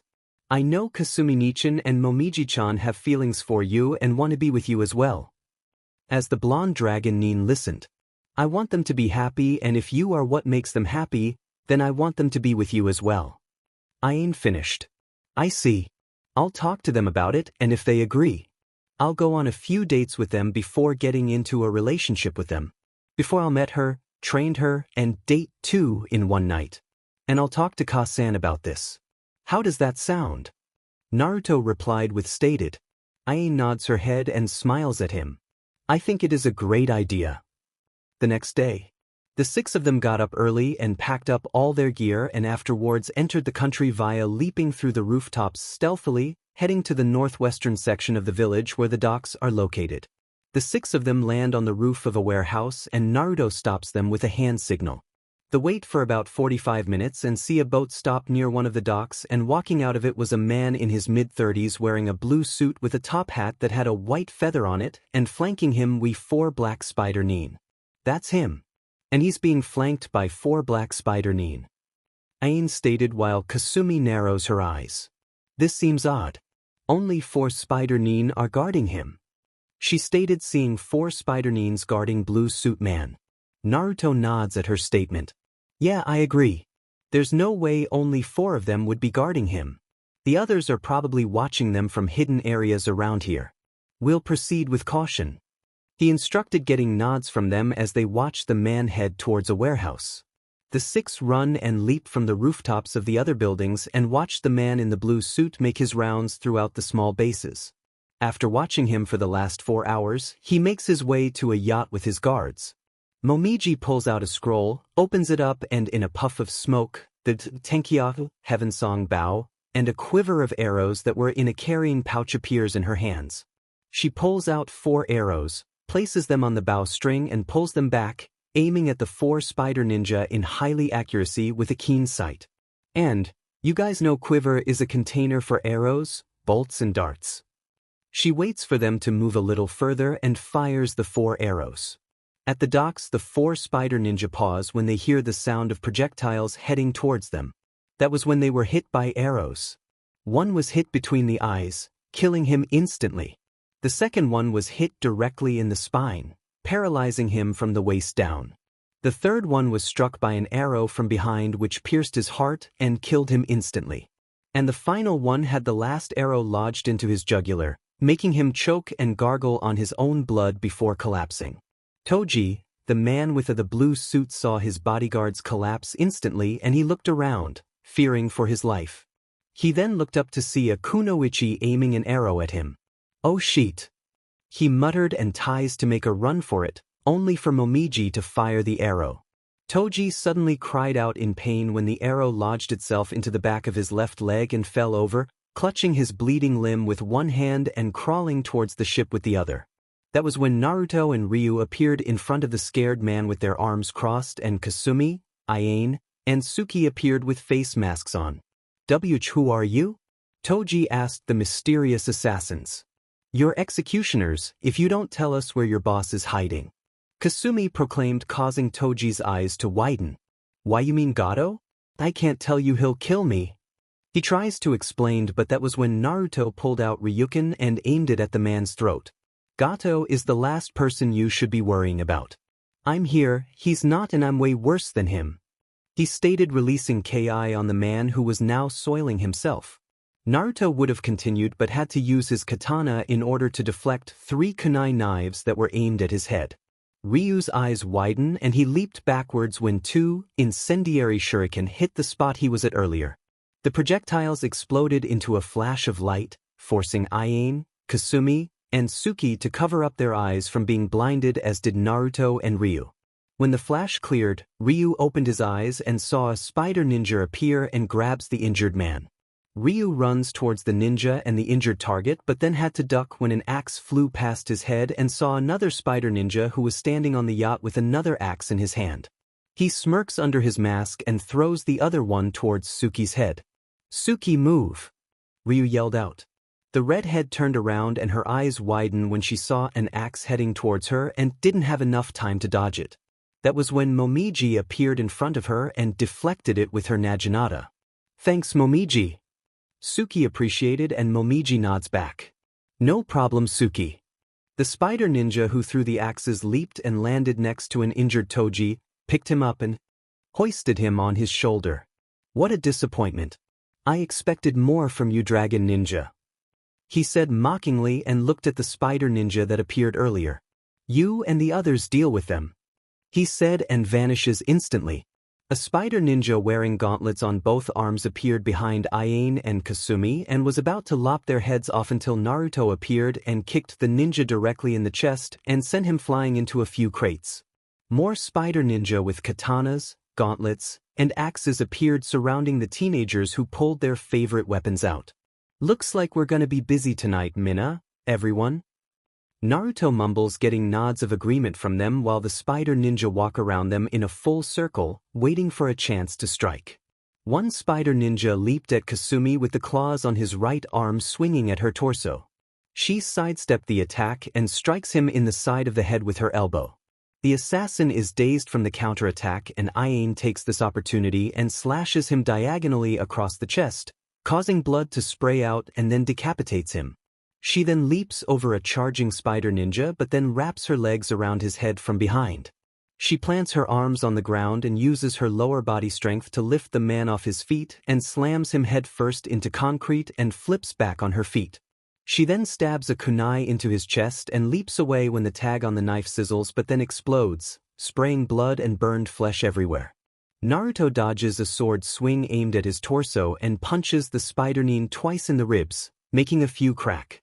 The spider ninja coughs up blood and stumbles while Naruto leaps over him, grabs his enemy by the head, flips and throws his enemy into another spider ninja and they are sent flying off the dock and crashing into the water. Suki and Momiji were dodging, blocking, and striking at the spider ninja that were attacking them in a dance of death. While Momiji would block and avert the strikes, Suki would strike them down with her blades and kunai knives. Ryu slides on the ground past a spider nin that tried to vivisect him with his katana and wakizashi, but the young dragon hacks off both of his legs, making him fall over and then stabs the nin in the skull, killing him instantly. 10 minutes later. The docks were littered with the bodies, blood, and limbs of the spider nin. Naruto lets out a frustrating sigh and brushes his hair back. That BSTRD got away, damn it. Now, we lost our only lead to Gato. He irritated. Ryu kicks one of the bodies into the water while Momiji and Suki disposed of them with fire jutsu. This mission just got more complicated now that the spider nin knows we're after Gato. Ayane was cleaning off her Fuma Kodachi with a cloth and then realized something. The bridge builder. She said for her the answer, getting Kasumi's attention. What was that, Nei-san? Kasumi asks her half-sister. Seeing Ayane quickly turn to Naruto. Naruto, was Zabuza after the bridge builder, correct? She asked the blonde who nodded, but then his eyes widen. I can't believe I didn't realize it sooner. The bridge builder was Gato's target. Without him, the bridge won't be completed, so Gato would either target him or the man's family. He stated. So the bridge builder is our key to getting Gato. Suki stated about the connection between the bridge builder, the spider nin and Zabuza. Pretty soon, Gato will have no choice but to come after the bridge builder. Momiji replies until Kasumi speaks up. What about Zabuza and the spider nin Gato hired? Due to the damage I've caused on the man, he won't be up for at least 2 weeks. That gives us plenty of time to wipe out Gato's smuggling stations on the island. First, we need to find the bridge builder's home. Our base of operation will be there for now. Naruto said, getting nods from them.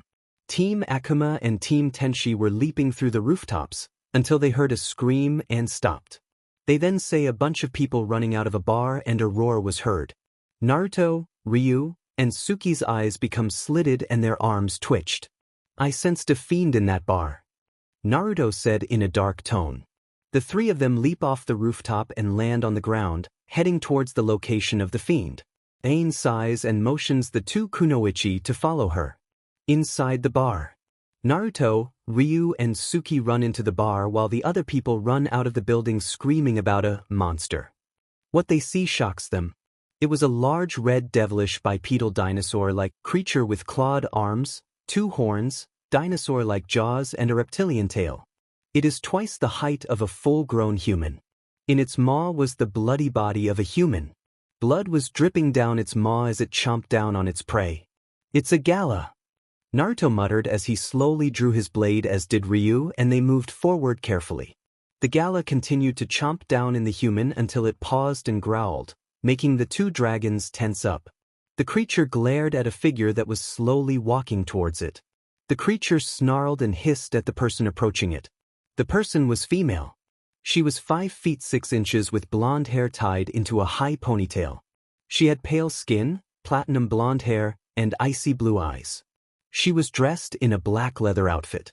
It was a leather jacket and leather pants with knee-high boots. She also wore a tank top that showed off her midriff and had a massive warhammer strapped to her back. She appeared to be 17 and had a figure that would make any man keel over. The gala tosses its meal aside onto a broken table, and green saliva dripped from its maw and its green tongue hung out of its mouth. Hunger filled its yellow eyes and slowly approached his new prey. Ryu was about to intervene until Naruto stopped him with his arm. Ryu gave Naruto a questioning look and the blonde looked back at him. "Let's see how this goes," he stated before turning his attention to the scene. The gala growls and crouches down at the blonde female. It then leaps forward with its maw opened wide and its claws ready to tear the female apart. Without warning, the blonde female pulled her warhammer off her back and swung it instantly. The creature lets out a shriek due to the fact that the sharp edge of the warhammer severed its upper jaws from its body and was sent flying backwards into a pool table. Red and green blood oozed from its severed head and twitched violently as it melted away. The blonde then wipes the blood off her weapon and places it on her. But she then notices a group of ninja who just saw what she did and raised her eyebrow. There was only silence in the room, and that was when Naruto spoke up. "That was impressive. You took down that gala like it was nothing," he said, impressed. "Thanks, I guess," she replied. "Are you by any chances to be a mercenary?" Suki asked, only to get a head shake as an answer. "No, I'm a fiend hunter," she answered Suki's question. "Fiend hunter? I thought they all passed away after the genocide," Ain stated. The woman chuckles and speaks up. "Unfortunately, I'm one of the few remaining on this world, so we are close to being extinct. Plus the genocide was caused by a greater fiend," she answered with venom in her voice. As the blonde women continue, "Anyway, let's go somewhere away from this place and I'll explain everything," she said, and walks out of the bar with the 6 following her. Chakra no Mori, Forest of Chakra. The blonde was leaning against a tree with her arms crossed over her chest and her weapon resting beside her while the 2 teams sitting on the logs. "My name is Rachel. Since you'll already know my profession, I'm a fiend hunter," Rachel introduced with proclaimed, and that was when they introduced themselves, starting with Momiji. "I'm Momiji Higurashi, a kunoichi for the Hayabusa Village and protector of the Hayabusa clan's treasure. I'm Ain Tenshin, former member of the Mugen Tenshin clan and kunoichi for the Hayabusa Village." Ain said. "Kasumi Tenshin, heiress of the Mugen Tenshin clan and Ain's half-sister." Kasumi said. "Ryu Hayabusa, clan heir of the 2nd branch of the Hayabusa clan." Ryu said. "Suki Uzumaki Namikaze, daughter of the Godame Ryukage Kushina Uzumaki Namikaze and late Yondame Hokage Minato Namikaze. I'm the heiress of the main branch of the Hayabusa, Uzumaki and Namikaze clan." Suki said. "And I'm Naruto Uzumaki Namikaze, older brother of Suki Uzumaki Namikaze, heir to the main branch of the Hayabusa, Uzumaki and Namikaze clan. Son of the Godame Ryukage Kushina Uzumaki Namikaze and late Yondame Hokage Minato Namikaze." He finished. Rachel looked at them with wide eyes, but then they returned to normal. "I see. So you're all ninja?"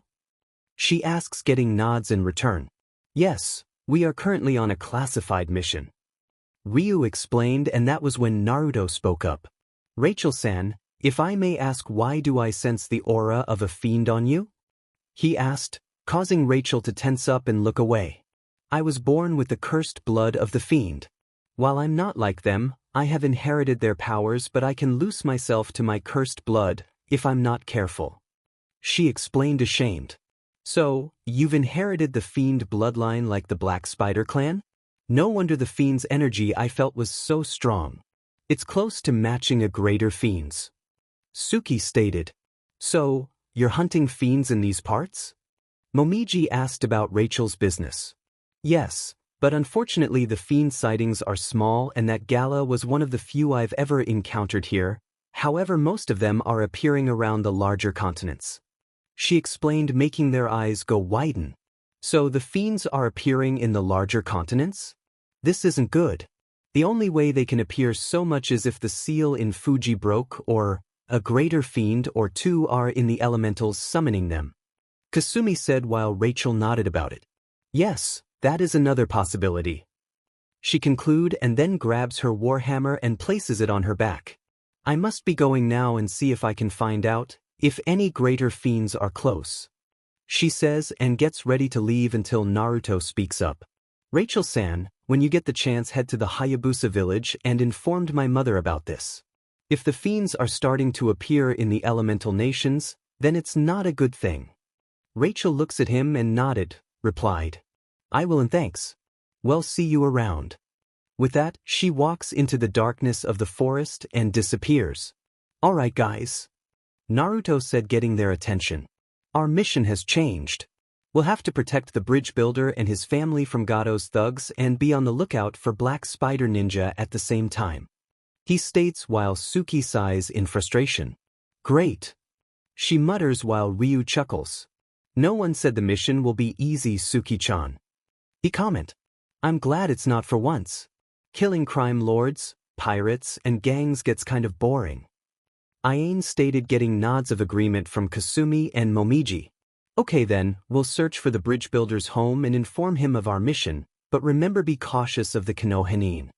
Naruto warned. You really don't like Konoha, huh, Naruto? Kasumi asked him. That made Naruto silent, for he mentioned it. After all that you told me and Momiji about her, she was there when you saved your first friend? After all that her mother took her away from you. Yes, her mother dragged her for protection. But tell me, when you spend half of your childhood getting chased and nearly killed by half of them, you wouldn't like them either, Kasumi-chan. He answered in a flat tone while Kasumi flinches and looks down. Sorry. She mumbles, but Naruto sighs. No, it's fine. Now then, let's look for the bridge builder's home. He said, mentally add. And hope I can see her too. And they vanish from the forest. Suki, Ryu, and Momiji were looking around the forest area for any sign of the bridge builder or his home, while Naruto, Ayane, and Kasumi were searching the small town.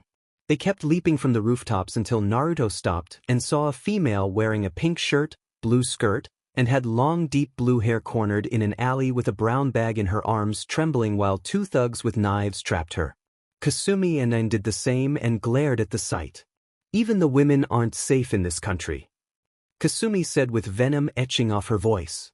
Naruto said nothing and shunned shins away from them. Tsunami was trembling and backed into a corner.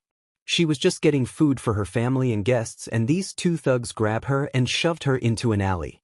The thugs grinned and were about to advance on her until one of them was sent flying out of the alley via kick to the face, and before the other thug could do anything, he keeled over from a punch to the gut and his face was shoved into a wall, rendering him unconscious.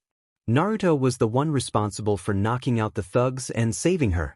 The blonde threw the unconscious man out of the alley and into a pile of garbage. He then turns his head to a shock and awed Tsunami. Are you okay, miss? He asks, getting a nod in return. Kasumi and Ayane appeared next to Naruto, making her eep. We're not here to harm you, ma'am, so please relax. Ayane says in a calm tone while the woman lets out a sigh of relief. Sorry. Thanks for saving me. I'm Tsunami. She answered with introduce. Naruto Uzumaki Namikaze, and these are my teammates, Ayane Tenshin and Kasumi Tenshin. We are ninja from the Hayabusa Village and were given a mission by your leader to eliminate Gado. We recently lost someone who had a lot of intel on the man's location, and we need to locate the bridge builder and his family since they are the man's primary targets. Naruto explained, causing Tsunami's eyes to widen. You too? My father is the bridge builder having ninja from Konoha protecting him. Tsunami's answer with statement caused their eyes to widen, getting a slight nod from Naruto. I see. Well then Tsunami-san would be so kind and let us escort you to your home safely. He asked, felt regretful, and she nods. Yes, I would like that, Naruto-san. Tsunami replied, and that was when Ryu, Suki, and Momiji appeared. It's about time you three showed up. Naruto said, seeing them here. Suki scoffs and ignores her brother. These are my other teammates, Suki Uzumaki Namikaze, Ryu Hayabusa, and Momiji Higurashi. Tsunami-san. We'll be looking out for your family in case your current help is unable to. Naruto said, gesture at the rest, until Suki spoke up. Aniki, why were we protecting her? She asked. She's the bridge builder's daughter. Aine answered. Oh. After that, Tsunami leads them to her house that was near the shores while keeping an eye out for Gado's goons and ninja he hired. Tazuna's house. Inside Tazuna's house, Kurenai was in his living room, sitting on a couch with her shoulder bandaged up. Better thank a certain pink-hair Kunoichi. Kakashi was proud and admitted for having her student to learn medical ninjutsu. Kakashi was recovering from chakra exhaustion, so he had to recover on his feet for a couple of days. Before staring at Sakura with a suspicious look with his famous saying, "What is underneath, the underneath?" When she did got her shinobi training, seriously. The genin were in the room watching Tazuna and Inari. That was when the door opened and Tsunami walked in with the groceries in her arms. I'm back too, San Inari-chan. She called out. Tazuna saw his daughter walk in and was about to greet her, but then his eyes widened when he saw 6 ninja walk in behind her. Tsunami-chan, who are those 6 ninja behind you? He asked with fear in his voice. As Kiba saw the blonde Reuniting and cried out with his finger point at him. Hey! You're the ninja who took on that Zabuza guy. Kiba's reaction caused them to tense up, and Sasuke was getting ready to pull out a kunai. And include a certain pink hair felt nervously to see him or them. Yes. I should know I was practically fighting him, and Uchiha, if you don't want to lose that limb of yours, then I suggest that you stop going for your weapons. He said with replied and suggested in a dark tone, while in behind his left hand he had a pair of shuriken ready to skewer the boy, before seeing Sasuke is about to took out his weapons. Sasuke saw the look in his eyes which reminded him of that look Itachi had after he wiped out the clan and gulped a little. This ninja is the real deal. He thought and decided to be smart for once and retract his hand. Smart move. Now then, we are not here to cause trouble, we are only here to complete our mission. Naruto said, informed. And what is your mission exactly, Dragon Ninja?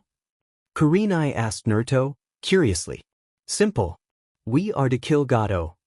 He answered, getting looks of surprise and shock from them. Kill Gado? Tazuna asked with a look of shock on his face. Yes. Your leader hired us to get rid of the man, due to his ties to the criminal underworld and illegal smuggling. Apparently, Tazuna-san, you and your family are his targets. Momiji explained. So you're using us as bait to complete your mission? Tazuna muttered in an angry voice. No. You and your family are not bait. Your lives and safety are very important to us. Suki answered, and that was when Inari scoffed, getting their attention. Oh please. Do you honestly think you can kill Gado? You're all just gonna die. He stated. Inari, don't say such things. These ninjas saved my life earlier. Tsunami yelled. Inari just brooded and ran to his room. Nice kid you have there, Tsunami-sen. Naruto said with a hint of sarcasm in his voice, only for Suki to elbow him in the ribs. I'm so sorry about Inari-chan. Our family has a bad history with Gado, and ever since then my son has changed. Tsunami explained. It's okay, Tsunami-san. Naruto replied. That was when Kakashi spoke up. So, are you gonna stay here as well? The copycat asked. No. We'll be staying close to the house in our tents. Oh, and so that you know you'll need to be on high alert due to the fact that Gado has hired help. Ryu stated until Hinata spoke up. But we saw your teammate deal with Zabuza. Shy Girl said. I wasn't referring to Zabuza. I was referring to the Black Spider Nin. Ryu answered, causing Kakashi's and Kurini's eyes to widen in fear while the genin looked confused. Who are the Black Spider Nin? Kiba asks while Akamaru barked while Naruto answered his question. They are members of the Black Spider clan who hail in Mashin no Kuni, Devil Country, and have a village known as Yamagakure, the village hidden in darkness. Like the Hayabusa clan, they are feared too in the shinobi world and can be more ruthless and dangerous than the Dragon Ninja. Naruto explained, and that was when Sakura spoke up. I've never heard of that village. She stated. Like my cousin said? That's because that village and ours live in the west. We are not part of the elemental nations. Kasumi said. Kakashi groans and curses to himself. I never would have thought that I'd have to face ninja from that clan ever again. He muttered. Sensei? Sakura asked with a concerned look on her face. The last time I've faced them was during the last war.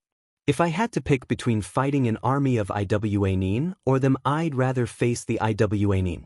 Those ninja, like the Dragon Ninja said, are ruthless killers and have been bred to become the perfect assassins like the Dragon Nin. They will not rest until they kill their target, and they do not take prisoners. They show mercy to no one. Not even women or children are safe from their path of destruction. He finished, causing the genins to pale. And one felt nervous. So what do we do? Shino asks the leaders. Leave the spider ninja to us. We have more experience dealing with them. You genin wouldn't last 2 seconds against them. Naruto answered, causing Sasuke to frown. And why should we listen to you? The prick asked while Naruto raised an eyebrow at his glare. I didn't say you had to listen to me, kid. If you want to get yourself killed, then be my guest. Naruto answered, making the boy growl. I'm an Uchiha. Those spider ninja are insects compared to me and my clan. He said with arrogance in his voice. And what would that make your clan? Worms or dirt? Suki asked in a mocking tone. Sasuke's eyes flared at the red head and clenches his fist. Watch your mouth, beach, or I'll dash. He spat out until Suki appeared in front of him with her hand wrapped around his throat and slammed him against the wall. She had a kunai in her hand that was pressed against his throat. Her eyes were as cold as ice and the Uchiha was scared shitless. Call me a beach again, weakling, and I'll spill your lifeblood all over this floor. She threatened and suddenly had a look of disgust on her face when she got a whiff of him shitting himself in his pants and threw him onto the floor. Naruto stayed quiet when this happened. I suggest you teach that kid humility, Kakashi Hatake, and beat the arrogance out of him before he is either killed by my Imuto, my partner, or me. We have killed our fair share of ninja, politics, and criminals, and this runt will just be another death added to our list. He finished before looking at the same girl. Can I borrow one of your genins? Which made Kakashi and Kurini confused. But which one? Kurini asked. The girl with the pink hair. Naruto answered, that made Sakura eep, the genins surprised minus the Uchiha growl, until Kakashi standing behind her with a protective mood. The copycat was curious about Naruto's, was serious about Sakura. Why did you want from Sakura for? Kakashi demanded. Nothing, I just want to talk in private. But don't worry, I won't bite her. Naruto replied, that only made Kakashi stand down. Until Sakura approaches Naruto. Before the blonde lend her ear whispered. Is your mother Mabuki Haruno? How dash? Sakura is about to ask before she shocked look at Naruto at the side. As Naruto quickly place his finger on her mouth before place a single finger on his lips of silent. I'll tell you when we'll take you on the camp. Naruto replied, getting a nod from Sakura before the Konoha group saw Sakura shocked. They're wondering of how she knew them or not. As Suki and Ryu saw it coming, so the best is keep themselves a secret. Until Sakura look at her sensei. Can I, sensei? She asked anxious, only gained a sigh from the copycat and nodded. You may. As Naruto placed his hand on her shoulder besides her and his team before they left and informed. We will be watching the house from outside, after the little talk with your student, copycat, and if I were you I'd train them, because Zabuza is still alive. With that, then they shunshin out of the house, with Sakura, and into the forest close to the house, leaving a shocked and scared group. What was he going to do with Sakura? Kiba wondered. With Kakashi got informed by Mabuki after the graduation. She secretly discussed with him at home. Flashback started. Before the team assignment recommended, since the Sandame and Kakashi went to the Haruno residence. After the discussion with the Team 7's instructor, then she told Sandame for have a talk with Kakashi. As the Sandame left, then leaving them alone. Until he noticed he activate a privacy seal. Then with Mabuki spoke. Kakashi-san. There is something to need to know about my daughter. What is it? Kakashi asked. If you or Sakura encounter or heard someone came. Had my daughter to talk to someone? Mabuki suggested. Who? Kakashi wondering. You'll find out soon enough. Mabuki replied with a smirk. And it started with symbol of the dragon. Flashback ended. Back in reality, Kakashi thought. Is this what Mabuki-san was about? The symbol of the dragon, that means. Zabuza was currently in a bed recovering from the injuries he got when he faced that dragon Nin and was inwardly berating himself for underestimating the kid. His arrogance nearly cost him his life, and had it not been for his assistance, had be 6 feet under right now.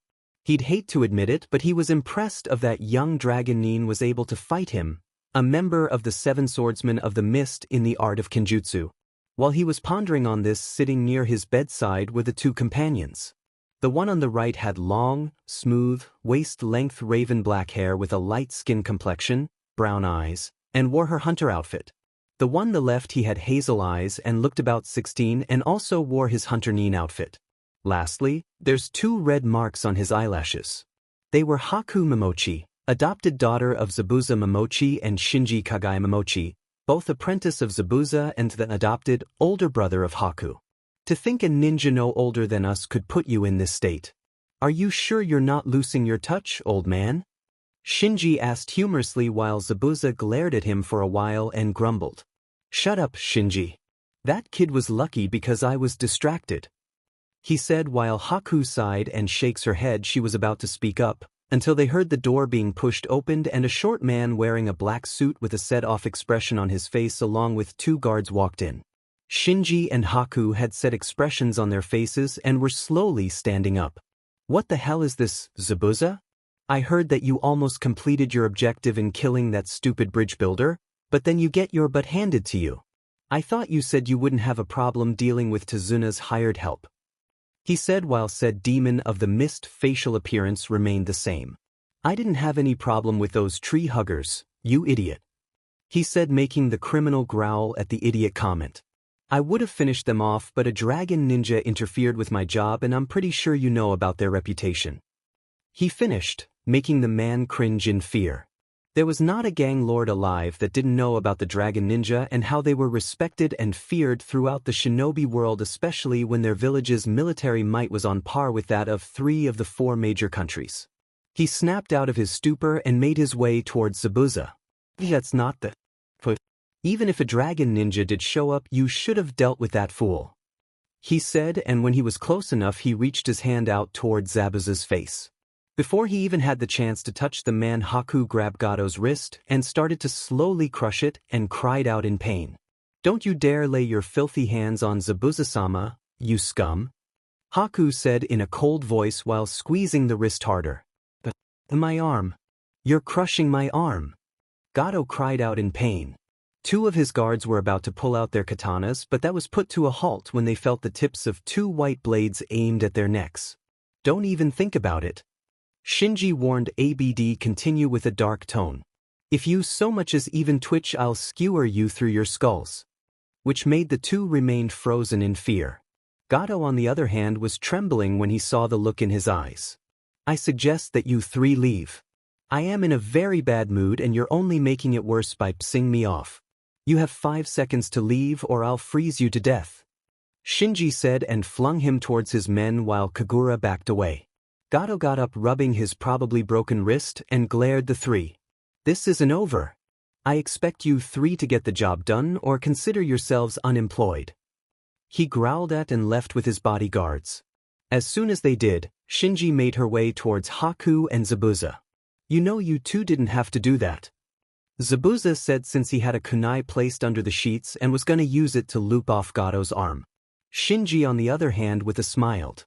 If Haku hadn't grabbed his arm, you would have killed him, then we'd once again have to be on the run from the Oinin, Hunter Nin, Zabuza-sama. He replied while Haku nodded. I agreed with Nizan. And we could really use the money. We hardly have enough to get supplies and weapons. Haku stated while Zabuza groans. Great, just great. And with these injuries I got from facing that Reuniting dragon ninja. I'll be in this bed recovering for a week or two. Also, if you two plan on wandering around, do not engage that dragon Nin or any of his colleagues whatsoever. If you can get away from them, then do that, but don't fight them. He said seriously while they looked at him with wide eyes. Are these dragon ninja really that dangerous, Zabuza-sama? Haku asked, and the man nodded. Yes, they are, Haku. Facing a dragon Nin one-on-one will more than likely cause you to lose a limb, but facing a group of them is beyond suicidal. The only reason why we managed to escape from the one I fought is because you two caught him by surprise. It won't happen a second time, so be careful. He warned them and they nodded. What about those black spider ninja Gato hired? Kagaya asked the man who now was frowning. Definitely stay away from them. I don't know why, but I always get a bad feeling from those ninja. They reek of death of malice. More than I do, and I'm the demon of the mist. Zabuza finished and decided to get some rest. Meanwhile, Naruto and Ayane were currently at their campsite taking a small break from patrolling the forest of chakra. Yesterday, Naruto is talking to Sakura after they informed them about Zabuza's alive to the rest of the Konoha Nin. So they will be introduced themselves for sure. Flashback. As Team Akuma and Tenshin arrived the camp with Sakura via Shunshin. Until Ayane turned to Naruto, brought her before arrived the bridge builder's place, then informed about Zabuza's alive. Is there a slight reason why did you bring a Konoha Nin here, Naruto-kun? Ayane frowned that surprised Sakura that name he heard. Naruto? You mean he's... Sakura was about to realize before looking at the masked Naruto. Ayane. Naruto scolded.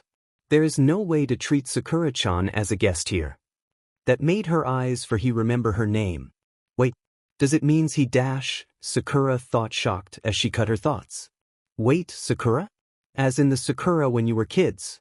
Includes Kushina-sama did mentioned it to her. Ayane exclaimed, before Momiji and Kasumi were curious about Naruto bringing a Konoha Nin here. They heard from Ayane about Sakura, along with Suki and Ryu. Until Kasumi realized something about the hint, Cherry. Naruto-kun.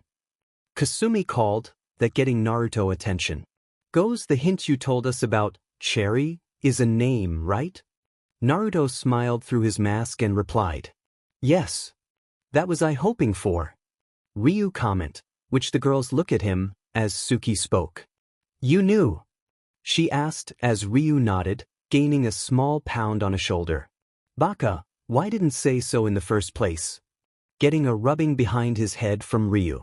As Suki turned to Sakura and went to her by analyzed her describe. So you're the same Sakura and I told me about. Until she noticed a something covered in her sleeve. As she lift the Sakura before the rosette react and seeing a seal was exposed on her bicep. Why did you have a suppression, a genjutsu and an anti-dojutsu seal? Suki asked. That surprises Sakura, then she sighed. Guess I better drop my act now. Sakura said for effort to cannot hide for now and made a tiger seal, then said, Kai. Until the seal deactivate, that surprises the Dragon Nin team for no wonder her chakra reserves is reduced to genin. Her chakra reserves is now mid-jonin level. They notice her muscles is toned instead a skinny diet. That only made Naruto frowned about her appearance with admitted. My, Sakura-chan. You've gotten beautiful since last time I've met you. Before he lowered his mask to reveal his face. Sakura was stunned. She did see him after all before she noticed his face that he had whisker marks is gone. Naruto, is that you? What happened to you? What happened to your face? Seeing her future boyfriend with questions. Naruto chuckled about his question. It's a long story. Guess I still love your forehead when those bullies did to you before you were crying.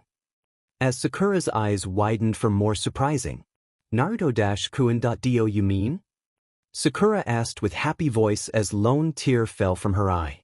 with the girl's disbelief and Iain's smile for seeing her childhood hero. Yes, Sakura-chan. I remember. Naruto replied with smile.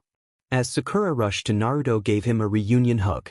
Then the others of how Naruto had finally had his childhood friend reunion, that includes Kasumi and Momiji. As they broke out and Naruto looking at Sakura. Let's have some catch-up to do. Yeah, Shinaro. Sakura nodded. Later, they'd been sitting in the camp eating dinner, with the Rosette joined in. As Sakura explained about her. Pretending.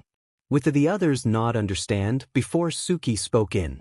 So, you used deception? Sakura nodded. Since she told her parents about what happened to Naruto. That they told her about his burden and everything. Since he was abused and shunned by the villagers, so she will become a kunoichi by joining the academy. So, she needs to pretend to be a fangirl of Sasuke and diet part is not her type. Since she did increases her physical and studies in the library and learned medical. As a book smart, she did had a brilliant talents. Ryu frowned, explained. So, no wonder your chakra signature is weak. As he was about continue with explained. You must have used the dash. The suppression seal, high-level genjutsu. And also, anti-dojutsu seal then that means.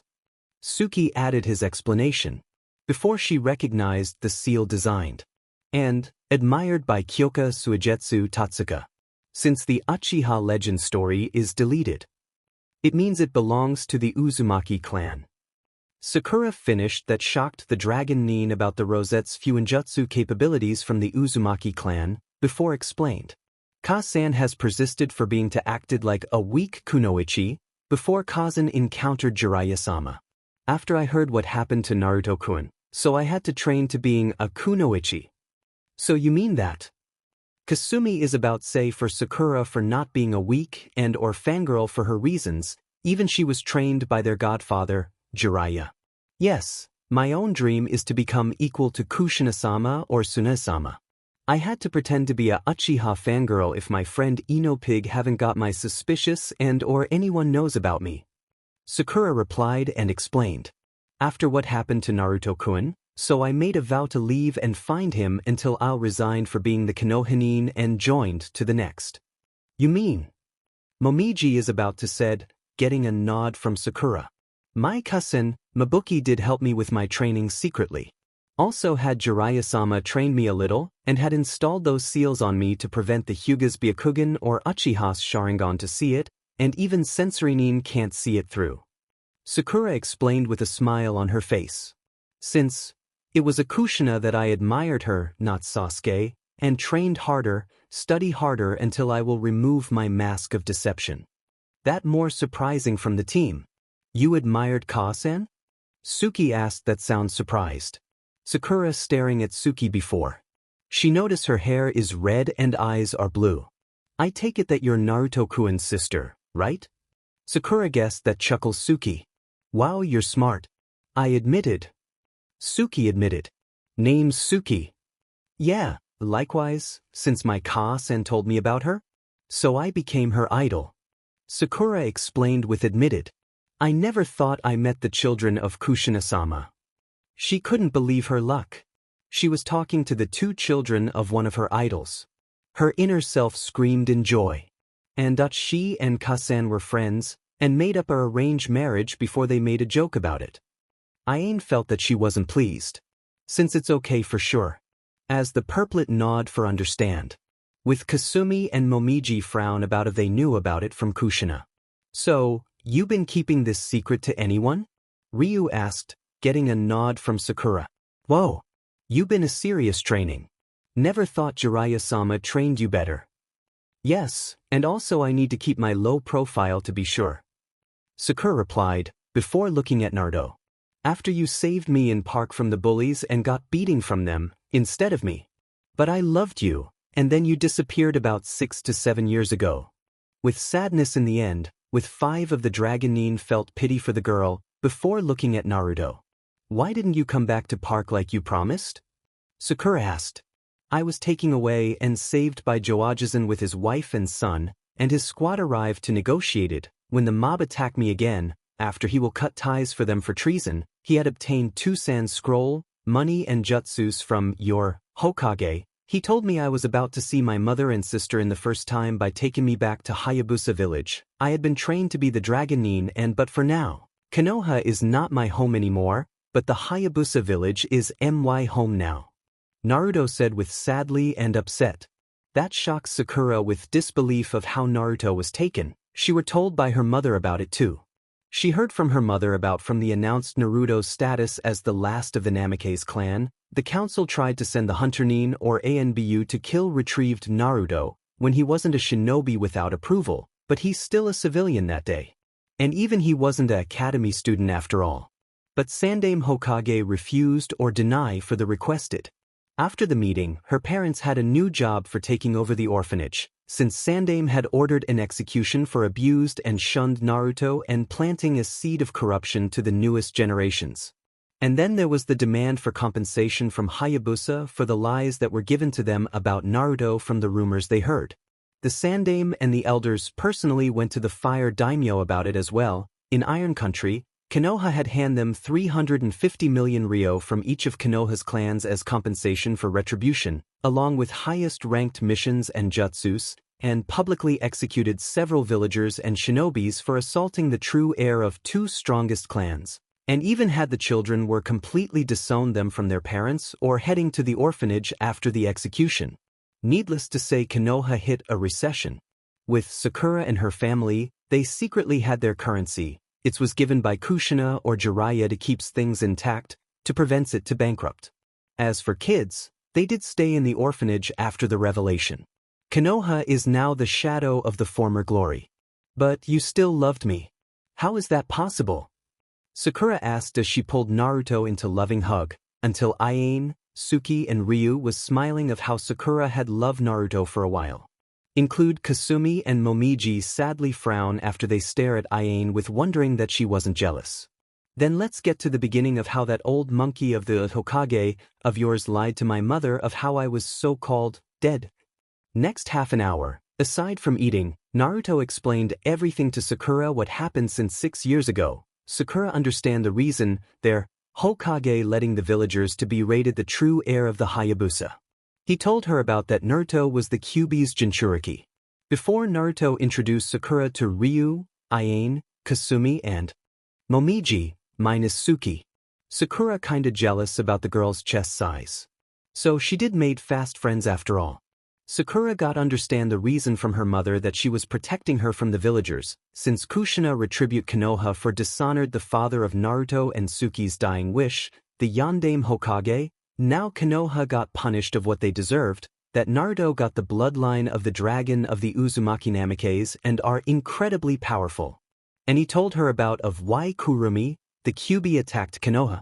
As Ryu told Sakura the same thing before he told Naruto about how the economy and populates Hayabusa Village look like and how Sakura heard from Kakashi before the village don't have a ninja academy, and also the meaningless titles didn't had like Rookie, Kunoichi and Dead Last of the Year titles, because that is insulting and ruins the way a squad cooperates.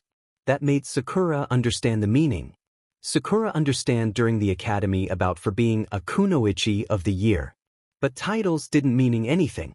That explains many graduates failed the test, since Konoha is weakened after Naruto is taken by the Reuniting to his now home for years.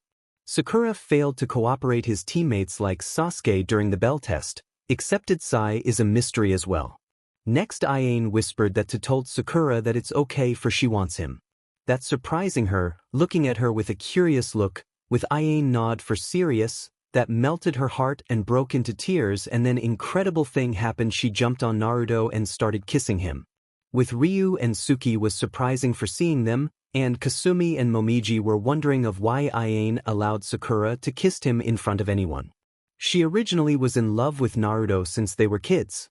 I'm glad that wasn't only dream, but a real memory. Naruto said with single tear. Yeah, after you saved me in park from bullies and then you disappeared. Sakura said with sadness in the end. I was in hospital when I woke up after another mob attacked me and I had amnesia. Naruto said sadly. I had a feeling that you are that girl what I loved, but until I trained with my cousin and Imuto and my friends. I didn't remember that event. he added as Sakura stroked his hair. This is why I love you, you are going to be there where your heart tell you. Sakura said as she kissed Naruto again. Naruto smiled at Sakura. Now on the other hand he decided to train the girl personally. He declared, "Guess, I will train you instead for tonight." That surprises the Reuniting group, while Momiji asked, "Are you sure it wise, Naruto-kun? I mean, you sure if Kushina-sama didn't mind if you trained a Konoha or outsider?" Naruto looked at Momiji, then nodded. "I do, I can't stand by and do nothing." Since Sakuchan did admired Ka-san. That made the Rosette blushed for calling Sakuchan as a nickname. Kasumi had something in mind. "Naruto-kun, what if the tanned eye in Konoha will learned about that information about us?" That caused Sakura flinch, for she had forgotten about Ino's father. Inoichi was a tanned eye operative. With Sakura spoke, "Don't worry about me. I had an inner persona in my mind protecting my head. But only I gain permission by trust anyone. Or Inoichi-san did trust me or not." With the Dragon team were admitted his decision. With Ryu started to spoke. "I don't know. Since Sakura did earned our trust. So I agreed his decision." "I agreed with Ni-san." Suki said, "Me too." Iane added, made Kasumi, seeing her half-sister friend, agreed. As the first friend of Naruto after all those years abusing and shunning. While the other two girls each looked before looking at Sakura, with Momiji spoke. "What about your parents?" Sakura sighed and answered, "Yeah, after I will resign and bring my brother with me to join Hayabusa after the Chunin exams." The Chunin exams is held in Konoha for hosting this year. Ryu exclaimed before snapped his fingers, for he had forgotten, as the rest nod agreed. "That's right, my parents will do the same at least."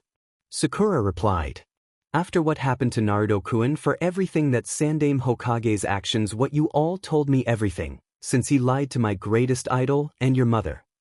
"Guess you're right, Sakura-san." Naruto replied with a foxy grin, seeing her smiling each other causing Iane happy along with Suki and Ryu. Include the frowning Kasumi and Momiji. Suki knew her brother about Sakura was his first friend. So she will respect Naruto's decision. Ryu is also had the same boat as his girlfriend, Suki. After all, he was told by Naruto about Sakura a lot. Kasumi and Momiji is also respected Sakura's words.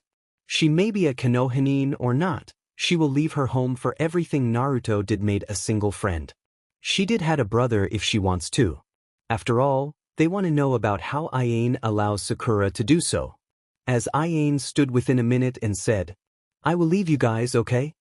With the girls and Ryu nod agreed, then stood and with Suki spoke.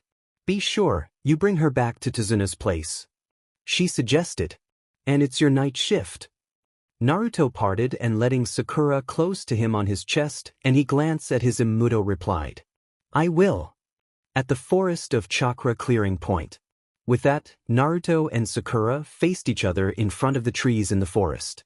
Then Naruto said, "Sakura-chan, do you know how to climb a tree?" "Climb a tree? By hands, yes." Sakura replied. Naruto chuckled and said correctly, "No, I meant climbing trees with your feet only. You need to be able to do this so that your chakra control are perfect. To do this, just channel chakra to your sole of your feet and walk the tree. It's easy once you do it." Sakura did what Naruto asked of her and found it easy, but only to fall from the branch she was on and into Naruto's big arms. That blushes her with her eyes away. "Very good, Sakura-chan. Judging from the way you did that exercise, you are ready to do water walking. You saw how you witnessed the fight against Zabuza with Kakashi and Kurinai did, and I also walked on the water and along with my team. Apply the same method and you can increase your chakra capacity." Naruto said as he set her down and walked to the huge lake, where Sakura walked on the water and fell in. It was hilarious to watch Sakura doing it again and again, but she managed to do it pretty soon after a total of 20 times falling into the water, soaking wet. Naruto then piggybacked the exhausted Sakura back to the house and laid her on her bed, letting Tsunami in for being her savior for gratitude, with Team 7 and 8 saw a exhausted Sakura on his back. Sasuke was angry for seeing his so-called weak teammate was somehow detrained by the Dragon Nin as she was trained by the best. Sai on the hand was curious about Sakura's development if he report to Danzo later, and even the blonde dragonin. Hinata told them about Sakura what happened. Naruto told them it was training, getting nod from Kakashi and Kurenai for understand. Since it is okay if he made his decision as a squad leader like the Jonin. So it's quite alright. Sasuke was glaring at Naruto again for noticing something he and Uchiha didn't. Since they're informed by the Dragonin about those two Hunter-nin were fake, one of them uses Sunban to give him a death-like state. He and rest of the Dragonin were trained by their family members instead that the Hayabusa Village didn't have a ninja academy. It's time had their sleep and Naruto will take his nap before he take her back to the bridge builder's place. As he went to Iain's tent to sleep beside her, flashback ended. As before sunrise. After Naruto brought Sakura at home, with the Rosette seals activate. Before Naruto had decided to spar with her. As Kakashi and Kurenai questioned her of what was about. The bridge builder's family was curious. Since Sai did had his suspicious about her, then Team 8 asked Sakura of how it's like they're interrogate her or something. So Sakura replied that it was nothing. Just a talk, but that made so-called elite demand to know. But that it was a bad idea. Which Sakura twisted Sasuke's arm harder, that surprising the Konoha. If you lay on me again, and I will personally remove your jewel that won't shine that you want to have grandkids. That made the boys cover their pride and joy for Sakura's threaten. She was a bipolar much. With Kurenai smiled with pride for the Rosette taking some serious training. That amused Naruto, before Kakashi or Kurenai look at him. What have you done with her? The copy asked, with Naruto gave a reply and defense. What? I did not done anything to her, really. After that, Naruto left for the night for patrol or sleep to his tent with Iain. Until it's already morning and had prepared. After Iain talked to Naruto about it's okay to share with Sakura about his harem. Also Kasumi and Momiji is okay for sure. Now, back to the camp and also the mission they prepared. Naruto was wearing an all-dark bluish-black ninja GI uniform with a mask covering the lower half of his face, Kakashi's mask, that had a silver trim on it along with silver and black steel reinforced shinobi gauntlets and shoulder guards and fingerless gloves with metal plates, and attached to the sides of his pants were armor-like metal plates as well as pair of ninja tabi boots. Tied around his forehead was a headband with a metal plate in the middle with a coiling dragon carved into it. On the back was the yin-yang symbol and a silver dragon coiled around it. He also had a dark gray sash-like belt tied around his waist with several small scrolls attached to it as well as 2 weapon pouches. Strapped on his back was Ryukin, dragon sword, while Shirkan no Ryujin, Fong of the dragon god, was sealed in a scroll. Iain wore a sleeveless purple ninja GI with a mesh shirt underneath and black arm guards. Her Fumakodachi were strapped in X formation on her sash with a weapons pouch. She was currently drinking water from a water bottle, and after finishing it, she crumpled it up and tossed it into a trash bin they had. We haven't had any luck in finding Gato's location for the last few days, and those Konoha ninjas seem to be keeping their distance from us. Thane stated as she got up but then frowned. Though that Uchiha kid is gonna be a problem, if he doesn't stop seeing us up. Naruto scoffs while popping his neck in place. Just ignore that pest, Ainchan. His presence doesn't even affect me, and when after I brought Sakura-chan back for our training date. Also, did you know that pale one? Iain nodded at his question. Naruto stated with explained. He's no ordinary genin. Matter of fact, he's nowhere close to being a genin-class ninja. We better keep an eye on him as there is something off about Dash. He paused in the middle of his sentence and pulls a kunai out of his sleeve as does Iain, and they both fling them at a tree. A blur leapt out of the tree and into the forest with Iain and Naruto going after him. Sai was leaping from tree to tree and writing onto a scroll quickly. I have to get this message to Danzo-sama. He needs to know that the heir of the Hayabusa clan is in the dash. His senses went on full alert as Iain appeared in his line of sight and performs a spin kick that he flips over and flings a kunai at her about. She deflects it with one of her Fuma Kodachi. Sai pulls out a scroll and an ink pen, preparing to write down on it until the scroll was shredded by a volley of shuriken and was forced to leap back as Iain attempted to slice him in half with a diagonal slash. Before he could do anything, Chains appeared around the pale teenager, but before he could anything he was ensnared by the chains. Naruto slams him onto his back and the pale ninja crashes into the ground. Naruto then had Sai bound and pinned to the ground with the blade of a Kayaketsushogue, its blade with a gut hook at the end of the blade, which is then followed by a solid oval metal guard and a black nylon cord wrap handle, the chained dagger used in Ninja Assassin, pressed against his throat. "You better have a good reason for spying on us, kid." Naruto growled out coldly and he tightened the bindings on Sai, who grunted in slight pain. Returned his head towards the stoned-faced blonde and did a fake smile. "Spying? Whatever gave you that idea, Dragon Ninja?" "I was merely in the area training and dash." He didn't get to finish because now Naruto slammed him into a tree, pressing the tip of his blade at Sai's jugular until he drew blood. "Don't f with me, fool. Lie to me one more time and you'll get to see what your intestines look like outside of your body." The blonde's eyes were now cold as ice, and for the first time in Sai's life, he was afraid. A bead of sweat fell from his brow, and despite his emotional conditioning, he was very afraid for his life. "I was making sure you weren't a threat to our client after all. You are a ninja from a foreign country and are to be treated as enemies. Before you spoken to Sakura-san." The Pale Root member answered while Naruto smirked behind his mask. "Then you're either very brave or stupid, because if I was a threat, I would have ended your life along with those others when Zabuza had you to his mercy." Naruto stabbed the curved dagger into the tree near Sai's face, and the blade was a few inches near his neck. "And unlike those kids who play ninja in your village, minus her, so I am the real deal and I will kill you just for looking at me funny." With that, he sheaths the blade and then delivers a vicious punch into Sai's stomach, and said Pale Boy gasps, falling onto his knees and coughing up saliva. "Ein, let's take this puppet back to his superiors," he said as he dragged the groaning boy by his collar into the forest along with Ain. With the Konoha, Kakashi and Kurumi were currently watching their students train in the tree climbing exercise, or in Kakashi's case, Sasuke on when the last Uchiha kept attempting to get higher up on the tree and fume, especially when Kiba, Shino, and Hinata were progressing much better than he in Elite was, and it didn't sit well with him.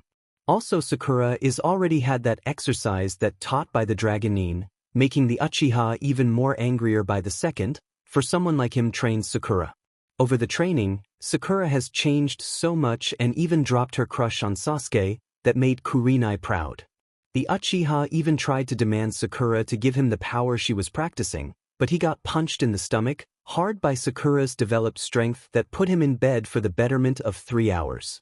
Hours later, Kakashi had to Kurumi for trained Sakura with Genjutsu.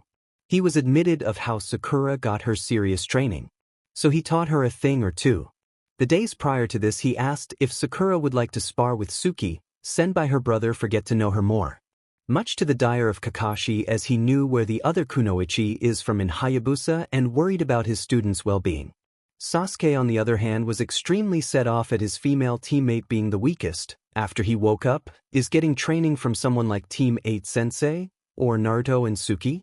She secretly trained with her taijutsu for her own. Who is probably stronger than the demon of the mist, Zabuza Momochi. He tried to go into their camp when he was stopped by Kakashi. He ordered him to keep distance to them, that made him more angry. Only Sakura does.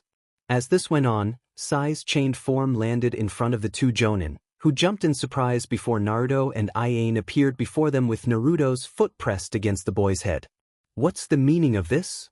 Kurumi demanded, getting the attention of the others.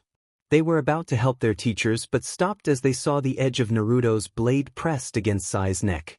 "Move and you'll be returning to your village with him in pieces." Naruto threatened Icy and turned his gaze to the sensei of the Genin team. "I'm gonna ask you two this one question. Did you send this brat to spy on me and my teammates?" Kurumi blinked in confusion and shook her head, as did Kakashi. "No, we didn't, Naruto-san. We informed our students to keep their distance from you and your colleagues, but apparently our orders weren't clear enough," she answered before glaring at the pinned-down pale boy. Naruto looks at them for a while before stepping off Sai and resheathing his blade. "Consider this your first and last warning, because I'm not the type to give second chances. Keep those brats on a leash. I've already informed my other teammates that they can use excessive force on you or them, and if I catch them snooping around our campsite or spying on us, then their lives are forfeit. He warned the two COs of the group. The other Genin's eyes widen in disbelief at the blonde's warning, minus Sakura, before Kiba spoke. What the hell's your problem, you JRK? Kiba remarked, but flinches when Naruto's piercing stare turned to him. I wasn't talking to you, runt, so shut up and go back to climbing trees. Naruto then turned his attention to Ayane. Let's go, Ayane, we wasted enough time with these kids and we're losing daylight. He informed his partner. She nods and they both vanish before them. Kiba and Sasuke on the other hand were miffed at how they were ignored. Assholes, where do they get off treating us like we're inferior to them? Kiba asked his sensei. Because Kiba, in their eyes, they don't believe you have what it takes to be real ninja. Kakashi answered in an honest tone, shocking most of them to the core. They are the perfect example of what a ninja is and they take their roles as such very seriously. He explained as he unchained Sai. Sensei's right. Sakura stated that surprises anyone minus the Jonins about Sakura for her stated. A rookie Genins like me or us are not the perfect example for being a shinobi, unlike those headbands we wore proved nothing. After all, I take some training too. Kurenai on the other hand nod her head agreed at the pink-haired girl's statement, with Sasuke growl more about his so-called fangirl. Sakura's right. There's more to being a ninja than wearing a headband. As a ninja, our duty is to carry out missions that can range from guarding a client to the assassination of someone who governs another country like the daimyo for example, or even an influential businessman. The copy ninja explained as he wasn't going to sugarcoat anything for the rookies minus Sakura. As such we lie, cheat, steal, kill, and even kidnap in order for our village to prosper. There are no good or evil sides in the way of the ninja, and Konoha is no different from any other village who wants to gain power. Kurenai had to nod in agreement with Kakashi, but she didn't want to take away their innocent minds so soon. She thought about objecting but chose to go against it. After Sai got up, he was face to face with an irked Kakashi. As for you, Sai, this is a warning, and as your commanding officer, I am ordering you to stay away from the Dragon Ninja and not provoke them. The same goes for the rest of you, includes Sakura. If they confront you, then that's another story, but do not antagonize them or your life is forfeit. He warned them before instructing them to get back to their training. Sasuke on the other hand scowled. Like I'd waste my time or energy with those nobodies. He muttered, but Kiba heard him and smirked. Says the guy who sheet himself when that red head was about to slice your throat open. Kiba said mockingly, getting a heated glare from the Uchiha. She just caught me off guard and it won't happen again, mutt. Sasuke swore he'd find a way to get back at Suki for that humiliating scene. And also Sakura got a number on you at it too. Kiba added mocked that made Sasuke more annoying. Later on that day the others returned from their patrol around the village and met back at the campsite about their progress on the mission. So, did we have any leads on Gato's whereabouts yet?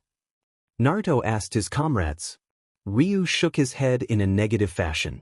No, we haven't, but we did manage to take out several illegal imports around the docks and kill of several more groups of hired thugs and spider ninja.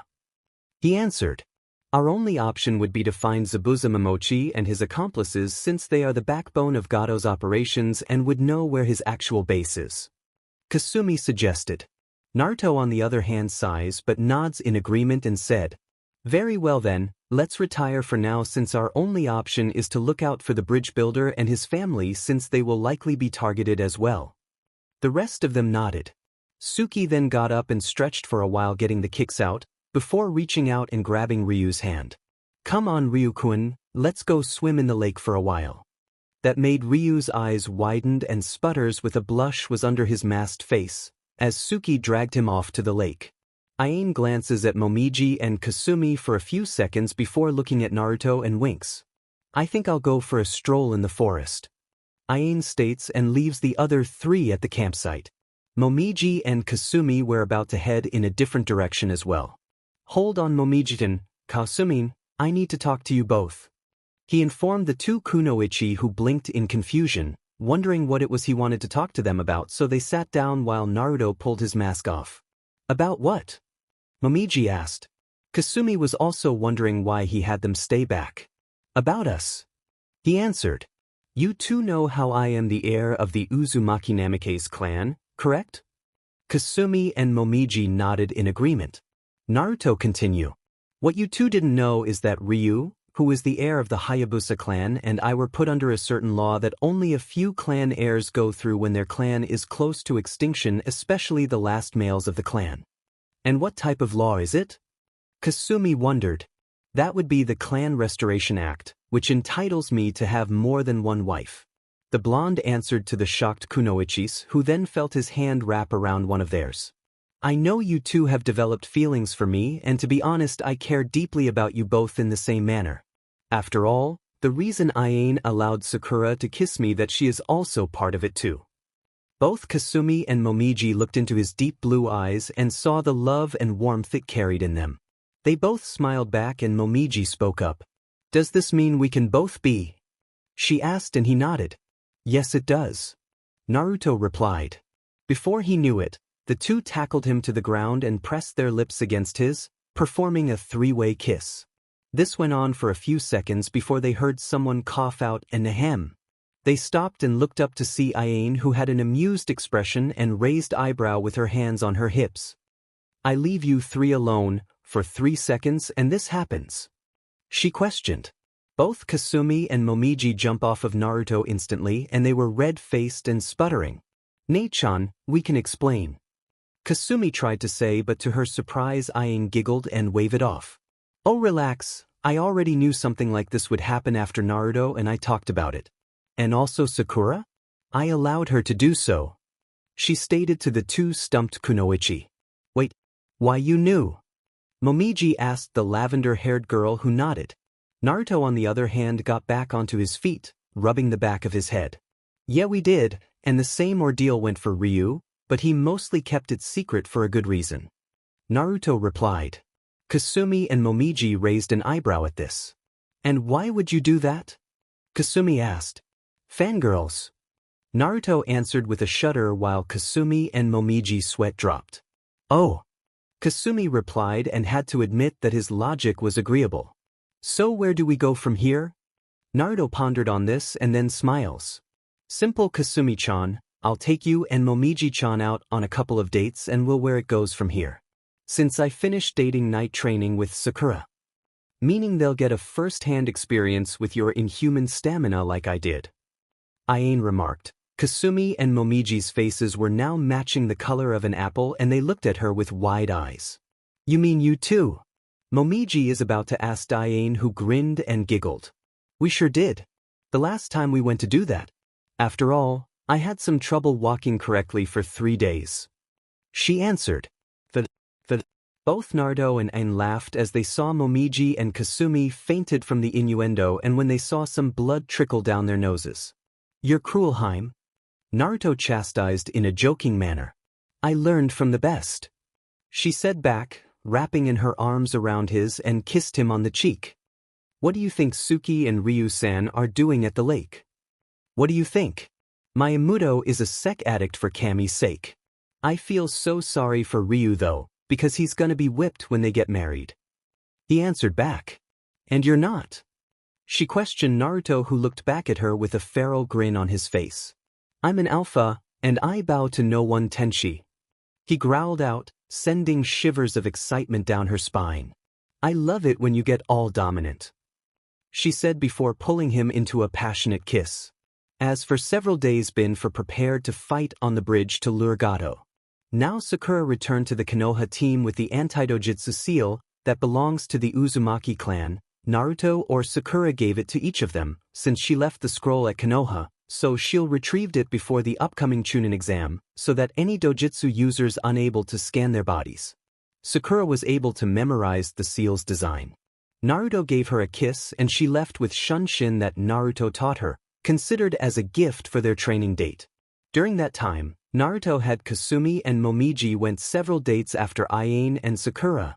In day 3 after her half-sister's topic between them about Ayane's unable to walk correctly in 3 days. They need to spending time together while training to improve to up against the Spider-Nin or Zabuza. Also, Ryu got up this morning with a lower back pain when he and Suki were in the lake. Guess he needs to recover today or two at least. Poor Ryu. Naruto and other of his girlfriends felt pity on him, while Suki did a little overboard. Guess can't blame Suki for all the injury she made him when they're mated. So they decide to have Ryu on his guard duty on the camp with Suki, since it's her responsible after all. Hill recovered. Then, there's Team 7 and 8 of Konoha, minus Sakura. Any of them have been training too, while taking guard shifts to the bridge builder, having Sakura the first. The tension between Team Tenchi and Akuma only seemed to increase. It started with the damnable Uchiha came to their clearing, demanding that they give him their power, claiming he deserved it more than they did because he was an Uchiha elite. And also his girlfriends and his sister, while Ryu overprotected Suki. That interaction ended with Naruto punching Sasuke through multiple trees, brutally, and causing the top half of the forest to fall into the clearing. Until Kakashi's shock in surprising his student had provoked the dragon Nin, he had disobey his warning. He was surprising Naruto's strength is less equal than Tsunade herself. The copycat apologized to the Reuniting for his arrogance. He was displeased Sasuke for his stupidity. So Naruto gave them one strike for warning until he will tries again. If he'll reach to 3 will had 2 chances, if he or any of his teammates will kill the Uchiha that frightens the Konoha Nin for their warning. Kakashi told Team 8 everything what he witnessed, minus Sakura while guarding, so she knew the dragon Nin first. There was shocked seeing Naruto can punch Sasuke with brute strength. If Sasuke's stupidity with damage his bones and organs. And held a warning for each of them will killed the last Uchiha within 3 strikes. Now he got strike 1 down to sense that it will be a major problem for losing his mind. Then Kurenai was disappointed about Sasuke's attitude. She suggested Kakashi to drop him from the ninja program if he tried something stupid like that again, or he'll resign himself as well. Kiba on the hand, that he did the best for not to flirt one of the dragon beauties and include his sister, otherwise, he will had his jewels removed by hand of Suki, or Momiji, or Kasumi, since each of them were taken with the sun don't shine. Lastly, Kiba did admitted about of how the Uchiha serves him right, like he was humiliated by Suki. As for Ayane, the Tenchi squad leader informed about their Konoha team before Kurenai asked some questions, so Naruto can't help it. Well, Ayane told them they called the team Akuma or Demon, that terrifies the genin plus a nervous Uchiha. They are called that because of how they fight, as they can see they are ruthless. Each of them killed and assassinated tyrants, warlords, crime lords and black spider nins. They are the best team, led by Naruto himself, her boyfriend. Next is Tenchi or Angel. They female-only group. They work mainly in the shadows, gathering information and giving support to frontline teams. Their beauty is well known around the world. Many men fall victims to their charms. Soon after falling and revealing the info, they are killed silently, which many have gave them the nicknames, the Angels of Death, or Sure no Tenshitachi. Led by Ayane as well. They are the same result as the Akuma. Kiba on the other hand were admitted for they called them angels. Well, that if he thought if Hill wants to flirt any of them, it was a bad idea. Sooner or later he will get killed or beat up into pulp by any of Naruto's angels. It was his death wish. Before Sasuke seeing Momiji had a Naginata strapped on her back if she'll cut him or Kiba in size, before Sasuke demanded handed all of their weapons to so-called elite, includes Naruto's dragon sword, Ryuken, that only Naruto had chained him up and slam him on the ground, harder then tighten the chain more harder. That strike 2 until makes into 3 he's dead. As he released Sasuke and walk away along with the others, leaving an enraged Uchiha for humiliating for refusal of the dragon Nin. Shino is well. Shino of course, he didn't want to say anything to the dragon Nin. Since he did not sending his Kikachu to spy on them, it will be his wise decision to leave it be. Hinata on the other hand felt nervous about the dragon Nin is the cold-blooded killers like no other. Even Team Tenchis were ruthless killers. When comes with beauty, they're also extremely deadly.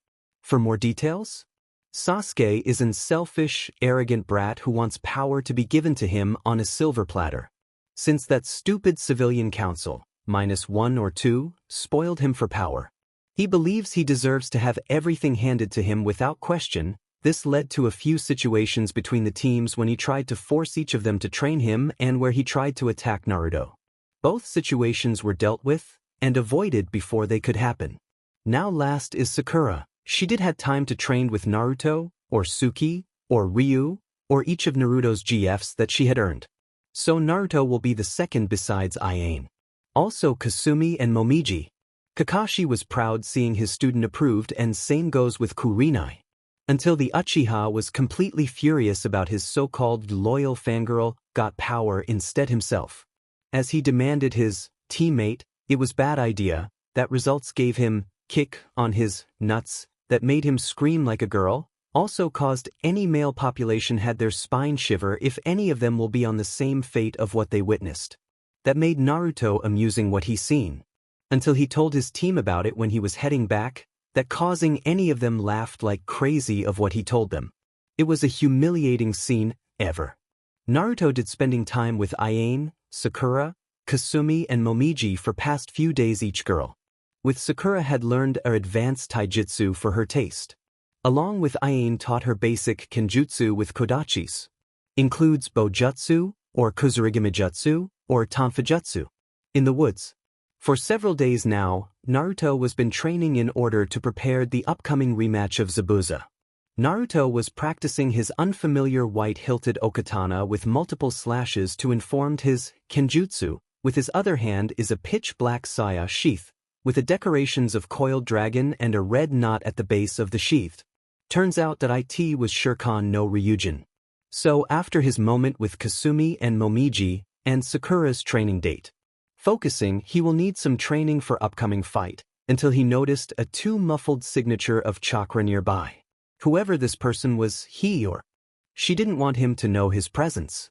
He admitted that two-person was good at hiding. With Haku and Shinji.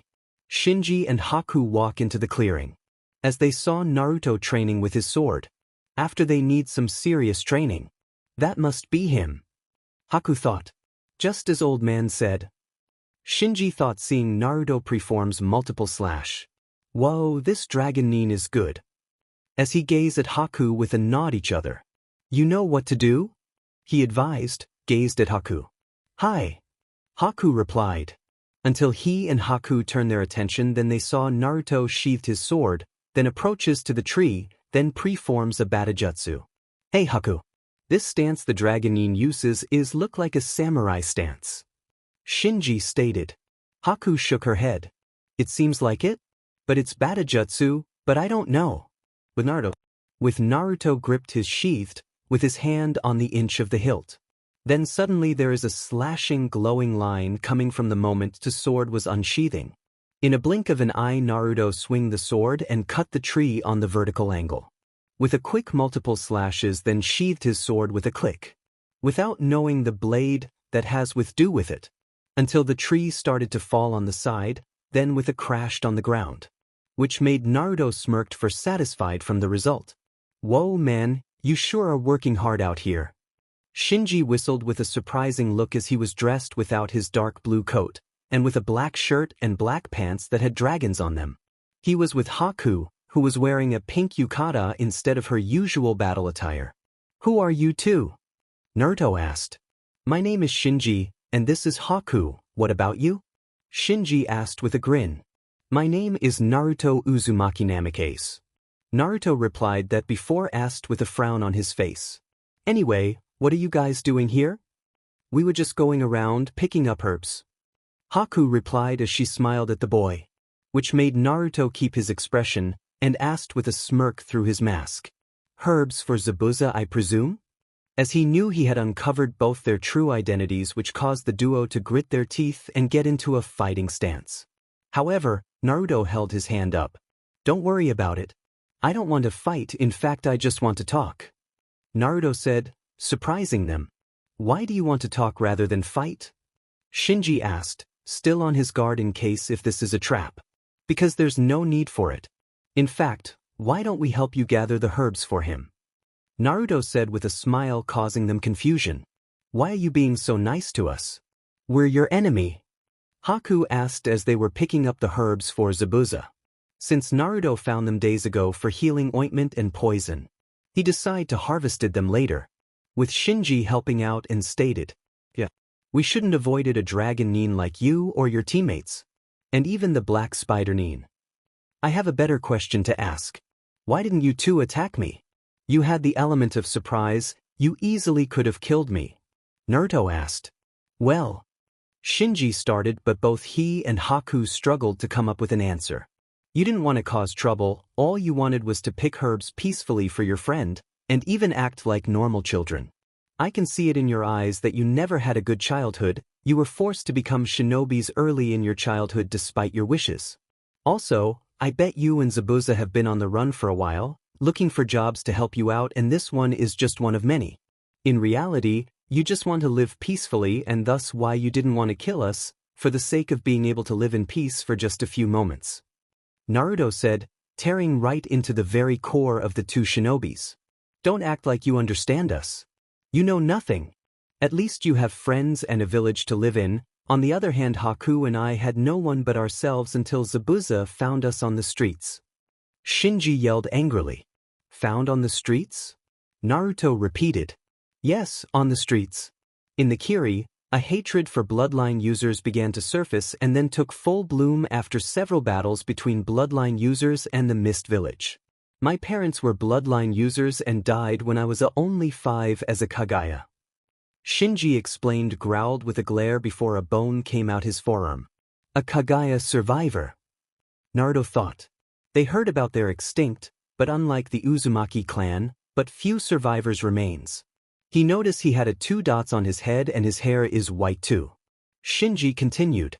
I had to grow up in an orphanage, and as soon as they found out I was a Kekkei Genkai user, they kicked me out into the streets. I had to fend for myself for a while until Zabuza found me, and this is when I met Haku. Her mother was killed by her own father and husband simply because she had a Kekkei Genkai, and he even was about to kill her if it wasn't for Haku's powers. Eventually, we were found by Zabuza, who took us in, even when we told him of our bloodlines. He never once hated or feared us like those stupid villagers, and that is why we owe everything to him and why you would never understand us. Maybe I can't understand you perfectly, but I want to understand the both of you and why I want you to stop this foolishness and come with us. Naruto pleaded, shocking them. Come with you? Haku and Shinji both asked. Yes. The path that you are both on will only lead you to death. Even if you survive this upcoming battle, you will eventually walk into a battle that you will never walk away from, and all this without enjoying the many things in life and even realizing your dreams. Stop this before it's too late and come with us. Please. Join the Hayabusa. Naruto once again pleaded to the two of them. We know that, but we can't. We owe Zabuza-san everything, and we can't just abandon him even if we have dreams of our own. Haku replied with a sad smile. We have to go, but the next time we meet, we will hold nothing back, for the sake of our precious person. Shinji said. Or rather, if I'll spare Zabuza as well if he'll join too. Naruto added, that surprises them. You do? Shinji exclaimed, for Naruto's serious. Yes, the Hayabusa could use someone like him with Suiton ninjutsu. Naruto replied. That way, the Kiri's Hinternin will never hunt him down, or if you two of you will not knowing about your Kekkei Genkai. That made Haku and Shinji never thought someone was serious. Naruto wants them to join its ranks, as if he to do so that they can't be shunned anymore. We'll do that, Naruto-san. Thank you. Haku appreciated, and then both vanished into thin air. Naruto, who the hell were you talking to? Ryu asked as he walked into the clearing. Since he got recovered from his lower back. The 2 accomplices of Zabuza. They came here to pick up some herbs for him, and so I talked to them. Naruto answered. Why didn't you alert any of us? Ryu asked. Because they're not bad people and they weren't for a fight. In fact, I asked them to come with us back home to join the Hayabusa Village, and also Zabuza as well. Naruto said. Really? So why? Ryu asked, surprising. I just don't want anyone else to this die because of Gatu's greed and selfishness. Naruto replied. You're talking about that Inari's stepdad, right? Ryu asked, getting a nod from his future brother-in-law. Aiin gave us details what happened to him before she heard it from Tazuna-san after bringing Sakura to the team. Days later when the Konoha minus Sakura trained with skills and chakra, until Naruto and Sakura returned from training before Sasuke's attempt to spy on Naruto's training. But the blonde did knock him out. As Ayane gave them the briefing to Team Akuma and Tenshi about what happened this land after Gatos ruled Nami no Kuni in this stated from Tazuna. Yeah, his dad was killed by Gata's men and caused the child to withdraw into a state of anger, but that's not the only reason why I wanted them to come with us.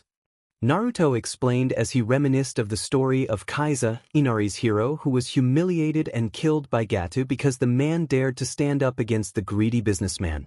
What's the reason? Ryu asked intrigued. Because they remind me of myself when I was little. Naruto said and then started to walk away. I see what you mean. Anyway, we prepared for anything. Ryu said. Naruto nodded. As that, and they're off. Later, tonight, Naruto brought Sakura back at Tazuna's house, with another intense training. Until the Uchiha attempt came in that he got his training, seriously. Until Kurenai came in. Oh, you're back, Sakura. So how was your training? Kurenai persisted to teach Sakura genjutsu. Her chakra control is impressive.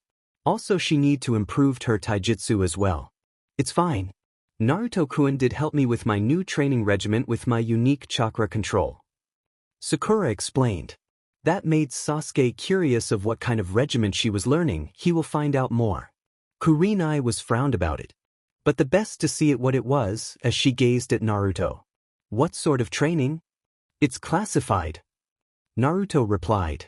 Why not? Kurenai asked. Let's just say, the power of my blow has no equal. Naruto replied. That made Kurenai frown. She can't tell what she meant. Right until Sasuke prepared for another demanded, until Naruto will extract his hidden blade before he sends him, until... Why do you guys bother to try so hard? No matter how hard you train, you're still no match for Gato's men. No matter what glorious claims you make or how hard you work, the weak will only end up getting killed. Inari shouted at the group during dinner, his eyes burning with hatred looking at the Konoha ninja gathered around the dinner table before Naruto returned Sakura to their team until Inari's outburst. Hearing Inari's words, Kakashi lose his reading and Kurenai quickly lost the grin on her face. Hinata stared intently at him, Sakura's mouth thinned into a small line, but immediately the atmosphere turned tense when Naruto looked at the boy, matching his glare with an icy gaze. What is your problem, kid? Kiba asked. Why do we bother trying so hard? No matter what we do, we're gonna get killed by Gato's men? Are you an idiot? Naruto whispered in a cold tone, his icy gaze intensifying with every second passing. Everyone was unable to speak, never had any of them seen the blonde act like this. Inari was able to find his voice to retort, though it was in a shaky tone. I told you that it's hopeless. Kaiza was my hero. He told me that heroes exist and that you would be able to follow your dreams if you worked hard enough. But he died, Gato killed him. He was the hero of the wave, the person I dreamed of being. If Gato killed him, you guys aren't going to be able to beat him. Inari was sniffling now, rubbing his eyes as tears made their way down his cheeks. There are no heroes. Naruto replied that caused Inari shocked. We maybe became heroes, we're trained ninjas. For your information, Gato is nothing but a coward for using money to buy everything of what he desires. There is nothing more to it when he hired mercenaries. Is that made him powerful? Just shut up.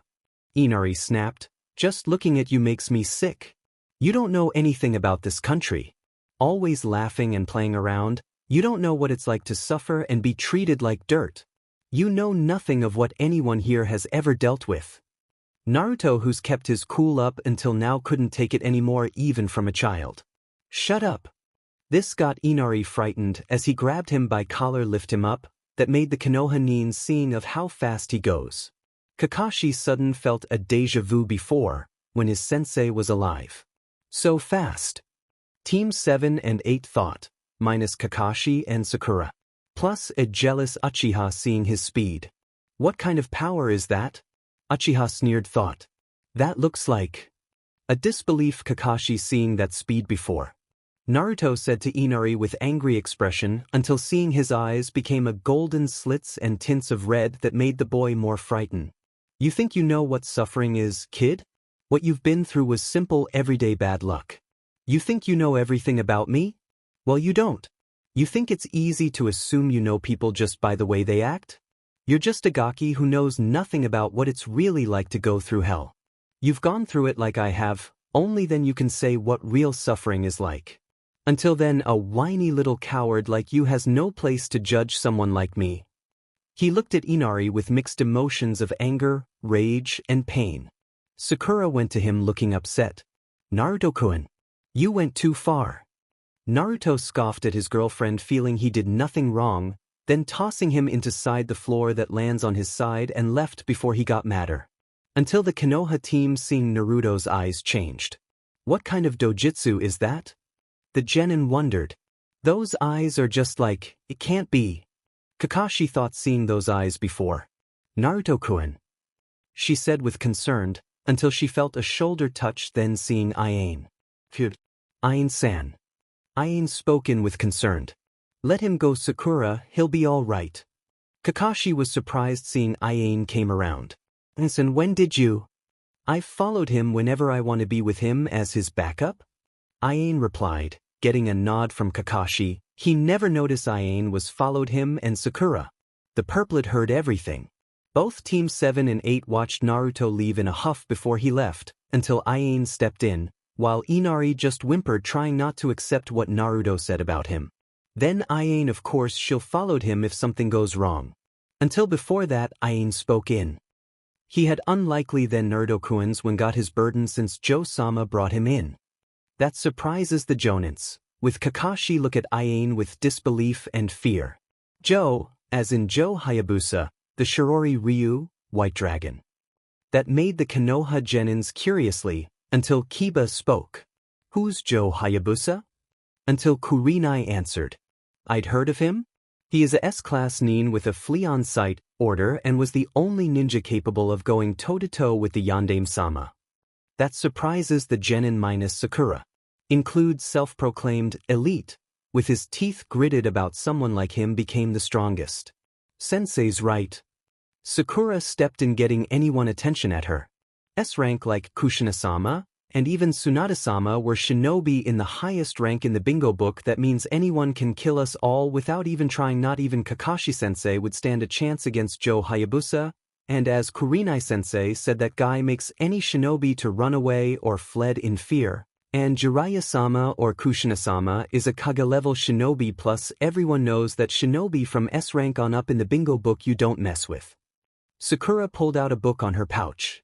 This is the bingo book, guys. Where did you get that, Sakura-san? Hinata asked, seeing this book on Sakura's hand. I brought it with me, it was given by someone. Sakura replied, before she was secretly trained by Jiraiya himself. After the training he's given that results of being a medical nin, if Jiraiya needs to find Tsunade and needs to know about Naruto. Makes sense. Any fresh-out genin needs to bring information for future uses. Shino comment that made Sakura nod agreed. Sakura opened it up, flipped through the pages till she got to Kakashi Hatake, explained. Genin like me, Sasuke, Sai and Team 8 like you guys wouldn't even be considered bingo book material. Kakashi-sensei, however, is look here, he's listed as an A-rank shinobi in a section. Kiba went to her, as the Rosette gave the book to him, and look at the entree there is showed a picture of Kakashi. Below the picture read out loud. Name, Kakashi Hatake. Alias, Copycat Kakashi. Rank, A-rank jounin. Height, 5 feet 9 inches. Hair color, grayish silver. Eye color, right eye, black. Left eye, kept covered. Affiliation, Konoha. Personal note. It has been noted that Kakashi Hatake is the son of Tsukumo Hatake, Konoha's White Fang. It is also noted that Kakashi Hatake has learned and mastered over 1,000 jutsus. Note of engagement. Use extreme caution when engaging Kakashi a ninjutsu battle, as Kakashi Hatake was the student of Minato Namikaze, Konoha's Yellow Flash and Yondaime Hokage.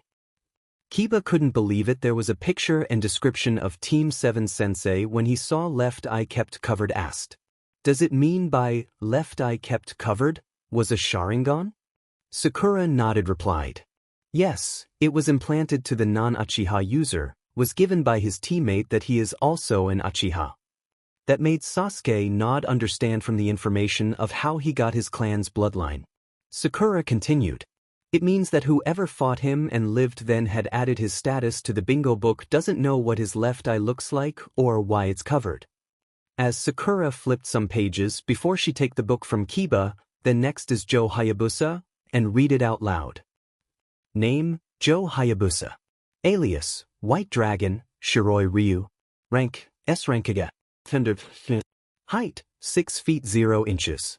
Hair color, brown. Eye color, deep green. Occupation, leader of the second Dragon Clan branch. Affiliation, Hayabusa Village. Personal note, a master ninja and leader of the second branch dragon of the Hayabusa clan. He is skilled in Kenjutsu and Taijutsu. He is the extremely strong, really fast. Note of engagement, flee on sight. Don't engage him, even if a team of Jonin or ANBU rank can't withstand him. He is one-man army can slaughter many foes. Everyone's eyes widen. The Shiroi Ryu is the most powerful ninja in Hayabusa clan head, until Hinata heard the flee on sight asked. What does flee on sight mean? Also before the information announced that made Sasuke shivered his spine for reminded of his brother's slaughter his clan. Kakashi spoke explained. It means those that have flee on sight status you're to run away if you see him when facing Joe would be suicide. Very few ever get the flee on sight status. My sensei Minato Namikaze, Kushina Uzumaki, Hanzo of the Salamander and Joe Hayabusa have that status. Wait, you mean that those Dragonin were completely no pushover? Kiba said that Kakashi gave Kiba a nod as he slumped his shoulders. Those guys are real deal? They are the real shinobi. As Ayane spoke, getting the dog boy gazed at her, terrifying. That's correct, Inuzuka. We are the most experienced shinobi in Hayabusa when we were trained by my family members, instead of a ninja academy. That only made Kiba speechless for he heard it from Kakashi during the fight against Zabuza. As Kiba looked down to Akamaru and advised. Remind me not to set her or any of those girls, Akamaru? Of course. Akamaru barked for agreed. But you better. Ayane comment amusing, as she turned to them before asking with a curious look. So, did you know what happened to your village this time? That of course that made the Konohanin silent for the statement with tense. After what happened to their village was a totally completely mess. The kids disowned their parents for ignoring their late Yandame's wish. The kids considered an orphans, but few of them were left to the fire capital, or taken by the fire daimyo samurais to separate them. The fire daimyo announced for giving the village a single B and or A rank missions in a month each, when he gave 20 of the high rank missions to the Hayabusa village, the funds and everything. And also they took every many high rank jutsus in the library in the shinobi side. Years passed since the Kyuubi attack, basically that they still haven't fully recovered from damage in this state. Without the currency to pay to repair the village to rebuild it. Even the so-called Kyuubi festival as well is now cancelled permanently, so many tourists didn't go to Konoha after the retribution from the announcement. The village won't be the same and peaceful anymore. Also Konohagakure no Sato won't be the strongest shinobi village as well. The village will be now the 100% easy target for Iwagakure or Kumogakure. As Kakashi heard what to his sensei's son was alive the whole time, he was complete upset Sandame for lying Kushina. After he heard Naruto was taken by Joe Hayabusa and his family, and his team. As the copycat was supposed to keep an eye on him anytime for anything happens to him, when he was an ANBU. After he heard he was taken by the same Joe Hayabusa and his Dragonin to his home. And that includes his heritage. But many of his collages never let go their hatred due to that the deaths of their loved ones were now suspended and had their chakra sealed and the jutsus they learned. By using Level 6 protocol? The Level 6 protocol was used for prisoners who were too dangerous to be left unscathed before their trial. So they had most of their abilities sealed or directly removed. Now Konoha will be the weakest, they are nothing but Reds. Without their Jinchuriki, their military power and economic system. until several incidents about involved the children of their parents disowned by the kids. The parents tried to call them out with pleads and protests that only ends up by stabbing one of their eyes, suffered from blood loss or losing half of their sight. Even they refused to listen to their Hokage for their reason for lying and even lose respected him. The sins of the villagers were completely downfall after the retribution. And even they refused to enroll the ninja academy, but only less few of them, civilian or clan member, now they lost the new generation to increases their strength before their strength reduced, due of abused and disregard. After the announcement from Fire Daimyo, many of the kids started to drift away from their parents for the news about they told any of them to play or befriend with the heir of Uzunami clan. Until their 100% from the kids had remained or left Konoha. 65% of the kids disowned them to departs to the fire capital, 40% depart from the village and 25% left from the house as a orphan now, do they been listened to them. 30% remains in the village if they joined the Shinobi Corps, 9% enrollment to joined and 21% denied to joined, if they'll taking forced labor jobs. 5% were staying their parents for the reason. Until they went to the orphanage that owned by Sakura's parents to plead, and refused and ignored to listen, after the previous matron publicly executed that disregard their late yandame's wish, and includes half of the villagers, and their former employees and comrades, and or even every single one, who had hurt Naruto was to be punished in front of everyone, and they were whipped ruthlessly for their actions. None were spared despite the pleas the people had given out during the whippings, which went on for well over a week, and had their family assets taken away to give to Naruto upon his departure to the Hayabusa. Every Konoha shinobi seeing the condition of their village is just like Nami. Their children, like their former parents, were poor, feeding out of garbage cans, and doing just about anything they could to survive. Now it's just like Naruto that he was forced to feeding out of garbage cans. Also, any of them for high-rank shinobi were devoted and then forced to taking 24/7 duty in the gate entrance and taking numerous D-rank or 1 C-rank missions. Leaving 20 or less jonins were remained that they did regard the late yandame's dying wish. But 15% committed suicide if any of them disregard their late Hokage's wish. As for Kurumi, she is the only a rookie jonin when she got promoted after several chunins tried to enter the exams to promote their former ranks again, even many of them suspended. Along with chunins were devoted back into the start as a genin, or eternal genin, they would have to participate in upcoming chunin exams if they wished to earn their former rank once again. After the retribution, they closed down their business like shops or stores and send them to the prison for 10 years of forced labor from the Hokage's orders that given by Kushina, the Ryukage and the Fire Daimyo, then stripped their shops cleaned before many villagers had witnessed it. They're now replaced with the shinobi side only. The civilians were no right to speak to the shinobi, before the civilian council were very upset about it. The restaurants and groceries now owned by the Akimichi clan. Also resources that they are owned, with many of the villagers were forced labor, includes the kids from the orphanage to work too.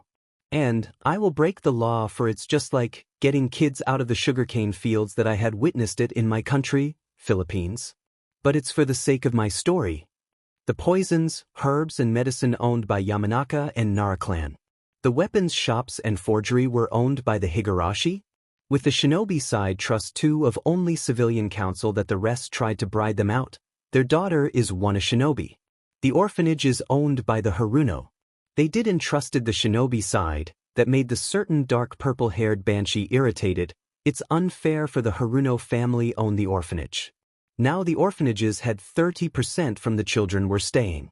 Now the shinobi side had reclaimed and owned academy now, since it was the civilian council's fault for pushing their children to become like this when they want to increases their strength, but without the funds that they paid half worth of money to the Hayabusa Village, and include they spoiled one Sasuke. Uchiha. They can't believe that Konoha is crippled from this stated with bad shape. Even they disregard the dying wish of their beloved Yandame Hokage. 3 years later that many villagers were forced labor any of them, then slept on their prison cell with their inmates for within sentence to 10 years.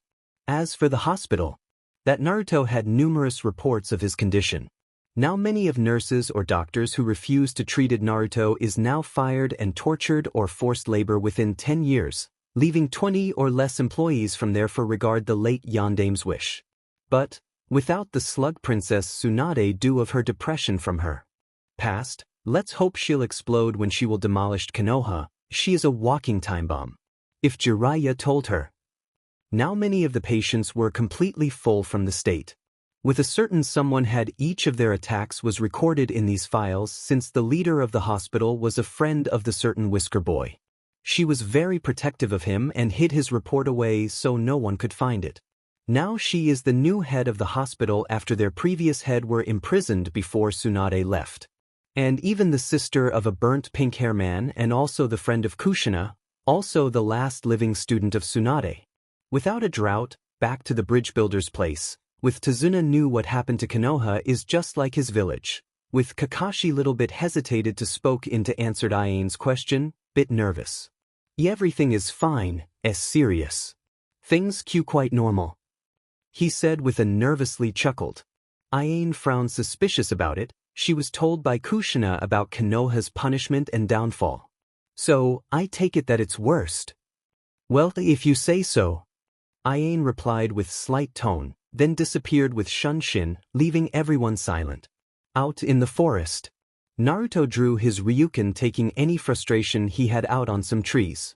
Soon after an hours of training he stood surrounded by fallen trees it's been cut out, panting with his body covered in sweat. There I needed that. He finally calmed down. It better. A voice came in, which made Naruto smile to turn his attention to see Iain came in, as she tossed the bottle of water, before catching it, then drinks it. How you feeling? Better. Naruto replied crunches the container with a bit disappointed. I know I was a little harsh on that kid, but I guess sometimes being harsh is the only way to get through to someone as stubborn as he was.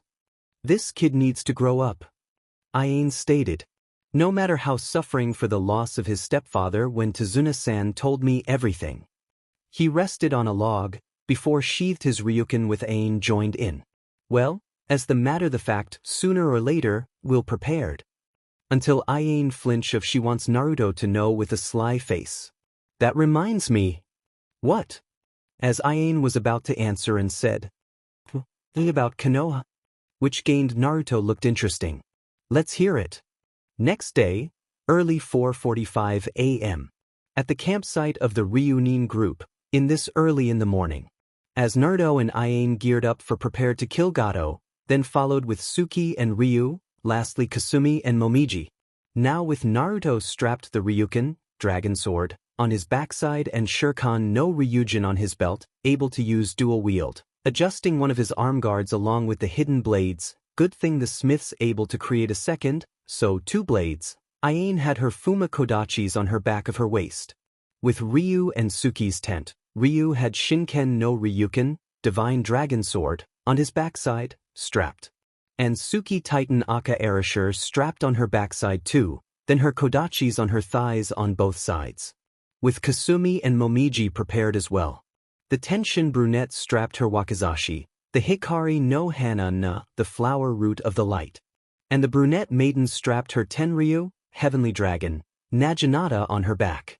Now they are now outside their tents with their briefing before placing comlinks. As Naruto announced. Alright, this is it.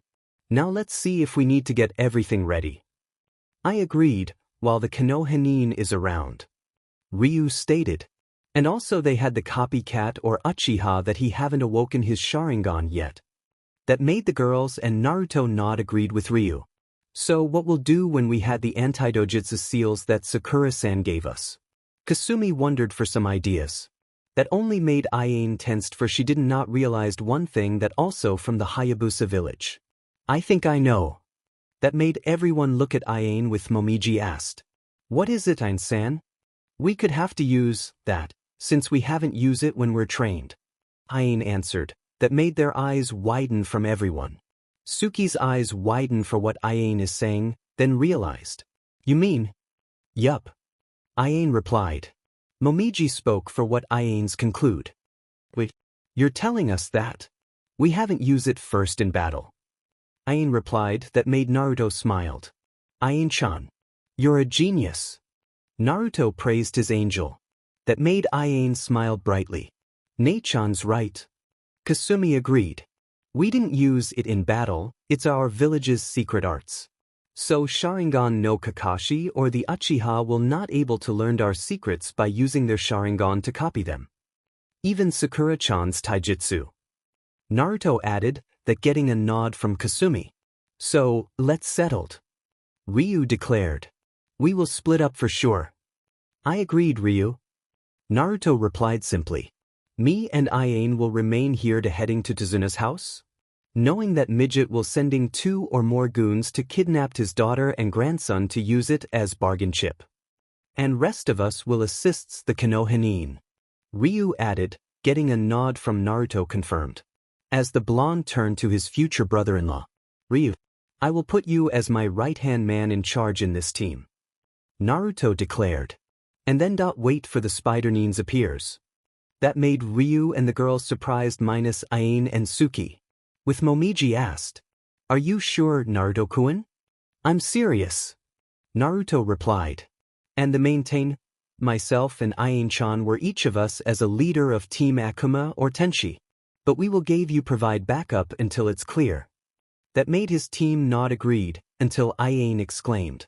Alright, it's now or never, and we will get our job done. And move out. As the Reuniting group disappeared via Shunshin. With Konoha group, Kakashi and Team 7 arrived at the bridge, only to gasp in shock as Tazuna's workers were lying on the ground. With Team Tenshi and Akuma on their backs, minus their leaders, Naruto and Iane. They are waiting for Gato and the Spider Nins arrives. What happened here? Tazuna asked around. Those guys were monsters. One of the workers who were laying on the ground said. It can't be. Kakashi thought, just before a thick mist appeared to cover the bridge. Kakashi and Kurumi nodded, before turning to the genin. Just as Naruto informed them. Everyone stay frosty. Hinata, can you use your Byakugan? Kurumi informed them. Hinata nodded, and activated it. She focused as the mist thickened even more. It's hard, because of the chakra in the mist. But I think there are. At least 5 of them I can see. She said, Team, they're coming. Protect Tazuna-san. Guild. The 2 groups formed around the bridge builder, in the defensive pose. Kakashi-sensei, this is his Kirigakure no Jutsu, isn't it? Sakura asked, but got no answer. They were all waiting for Zabuza to show himself. And then an evil and familiar laugh echoed through the mist. Sorry to keep you waiting, Kakashi, Kurumi. And you're still carrying those kids. Zabuza's voice sounded, as Sasuke began to tremble. He's shaking again, how pitiful. Zabuza mocked. Within a second of that remark, the group was surrounded by 7 water clones. Sasuke smirked. I'm shaking with excitement. Zabuza frowned and asked. Where is that dragon Nin? I want a rematch for humiliating me. Who care for those lowlife? I will take you on. Sasuke said. I'm afraid you are not interest me, brat. I want that dragon Nin rematch. Zabuza stated. Which made Sasuke growl for deny the challenge. Later, Tazuna's home. Tsunami screamed out as she was thrown from her home by one of Gato's mercenaries. 2 of them had quickly run up and grabbed her by her arms, not caring how she felt, and a third emerged carrying her son by the back of his t-shirt. She then heard one of them say, The boss said we only need the woman, so what should we do with this little shrimp here? But before any of them could even say a word, the one holding the child was struck in the head by an unknown object that was preceded by a loud bang. His comrades watched in shock as his body hit the ground, headless. Until they saw Naruto and Iane appeared. The rest were terrifying about they did not know the dragon Nin is still around.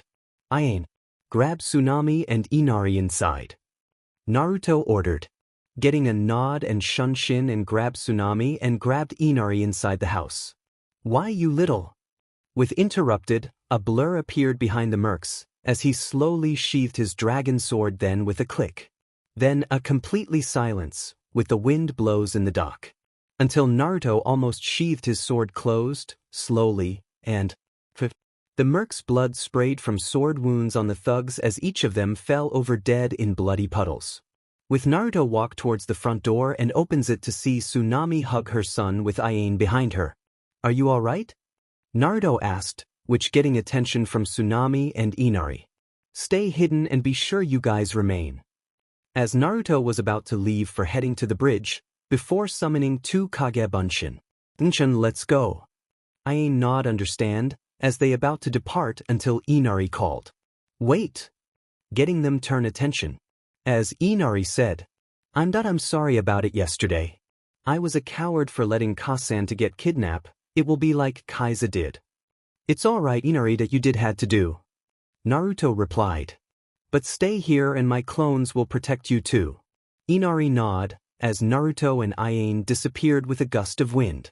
Inari was remain stand and declared. I want to fight too. As Inari went inside and armed himself before asked his mother. With Naruto and Ayane. When the two Dragonin heading towards to the bridge. As they jumping through trees. Seems I was right, Zabuza was being double-crossed. Naruto exclaimed. I know, Naruto-kun. Ayane replied. We better get to bridge. And otherwise, the spider ninja would arrive. So they jumped faster to get to the bridge. At the incomplete bridge, time skip. So the big bad demon of the mist has been defeated by a bunch of Konoha with most of them being mere brats. I should have known your reputation didn't match up to your skills. You are all hype Zabuza. A little baby demon thinking he has the biggest stick to swing. Gato mocked, as he had appeared with his army of bandits behind him, and all itching for a fight to earn their cash. With swords and spears and etc. They're 400 man with him. Gato! So you were going to backstab us? The rumors were true. Zabuza snarled, as he had been told by Haku and Shinji about the Dragonin they met in the forest region, and about what Gato did regarding weakened shinobi after a fight. In front of Zabuza was Kakashi, who had been ready to hit the man with a Rikiri, and Kurinai using behind him with her kunai in hand under his throat and the other on the man's wrist hold the man's giant sword. His injuries had been extensive with the two Jounin teaming up against him while Haku and Shinji did battle with the 6 genin not that far off. With Sakura was pretty rough against Shinji. So what if they are? Ninja are expensive. I shouldn't have to pay for a few of you when buying in bulk, and cheap is a much better investment.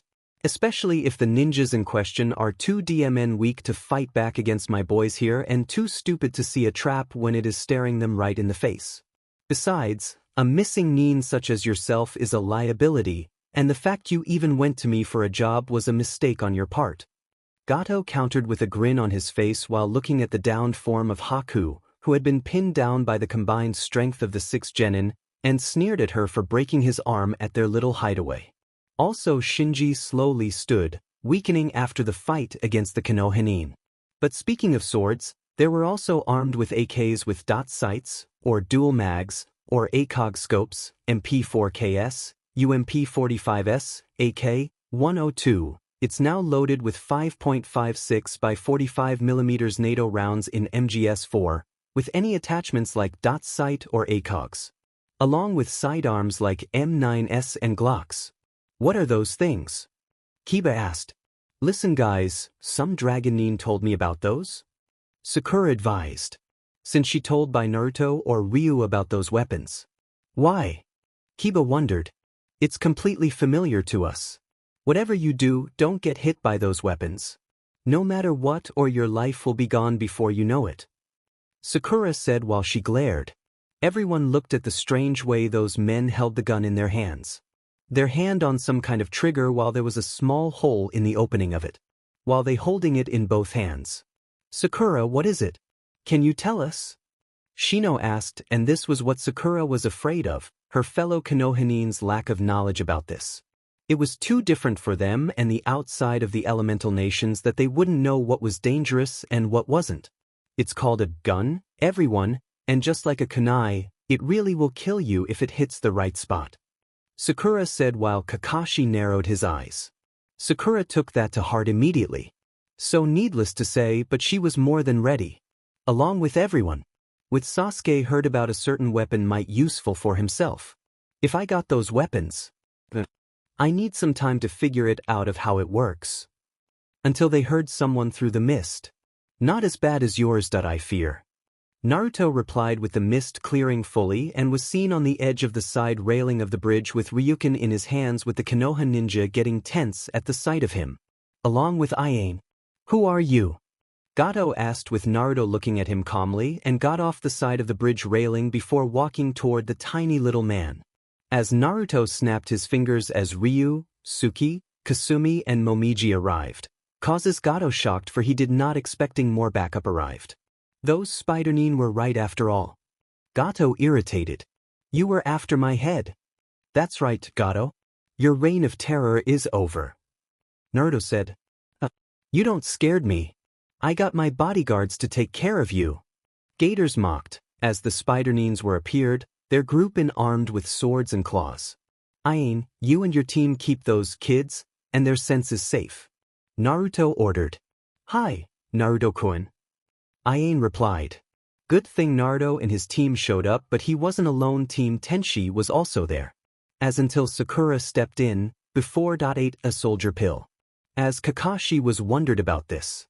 Until Sakura dispelled her genjutsu, that causes Kakashi and Kurenai shocked and surprised for seeing the real Sakura. Along with Sasuke, Sai and Team 8 about their fellow genin. Now they were all wearing their battle gear. Naruto charged in with his Ryukin and began to cut down the mercs. He was doing fine until he encountered one of the Spider-Nins. He jumped and kicked the spider in the head. The Spider-Nin countered by throwing an exploding shuriken at him. Naruto caught it and threw it into the water. This gave the Spider-Nin a chance to pull out his weapon. Both Dragon and Spider-Nins were in heated combat, and everyone who wasn't fighting watched in awe. Now Naruto will attack the armed mercs, before sheathing his Ryukin. As he took out the Shuriken no Ryujin, Fong of the Dragon God, by on his right hip with his right hand. As he dashed them in high speed. He was slowly approaching them with Shuriken no Ryujin in his hand. The 5 of them decided to open fire at one. Naruto saw the bullets that flying to him very clearly, so he dodges some and deflects some with his sword. Then he charges forward and muttered, "Hiten Mitsurugi." With that he charged at one of the mercs with ridiculous speed and used Ryukansen, Tsumugi, to drill a hole in mercenary's body, killing him. Then he felt a shot from behind and saw another was shooting at him. He jumped up high in the air, then used Ryutsweisen. Zon stabbed Poncho in his forehead, killing him instantly. After that he rushed to the direction of another merc and used Soryuzen to cut him in half. The other 2 mercs were scared of Naruto's skill, such they decided to retreat. But Naruto used Shikuchi and appeared in front of in a blink of an eye. Naruto charged at the first merc and used Hiten Mugen Zon to cut and blow the merc away because of the force of the attack. As for the last, decided to take out a grenade that they carries explosives to throw at Naruto, but he was too late, as Naruto used Hiryuzen to shoot the Ryujin sword from its sheath at huge speed and force. This strike forced the last mercenary to drop the grenade and detonate himself. Naruto turned back when the grenade exploded. He has the same cold expression. Sakura went into her fighting stance. She cut down many of the merc with no problem, that is until she fought one of the Spider Clan. She uppercut him into the air, where she met him with a devastating kick to the stomach. As the Nin fell to the ground, she grabbed him and started to spin him around.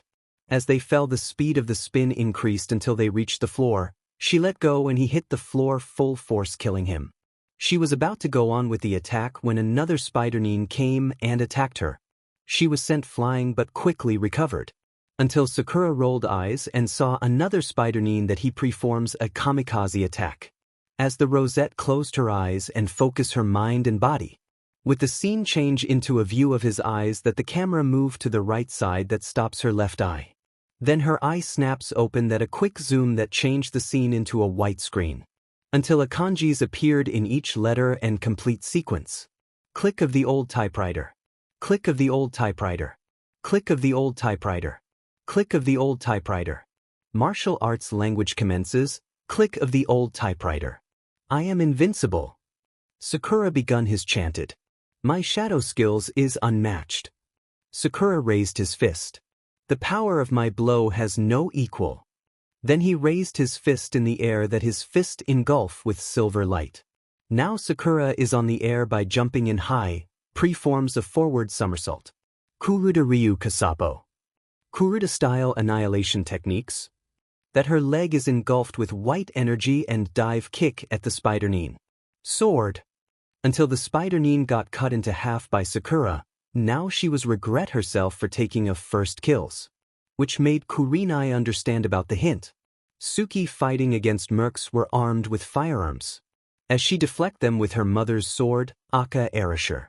As she releasing a small crescent-shaped wind blades at the mercs, they barely have all struck by the attack. Blood spurts from their injuries and some lose their limbs or are killed instantly. As she spins her sword that kills them. Until she felt 5 mercs aim with their firearms at her, as Suki quickly grabbed the fallen merc and before they fire those guns and then she used that body as a shield, now the barrage of bullets hits the body. As the mercs stopped firing for the shocked for seeing Suki using their fallen comrade as a shield. Then Suki sheathed her sword, then dropped the body and waved her hands around as if she were performing a spell, which was exactly what her clan's Kekkei Genkai was. As she was surrounded by fires circling with kanjis floating around her. Their ninpo was a variant on ninjutsu but more like senjutsu, considered to be ninja magic by many. By tapping into and manipulating natural energy and spiritual energy, every dragonin can create unique nature type that cannot be copied by normal ninjas so easily. For example, the ninpo he conjured was a fire release but a unique one. It harnessed and conjured dragon flames. It was known as the art of the flame dragon. Other ninja known to use their own variants of ninpo are the Black Spider clan. However, clans Kane Ryu no Jutsu, art of flame dragon inferno. Suki spoke in her native language, activating her flames as 5 large fireballs directed towards the remaining mercenaries, setting the area they hit on fire. The mercenaries all soon fell over, screaming in agony as they soon silenced and died. As Suki drawn her nodachi and seeing 2 spider nins charging straight at her. Ryu was fighting with precision and power. He would take out 4 or more mercs with one attack. He jumped up and did 4 front flips with his sword extended, moving forward. As he finished a rotation, he would take out 4 merc and 1 spider nin. When he landed, he was hit by 4 legs into the air. He quickly recovered and used that attack to use his ninpo attack. As he waved and gestured his hands. Hayakurai Duchi no Jutsu. Art of Inazuma 100 Thunder Hammers. Which created an electric storm around his body, after which the buildup would break free, so he jumped and sent tentacles of electricity down at the enemies, killing them instantly. Team Tenshi was next to the Konoha nin, minus Sakura when she joined the fight, as a backup if they were needed. Their job was to collect information, which they did. That is what their team was created for. It was a behind-the-scenes part, and Team Akuma were the main actors, which they played beautifully. Beside them were the Konoha. Kurenai couldn't believe how ruthless these teenagers were. Kakashi was right that they are ruthless, she said as she turned to Ayane. Excuse me, Ayane-san. Is this how a true shinobi is liked? That's right, that is our ways of the ninja.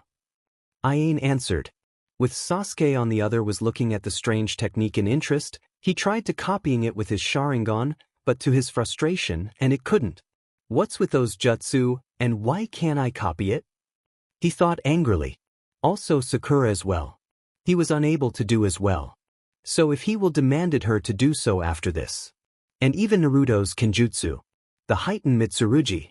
With Kakashi on the other, refusing to copy the dragonin skills, he was distracted to see a certain blonde dragon ninja killing those mercs and spider nins.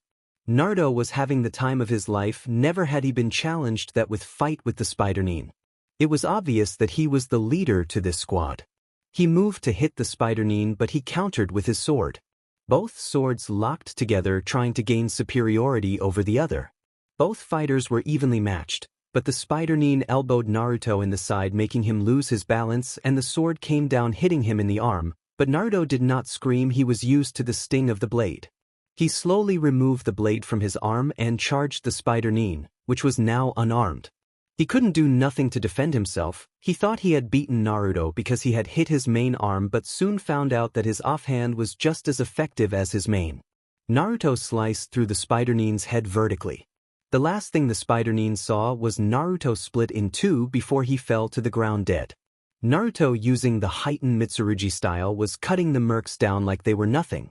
Sakura was using her style, slicing the merc as if they were cattle at a slaughterhouse.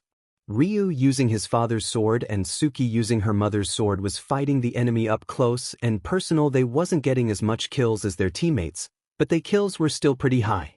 Zabuza and Kakashi were having the time of their lives.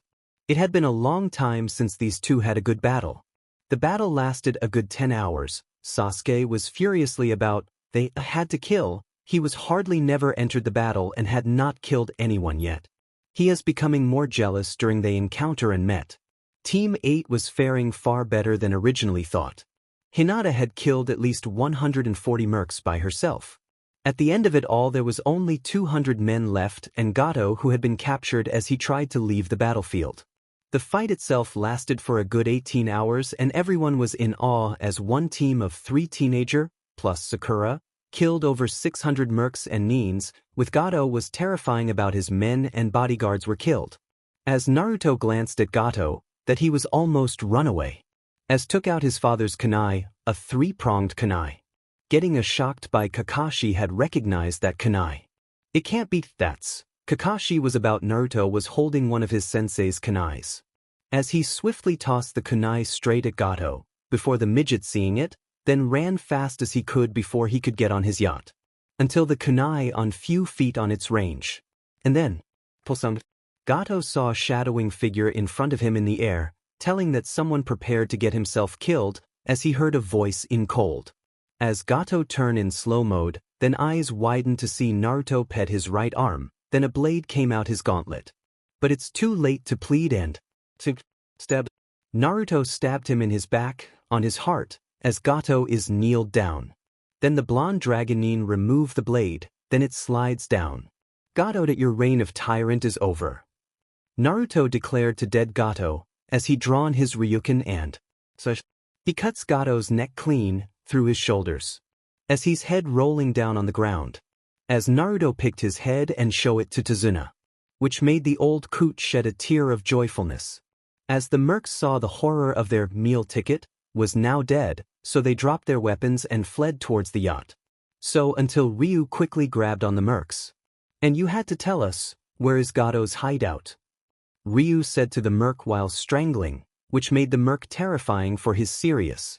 Alright, I'll tell you where Gato's hideout. Good. Ryu said as he lifted him up and tied him up. As they managed to walk away with little and no injuries, with one of mercs in tow.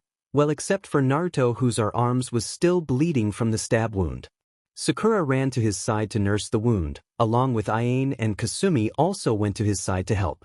Naruto, you idiot, how many times have I told you not to overdo it, but do you ever listen to me? Ayane scolded him.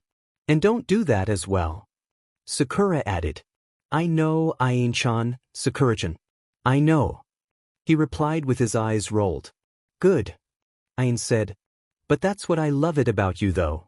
She gave him a small kiss on the lips. Causes Sakura and the girlfriends of Naruto, Momiji and Kasumi admitted. I can help him. Sakura said as she formed a single hand seal and her hands started to glow and placed them on his arms. You too, Ryukuen. Suki said. Yeah, after all that you still own me for my back cramp. Ryu replied, causes Suki blushed for embarrassing for what she had forgotten. As Naruto glanced at those guns were lying there, and he called. Kasumi-chan. Yes. Kasumi asked. Can you hold Gato's head? Naruto insisted. Why? She asked. Me, Ryu, and Ain-chan will confiscate those guns Gato had gotten. Naruto answered, which made Ryu and rest of the team tensed about those weapons Gato had brought them in the black market. So without hesitate with nod from Kasumi, then she took his head by hair to hold it. And me? Momiji asked. You will accompany Sakura-chan treat the wounded. Naruto answered. Hi. They replied, as Naruto handed the tyrant's head to Kasumi, then Momiji and Sakura went to Konoha team. Naruto got up and walked over along with Ayane and Ryu and the blonde create 100 Kage Bunshin, and took out a large black and white scroll, via small storage scroll and lay it in the ground, before they took the guns and sealed them. Sasuke saw this and demanded, What do you all think you're doing? Naruto replied, ignoring looked at him. We're confiscated these weapons. Sasuke walked over to the guns, if AK or pistol, Naruto and his team had took them and reached for one, either an assault rifle or an SMG, as he was slammed by one of Naruto's clones. Give me one of those weapons. As an Uchiha I have the right to them. Sasuke furious, struggling. Naruto who had just finished pulling the last guns and replied. No. All the guns engulf with smoke as they are now on the large storage scroll. As he rolled it and create a lock seal to prevent anyone fall in wrong hands. Now Sasuke was completely mad for those guns. As the clone disappeared getting the brooding brat stood. You'll pay. Sasuke roared charged straight in blind rage, and took out his kunai. With Sakura and 5 of Dragonines were not too impressed for the Uchiha's behavior. Big mistake. They thought when Sasuke was about to kill him until Naruto flashed and punches Sasuke toward his next target as he flashed again. Sasuke was a pinball stuck in a world of hurt. A punch to the face, another to the ribs, a knee to the groin, another to the face, one to the back, an uppercut to the jaw, a kick to the knee, a punch to the shoulder joint, another to the other knee, one more to the other shoulder and finally a clothesline dropping him to the ground battered, bruised and having trouble breathing. Ryu, Suki, Momiji, Kasumi were admitted about of how bashed Sasuke in a bloodily pulp. Sakura and Ain looked at him with pride. Kakashi and Kurenai were disappointing about how Sasuke let his anger get to him. Kiba was completely stunned of how brutal those Dragonine is. Hinata on the other hand, that she was completely nervous. Shino on the other hand, that he had witnessed that brutal fight. Hey! A voice shouted and everyone looks to where it come from and saw Inari, Tsunami and good people of the wave with weapons in their hands. Are we late? Yeah, you were kid. Naruto said to Inari with smirk on his face. And look what we got. He looked at Kasumi with a nod, that signals for the brunette Kunoichi held Gato high above her so that everyone could see it. Soon the people of the wave started as Gato reign finally ended. The wave was finally free and it's all because of group of heroes of the dragon.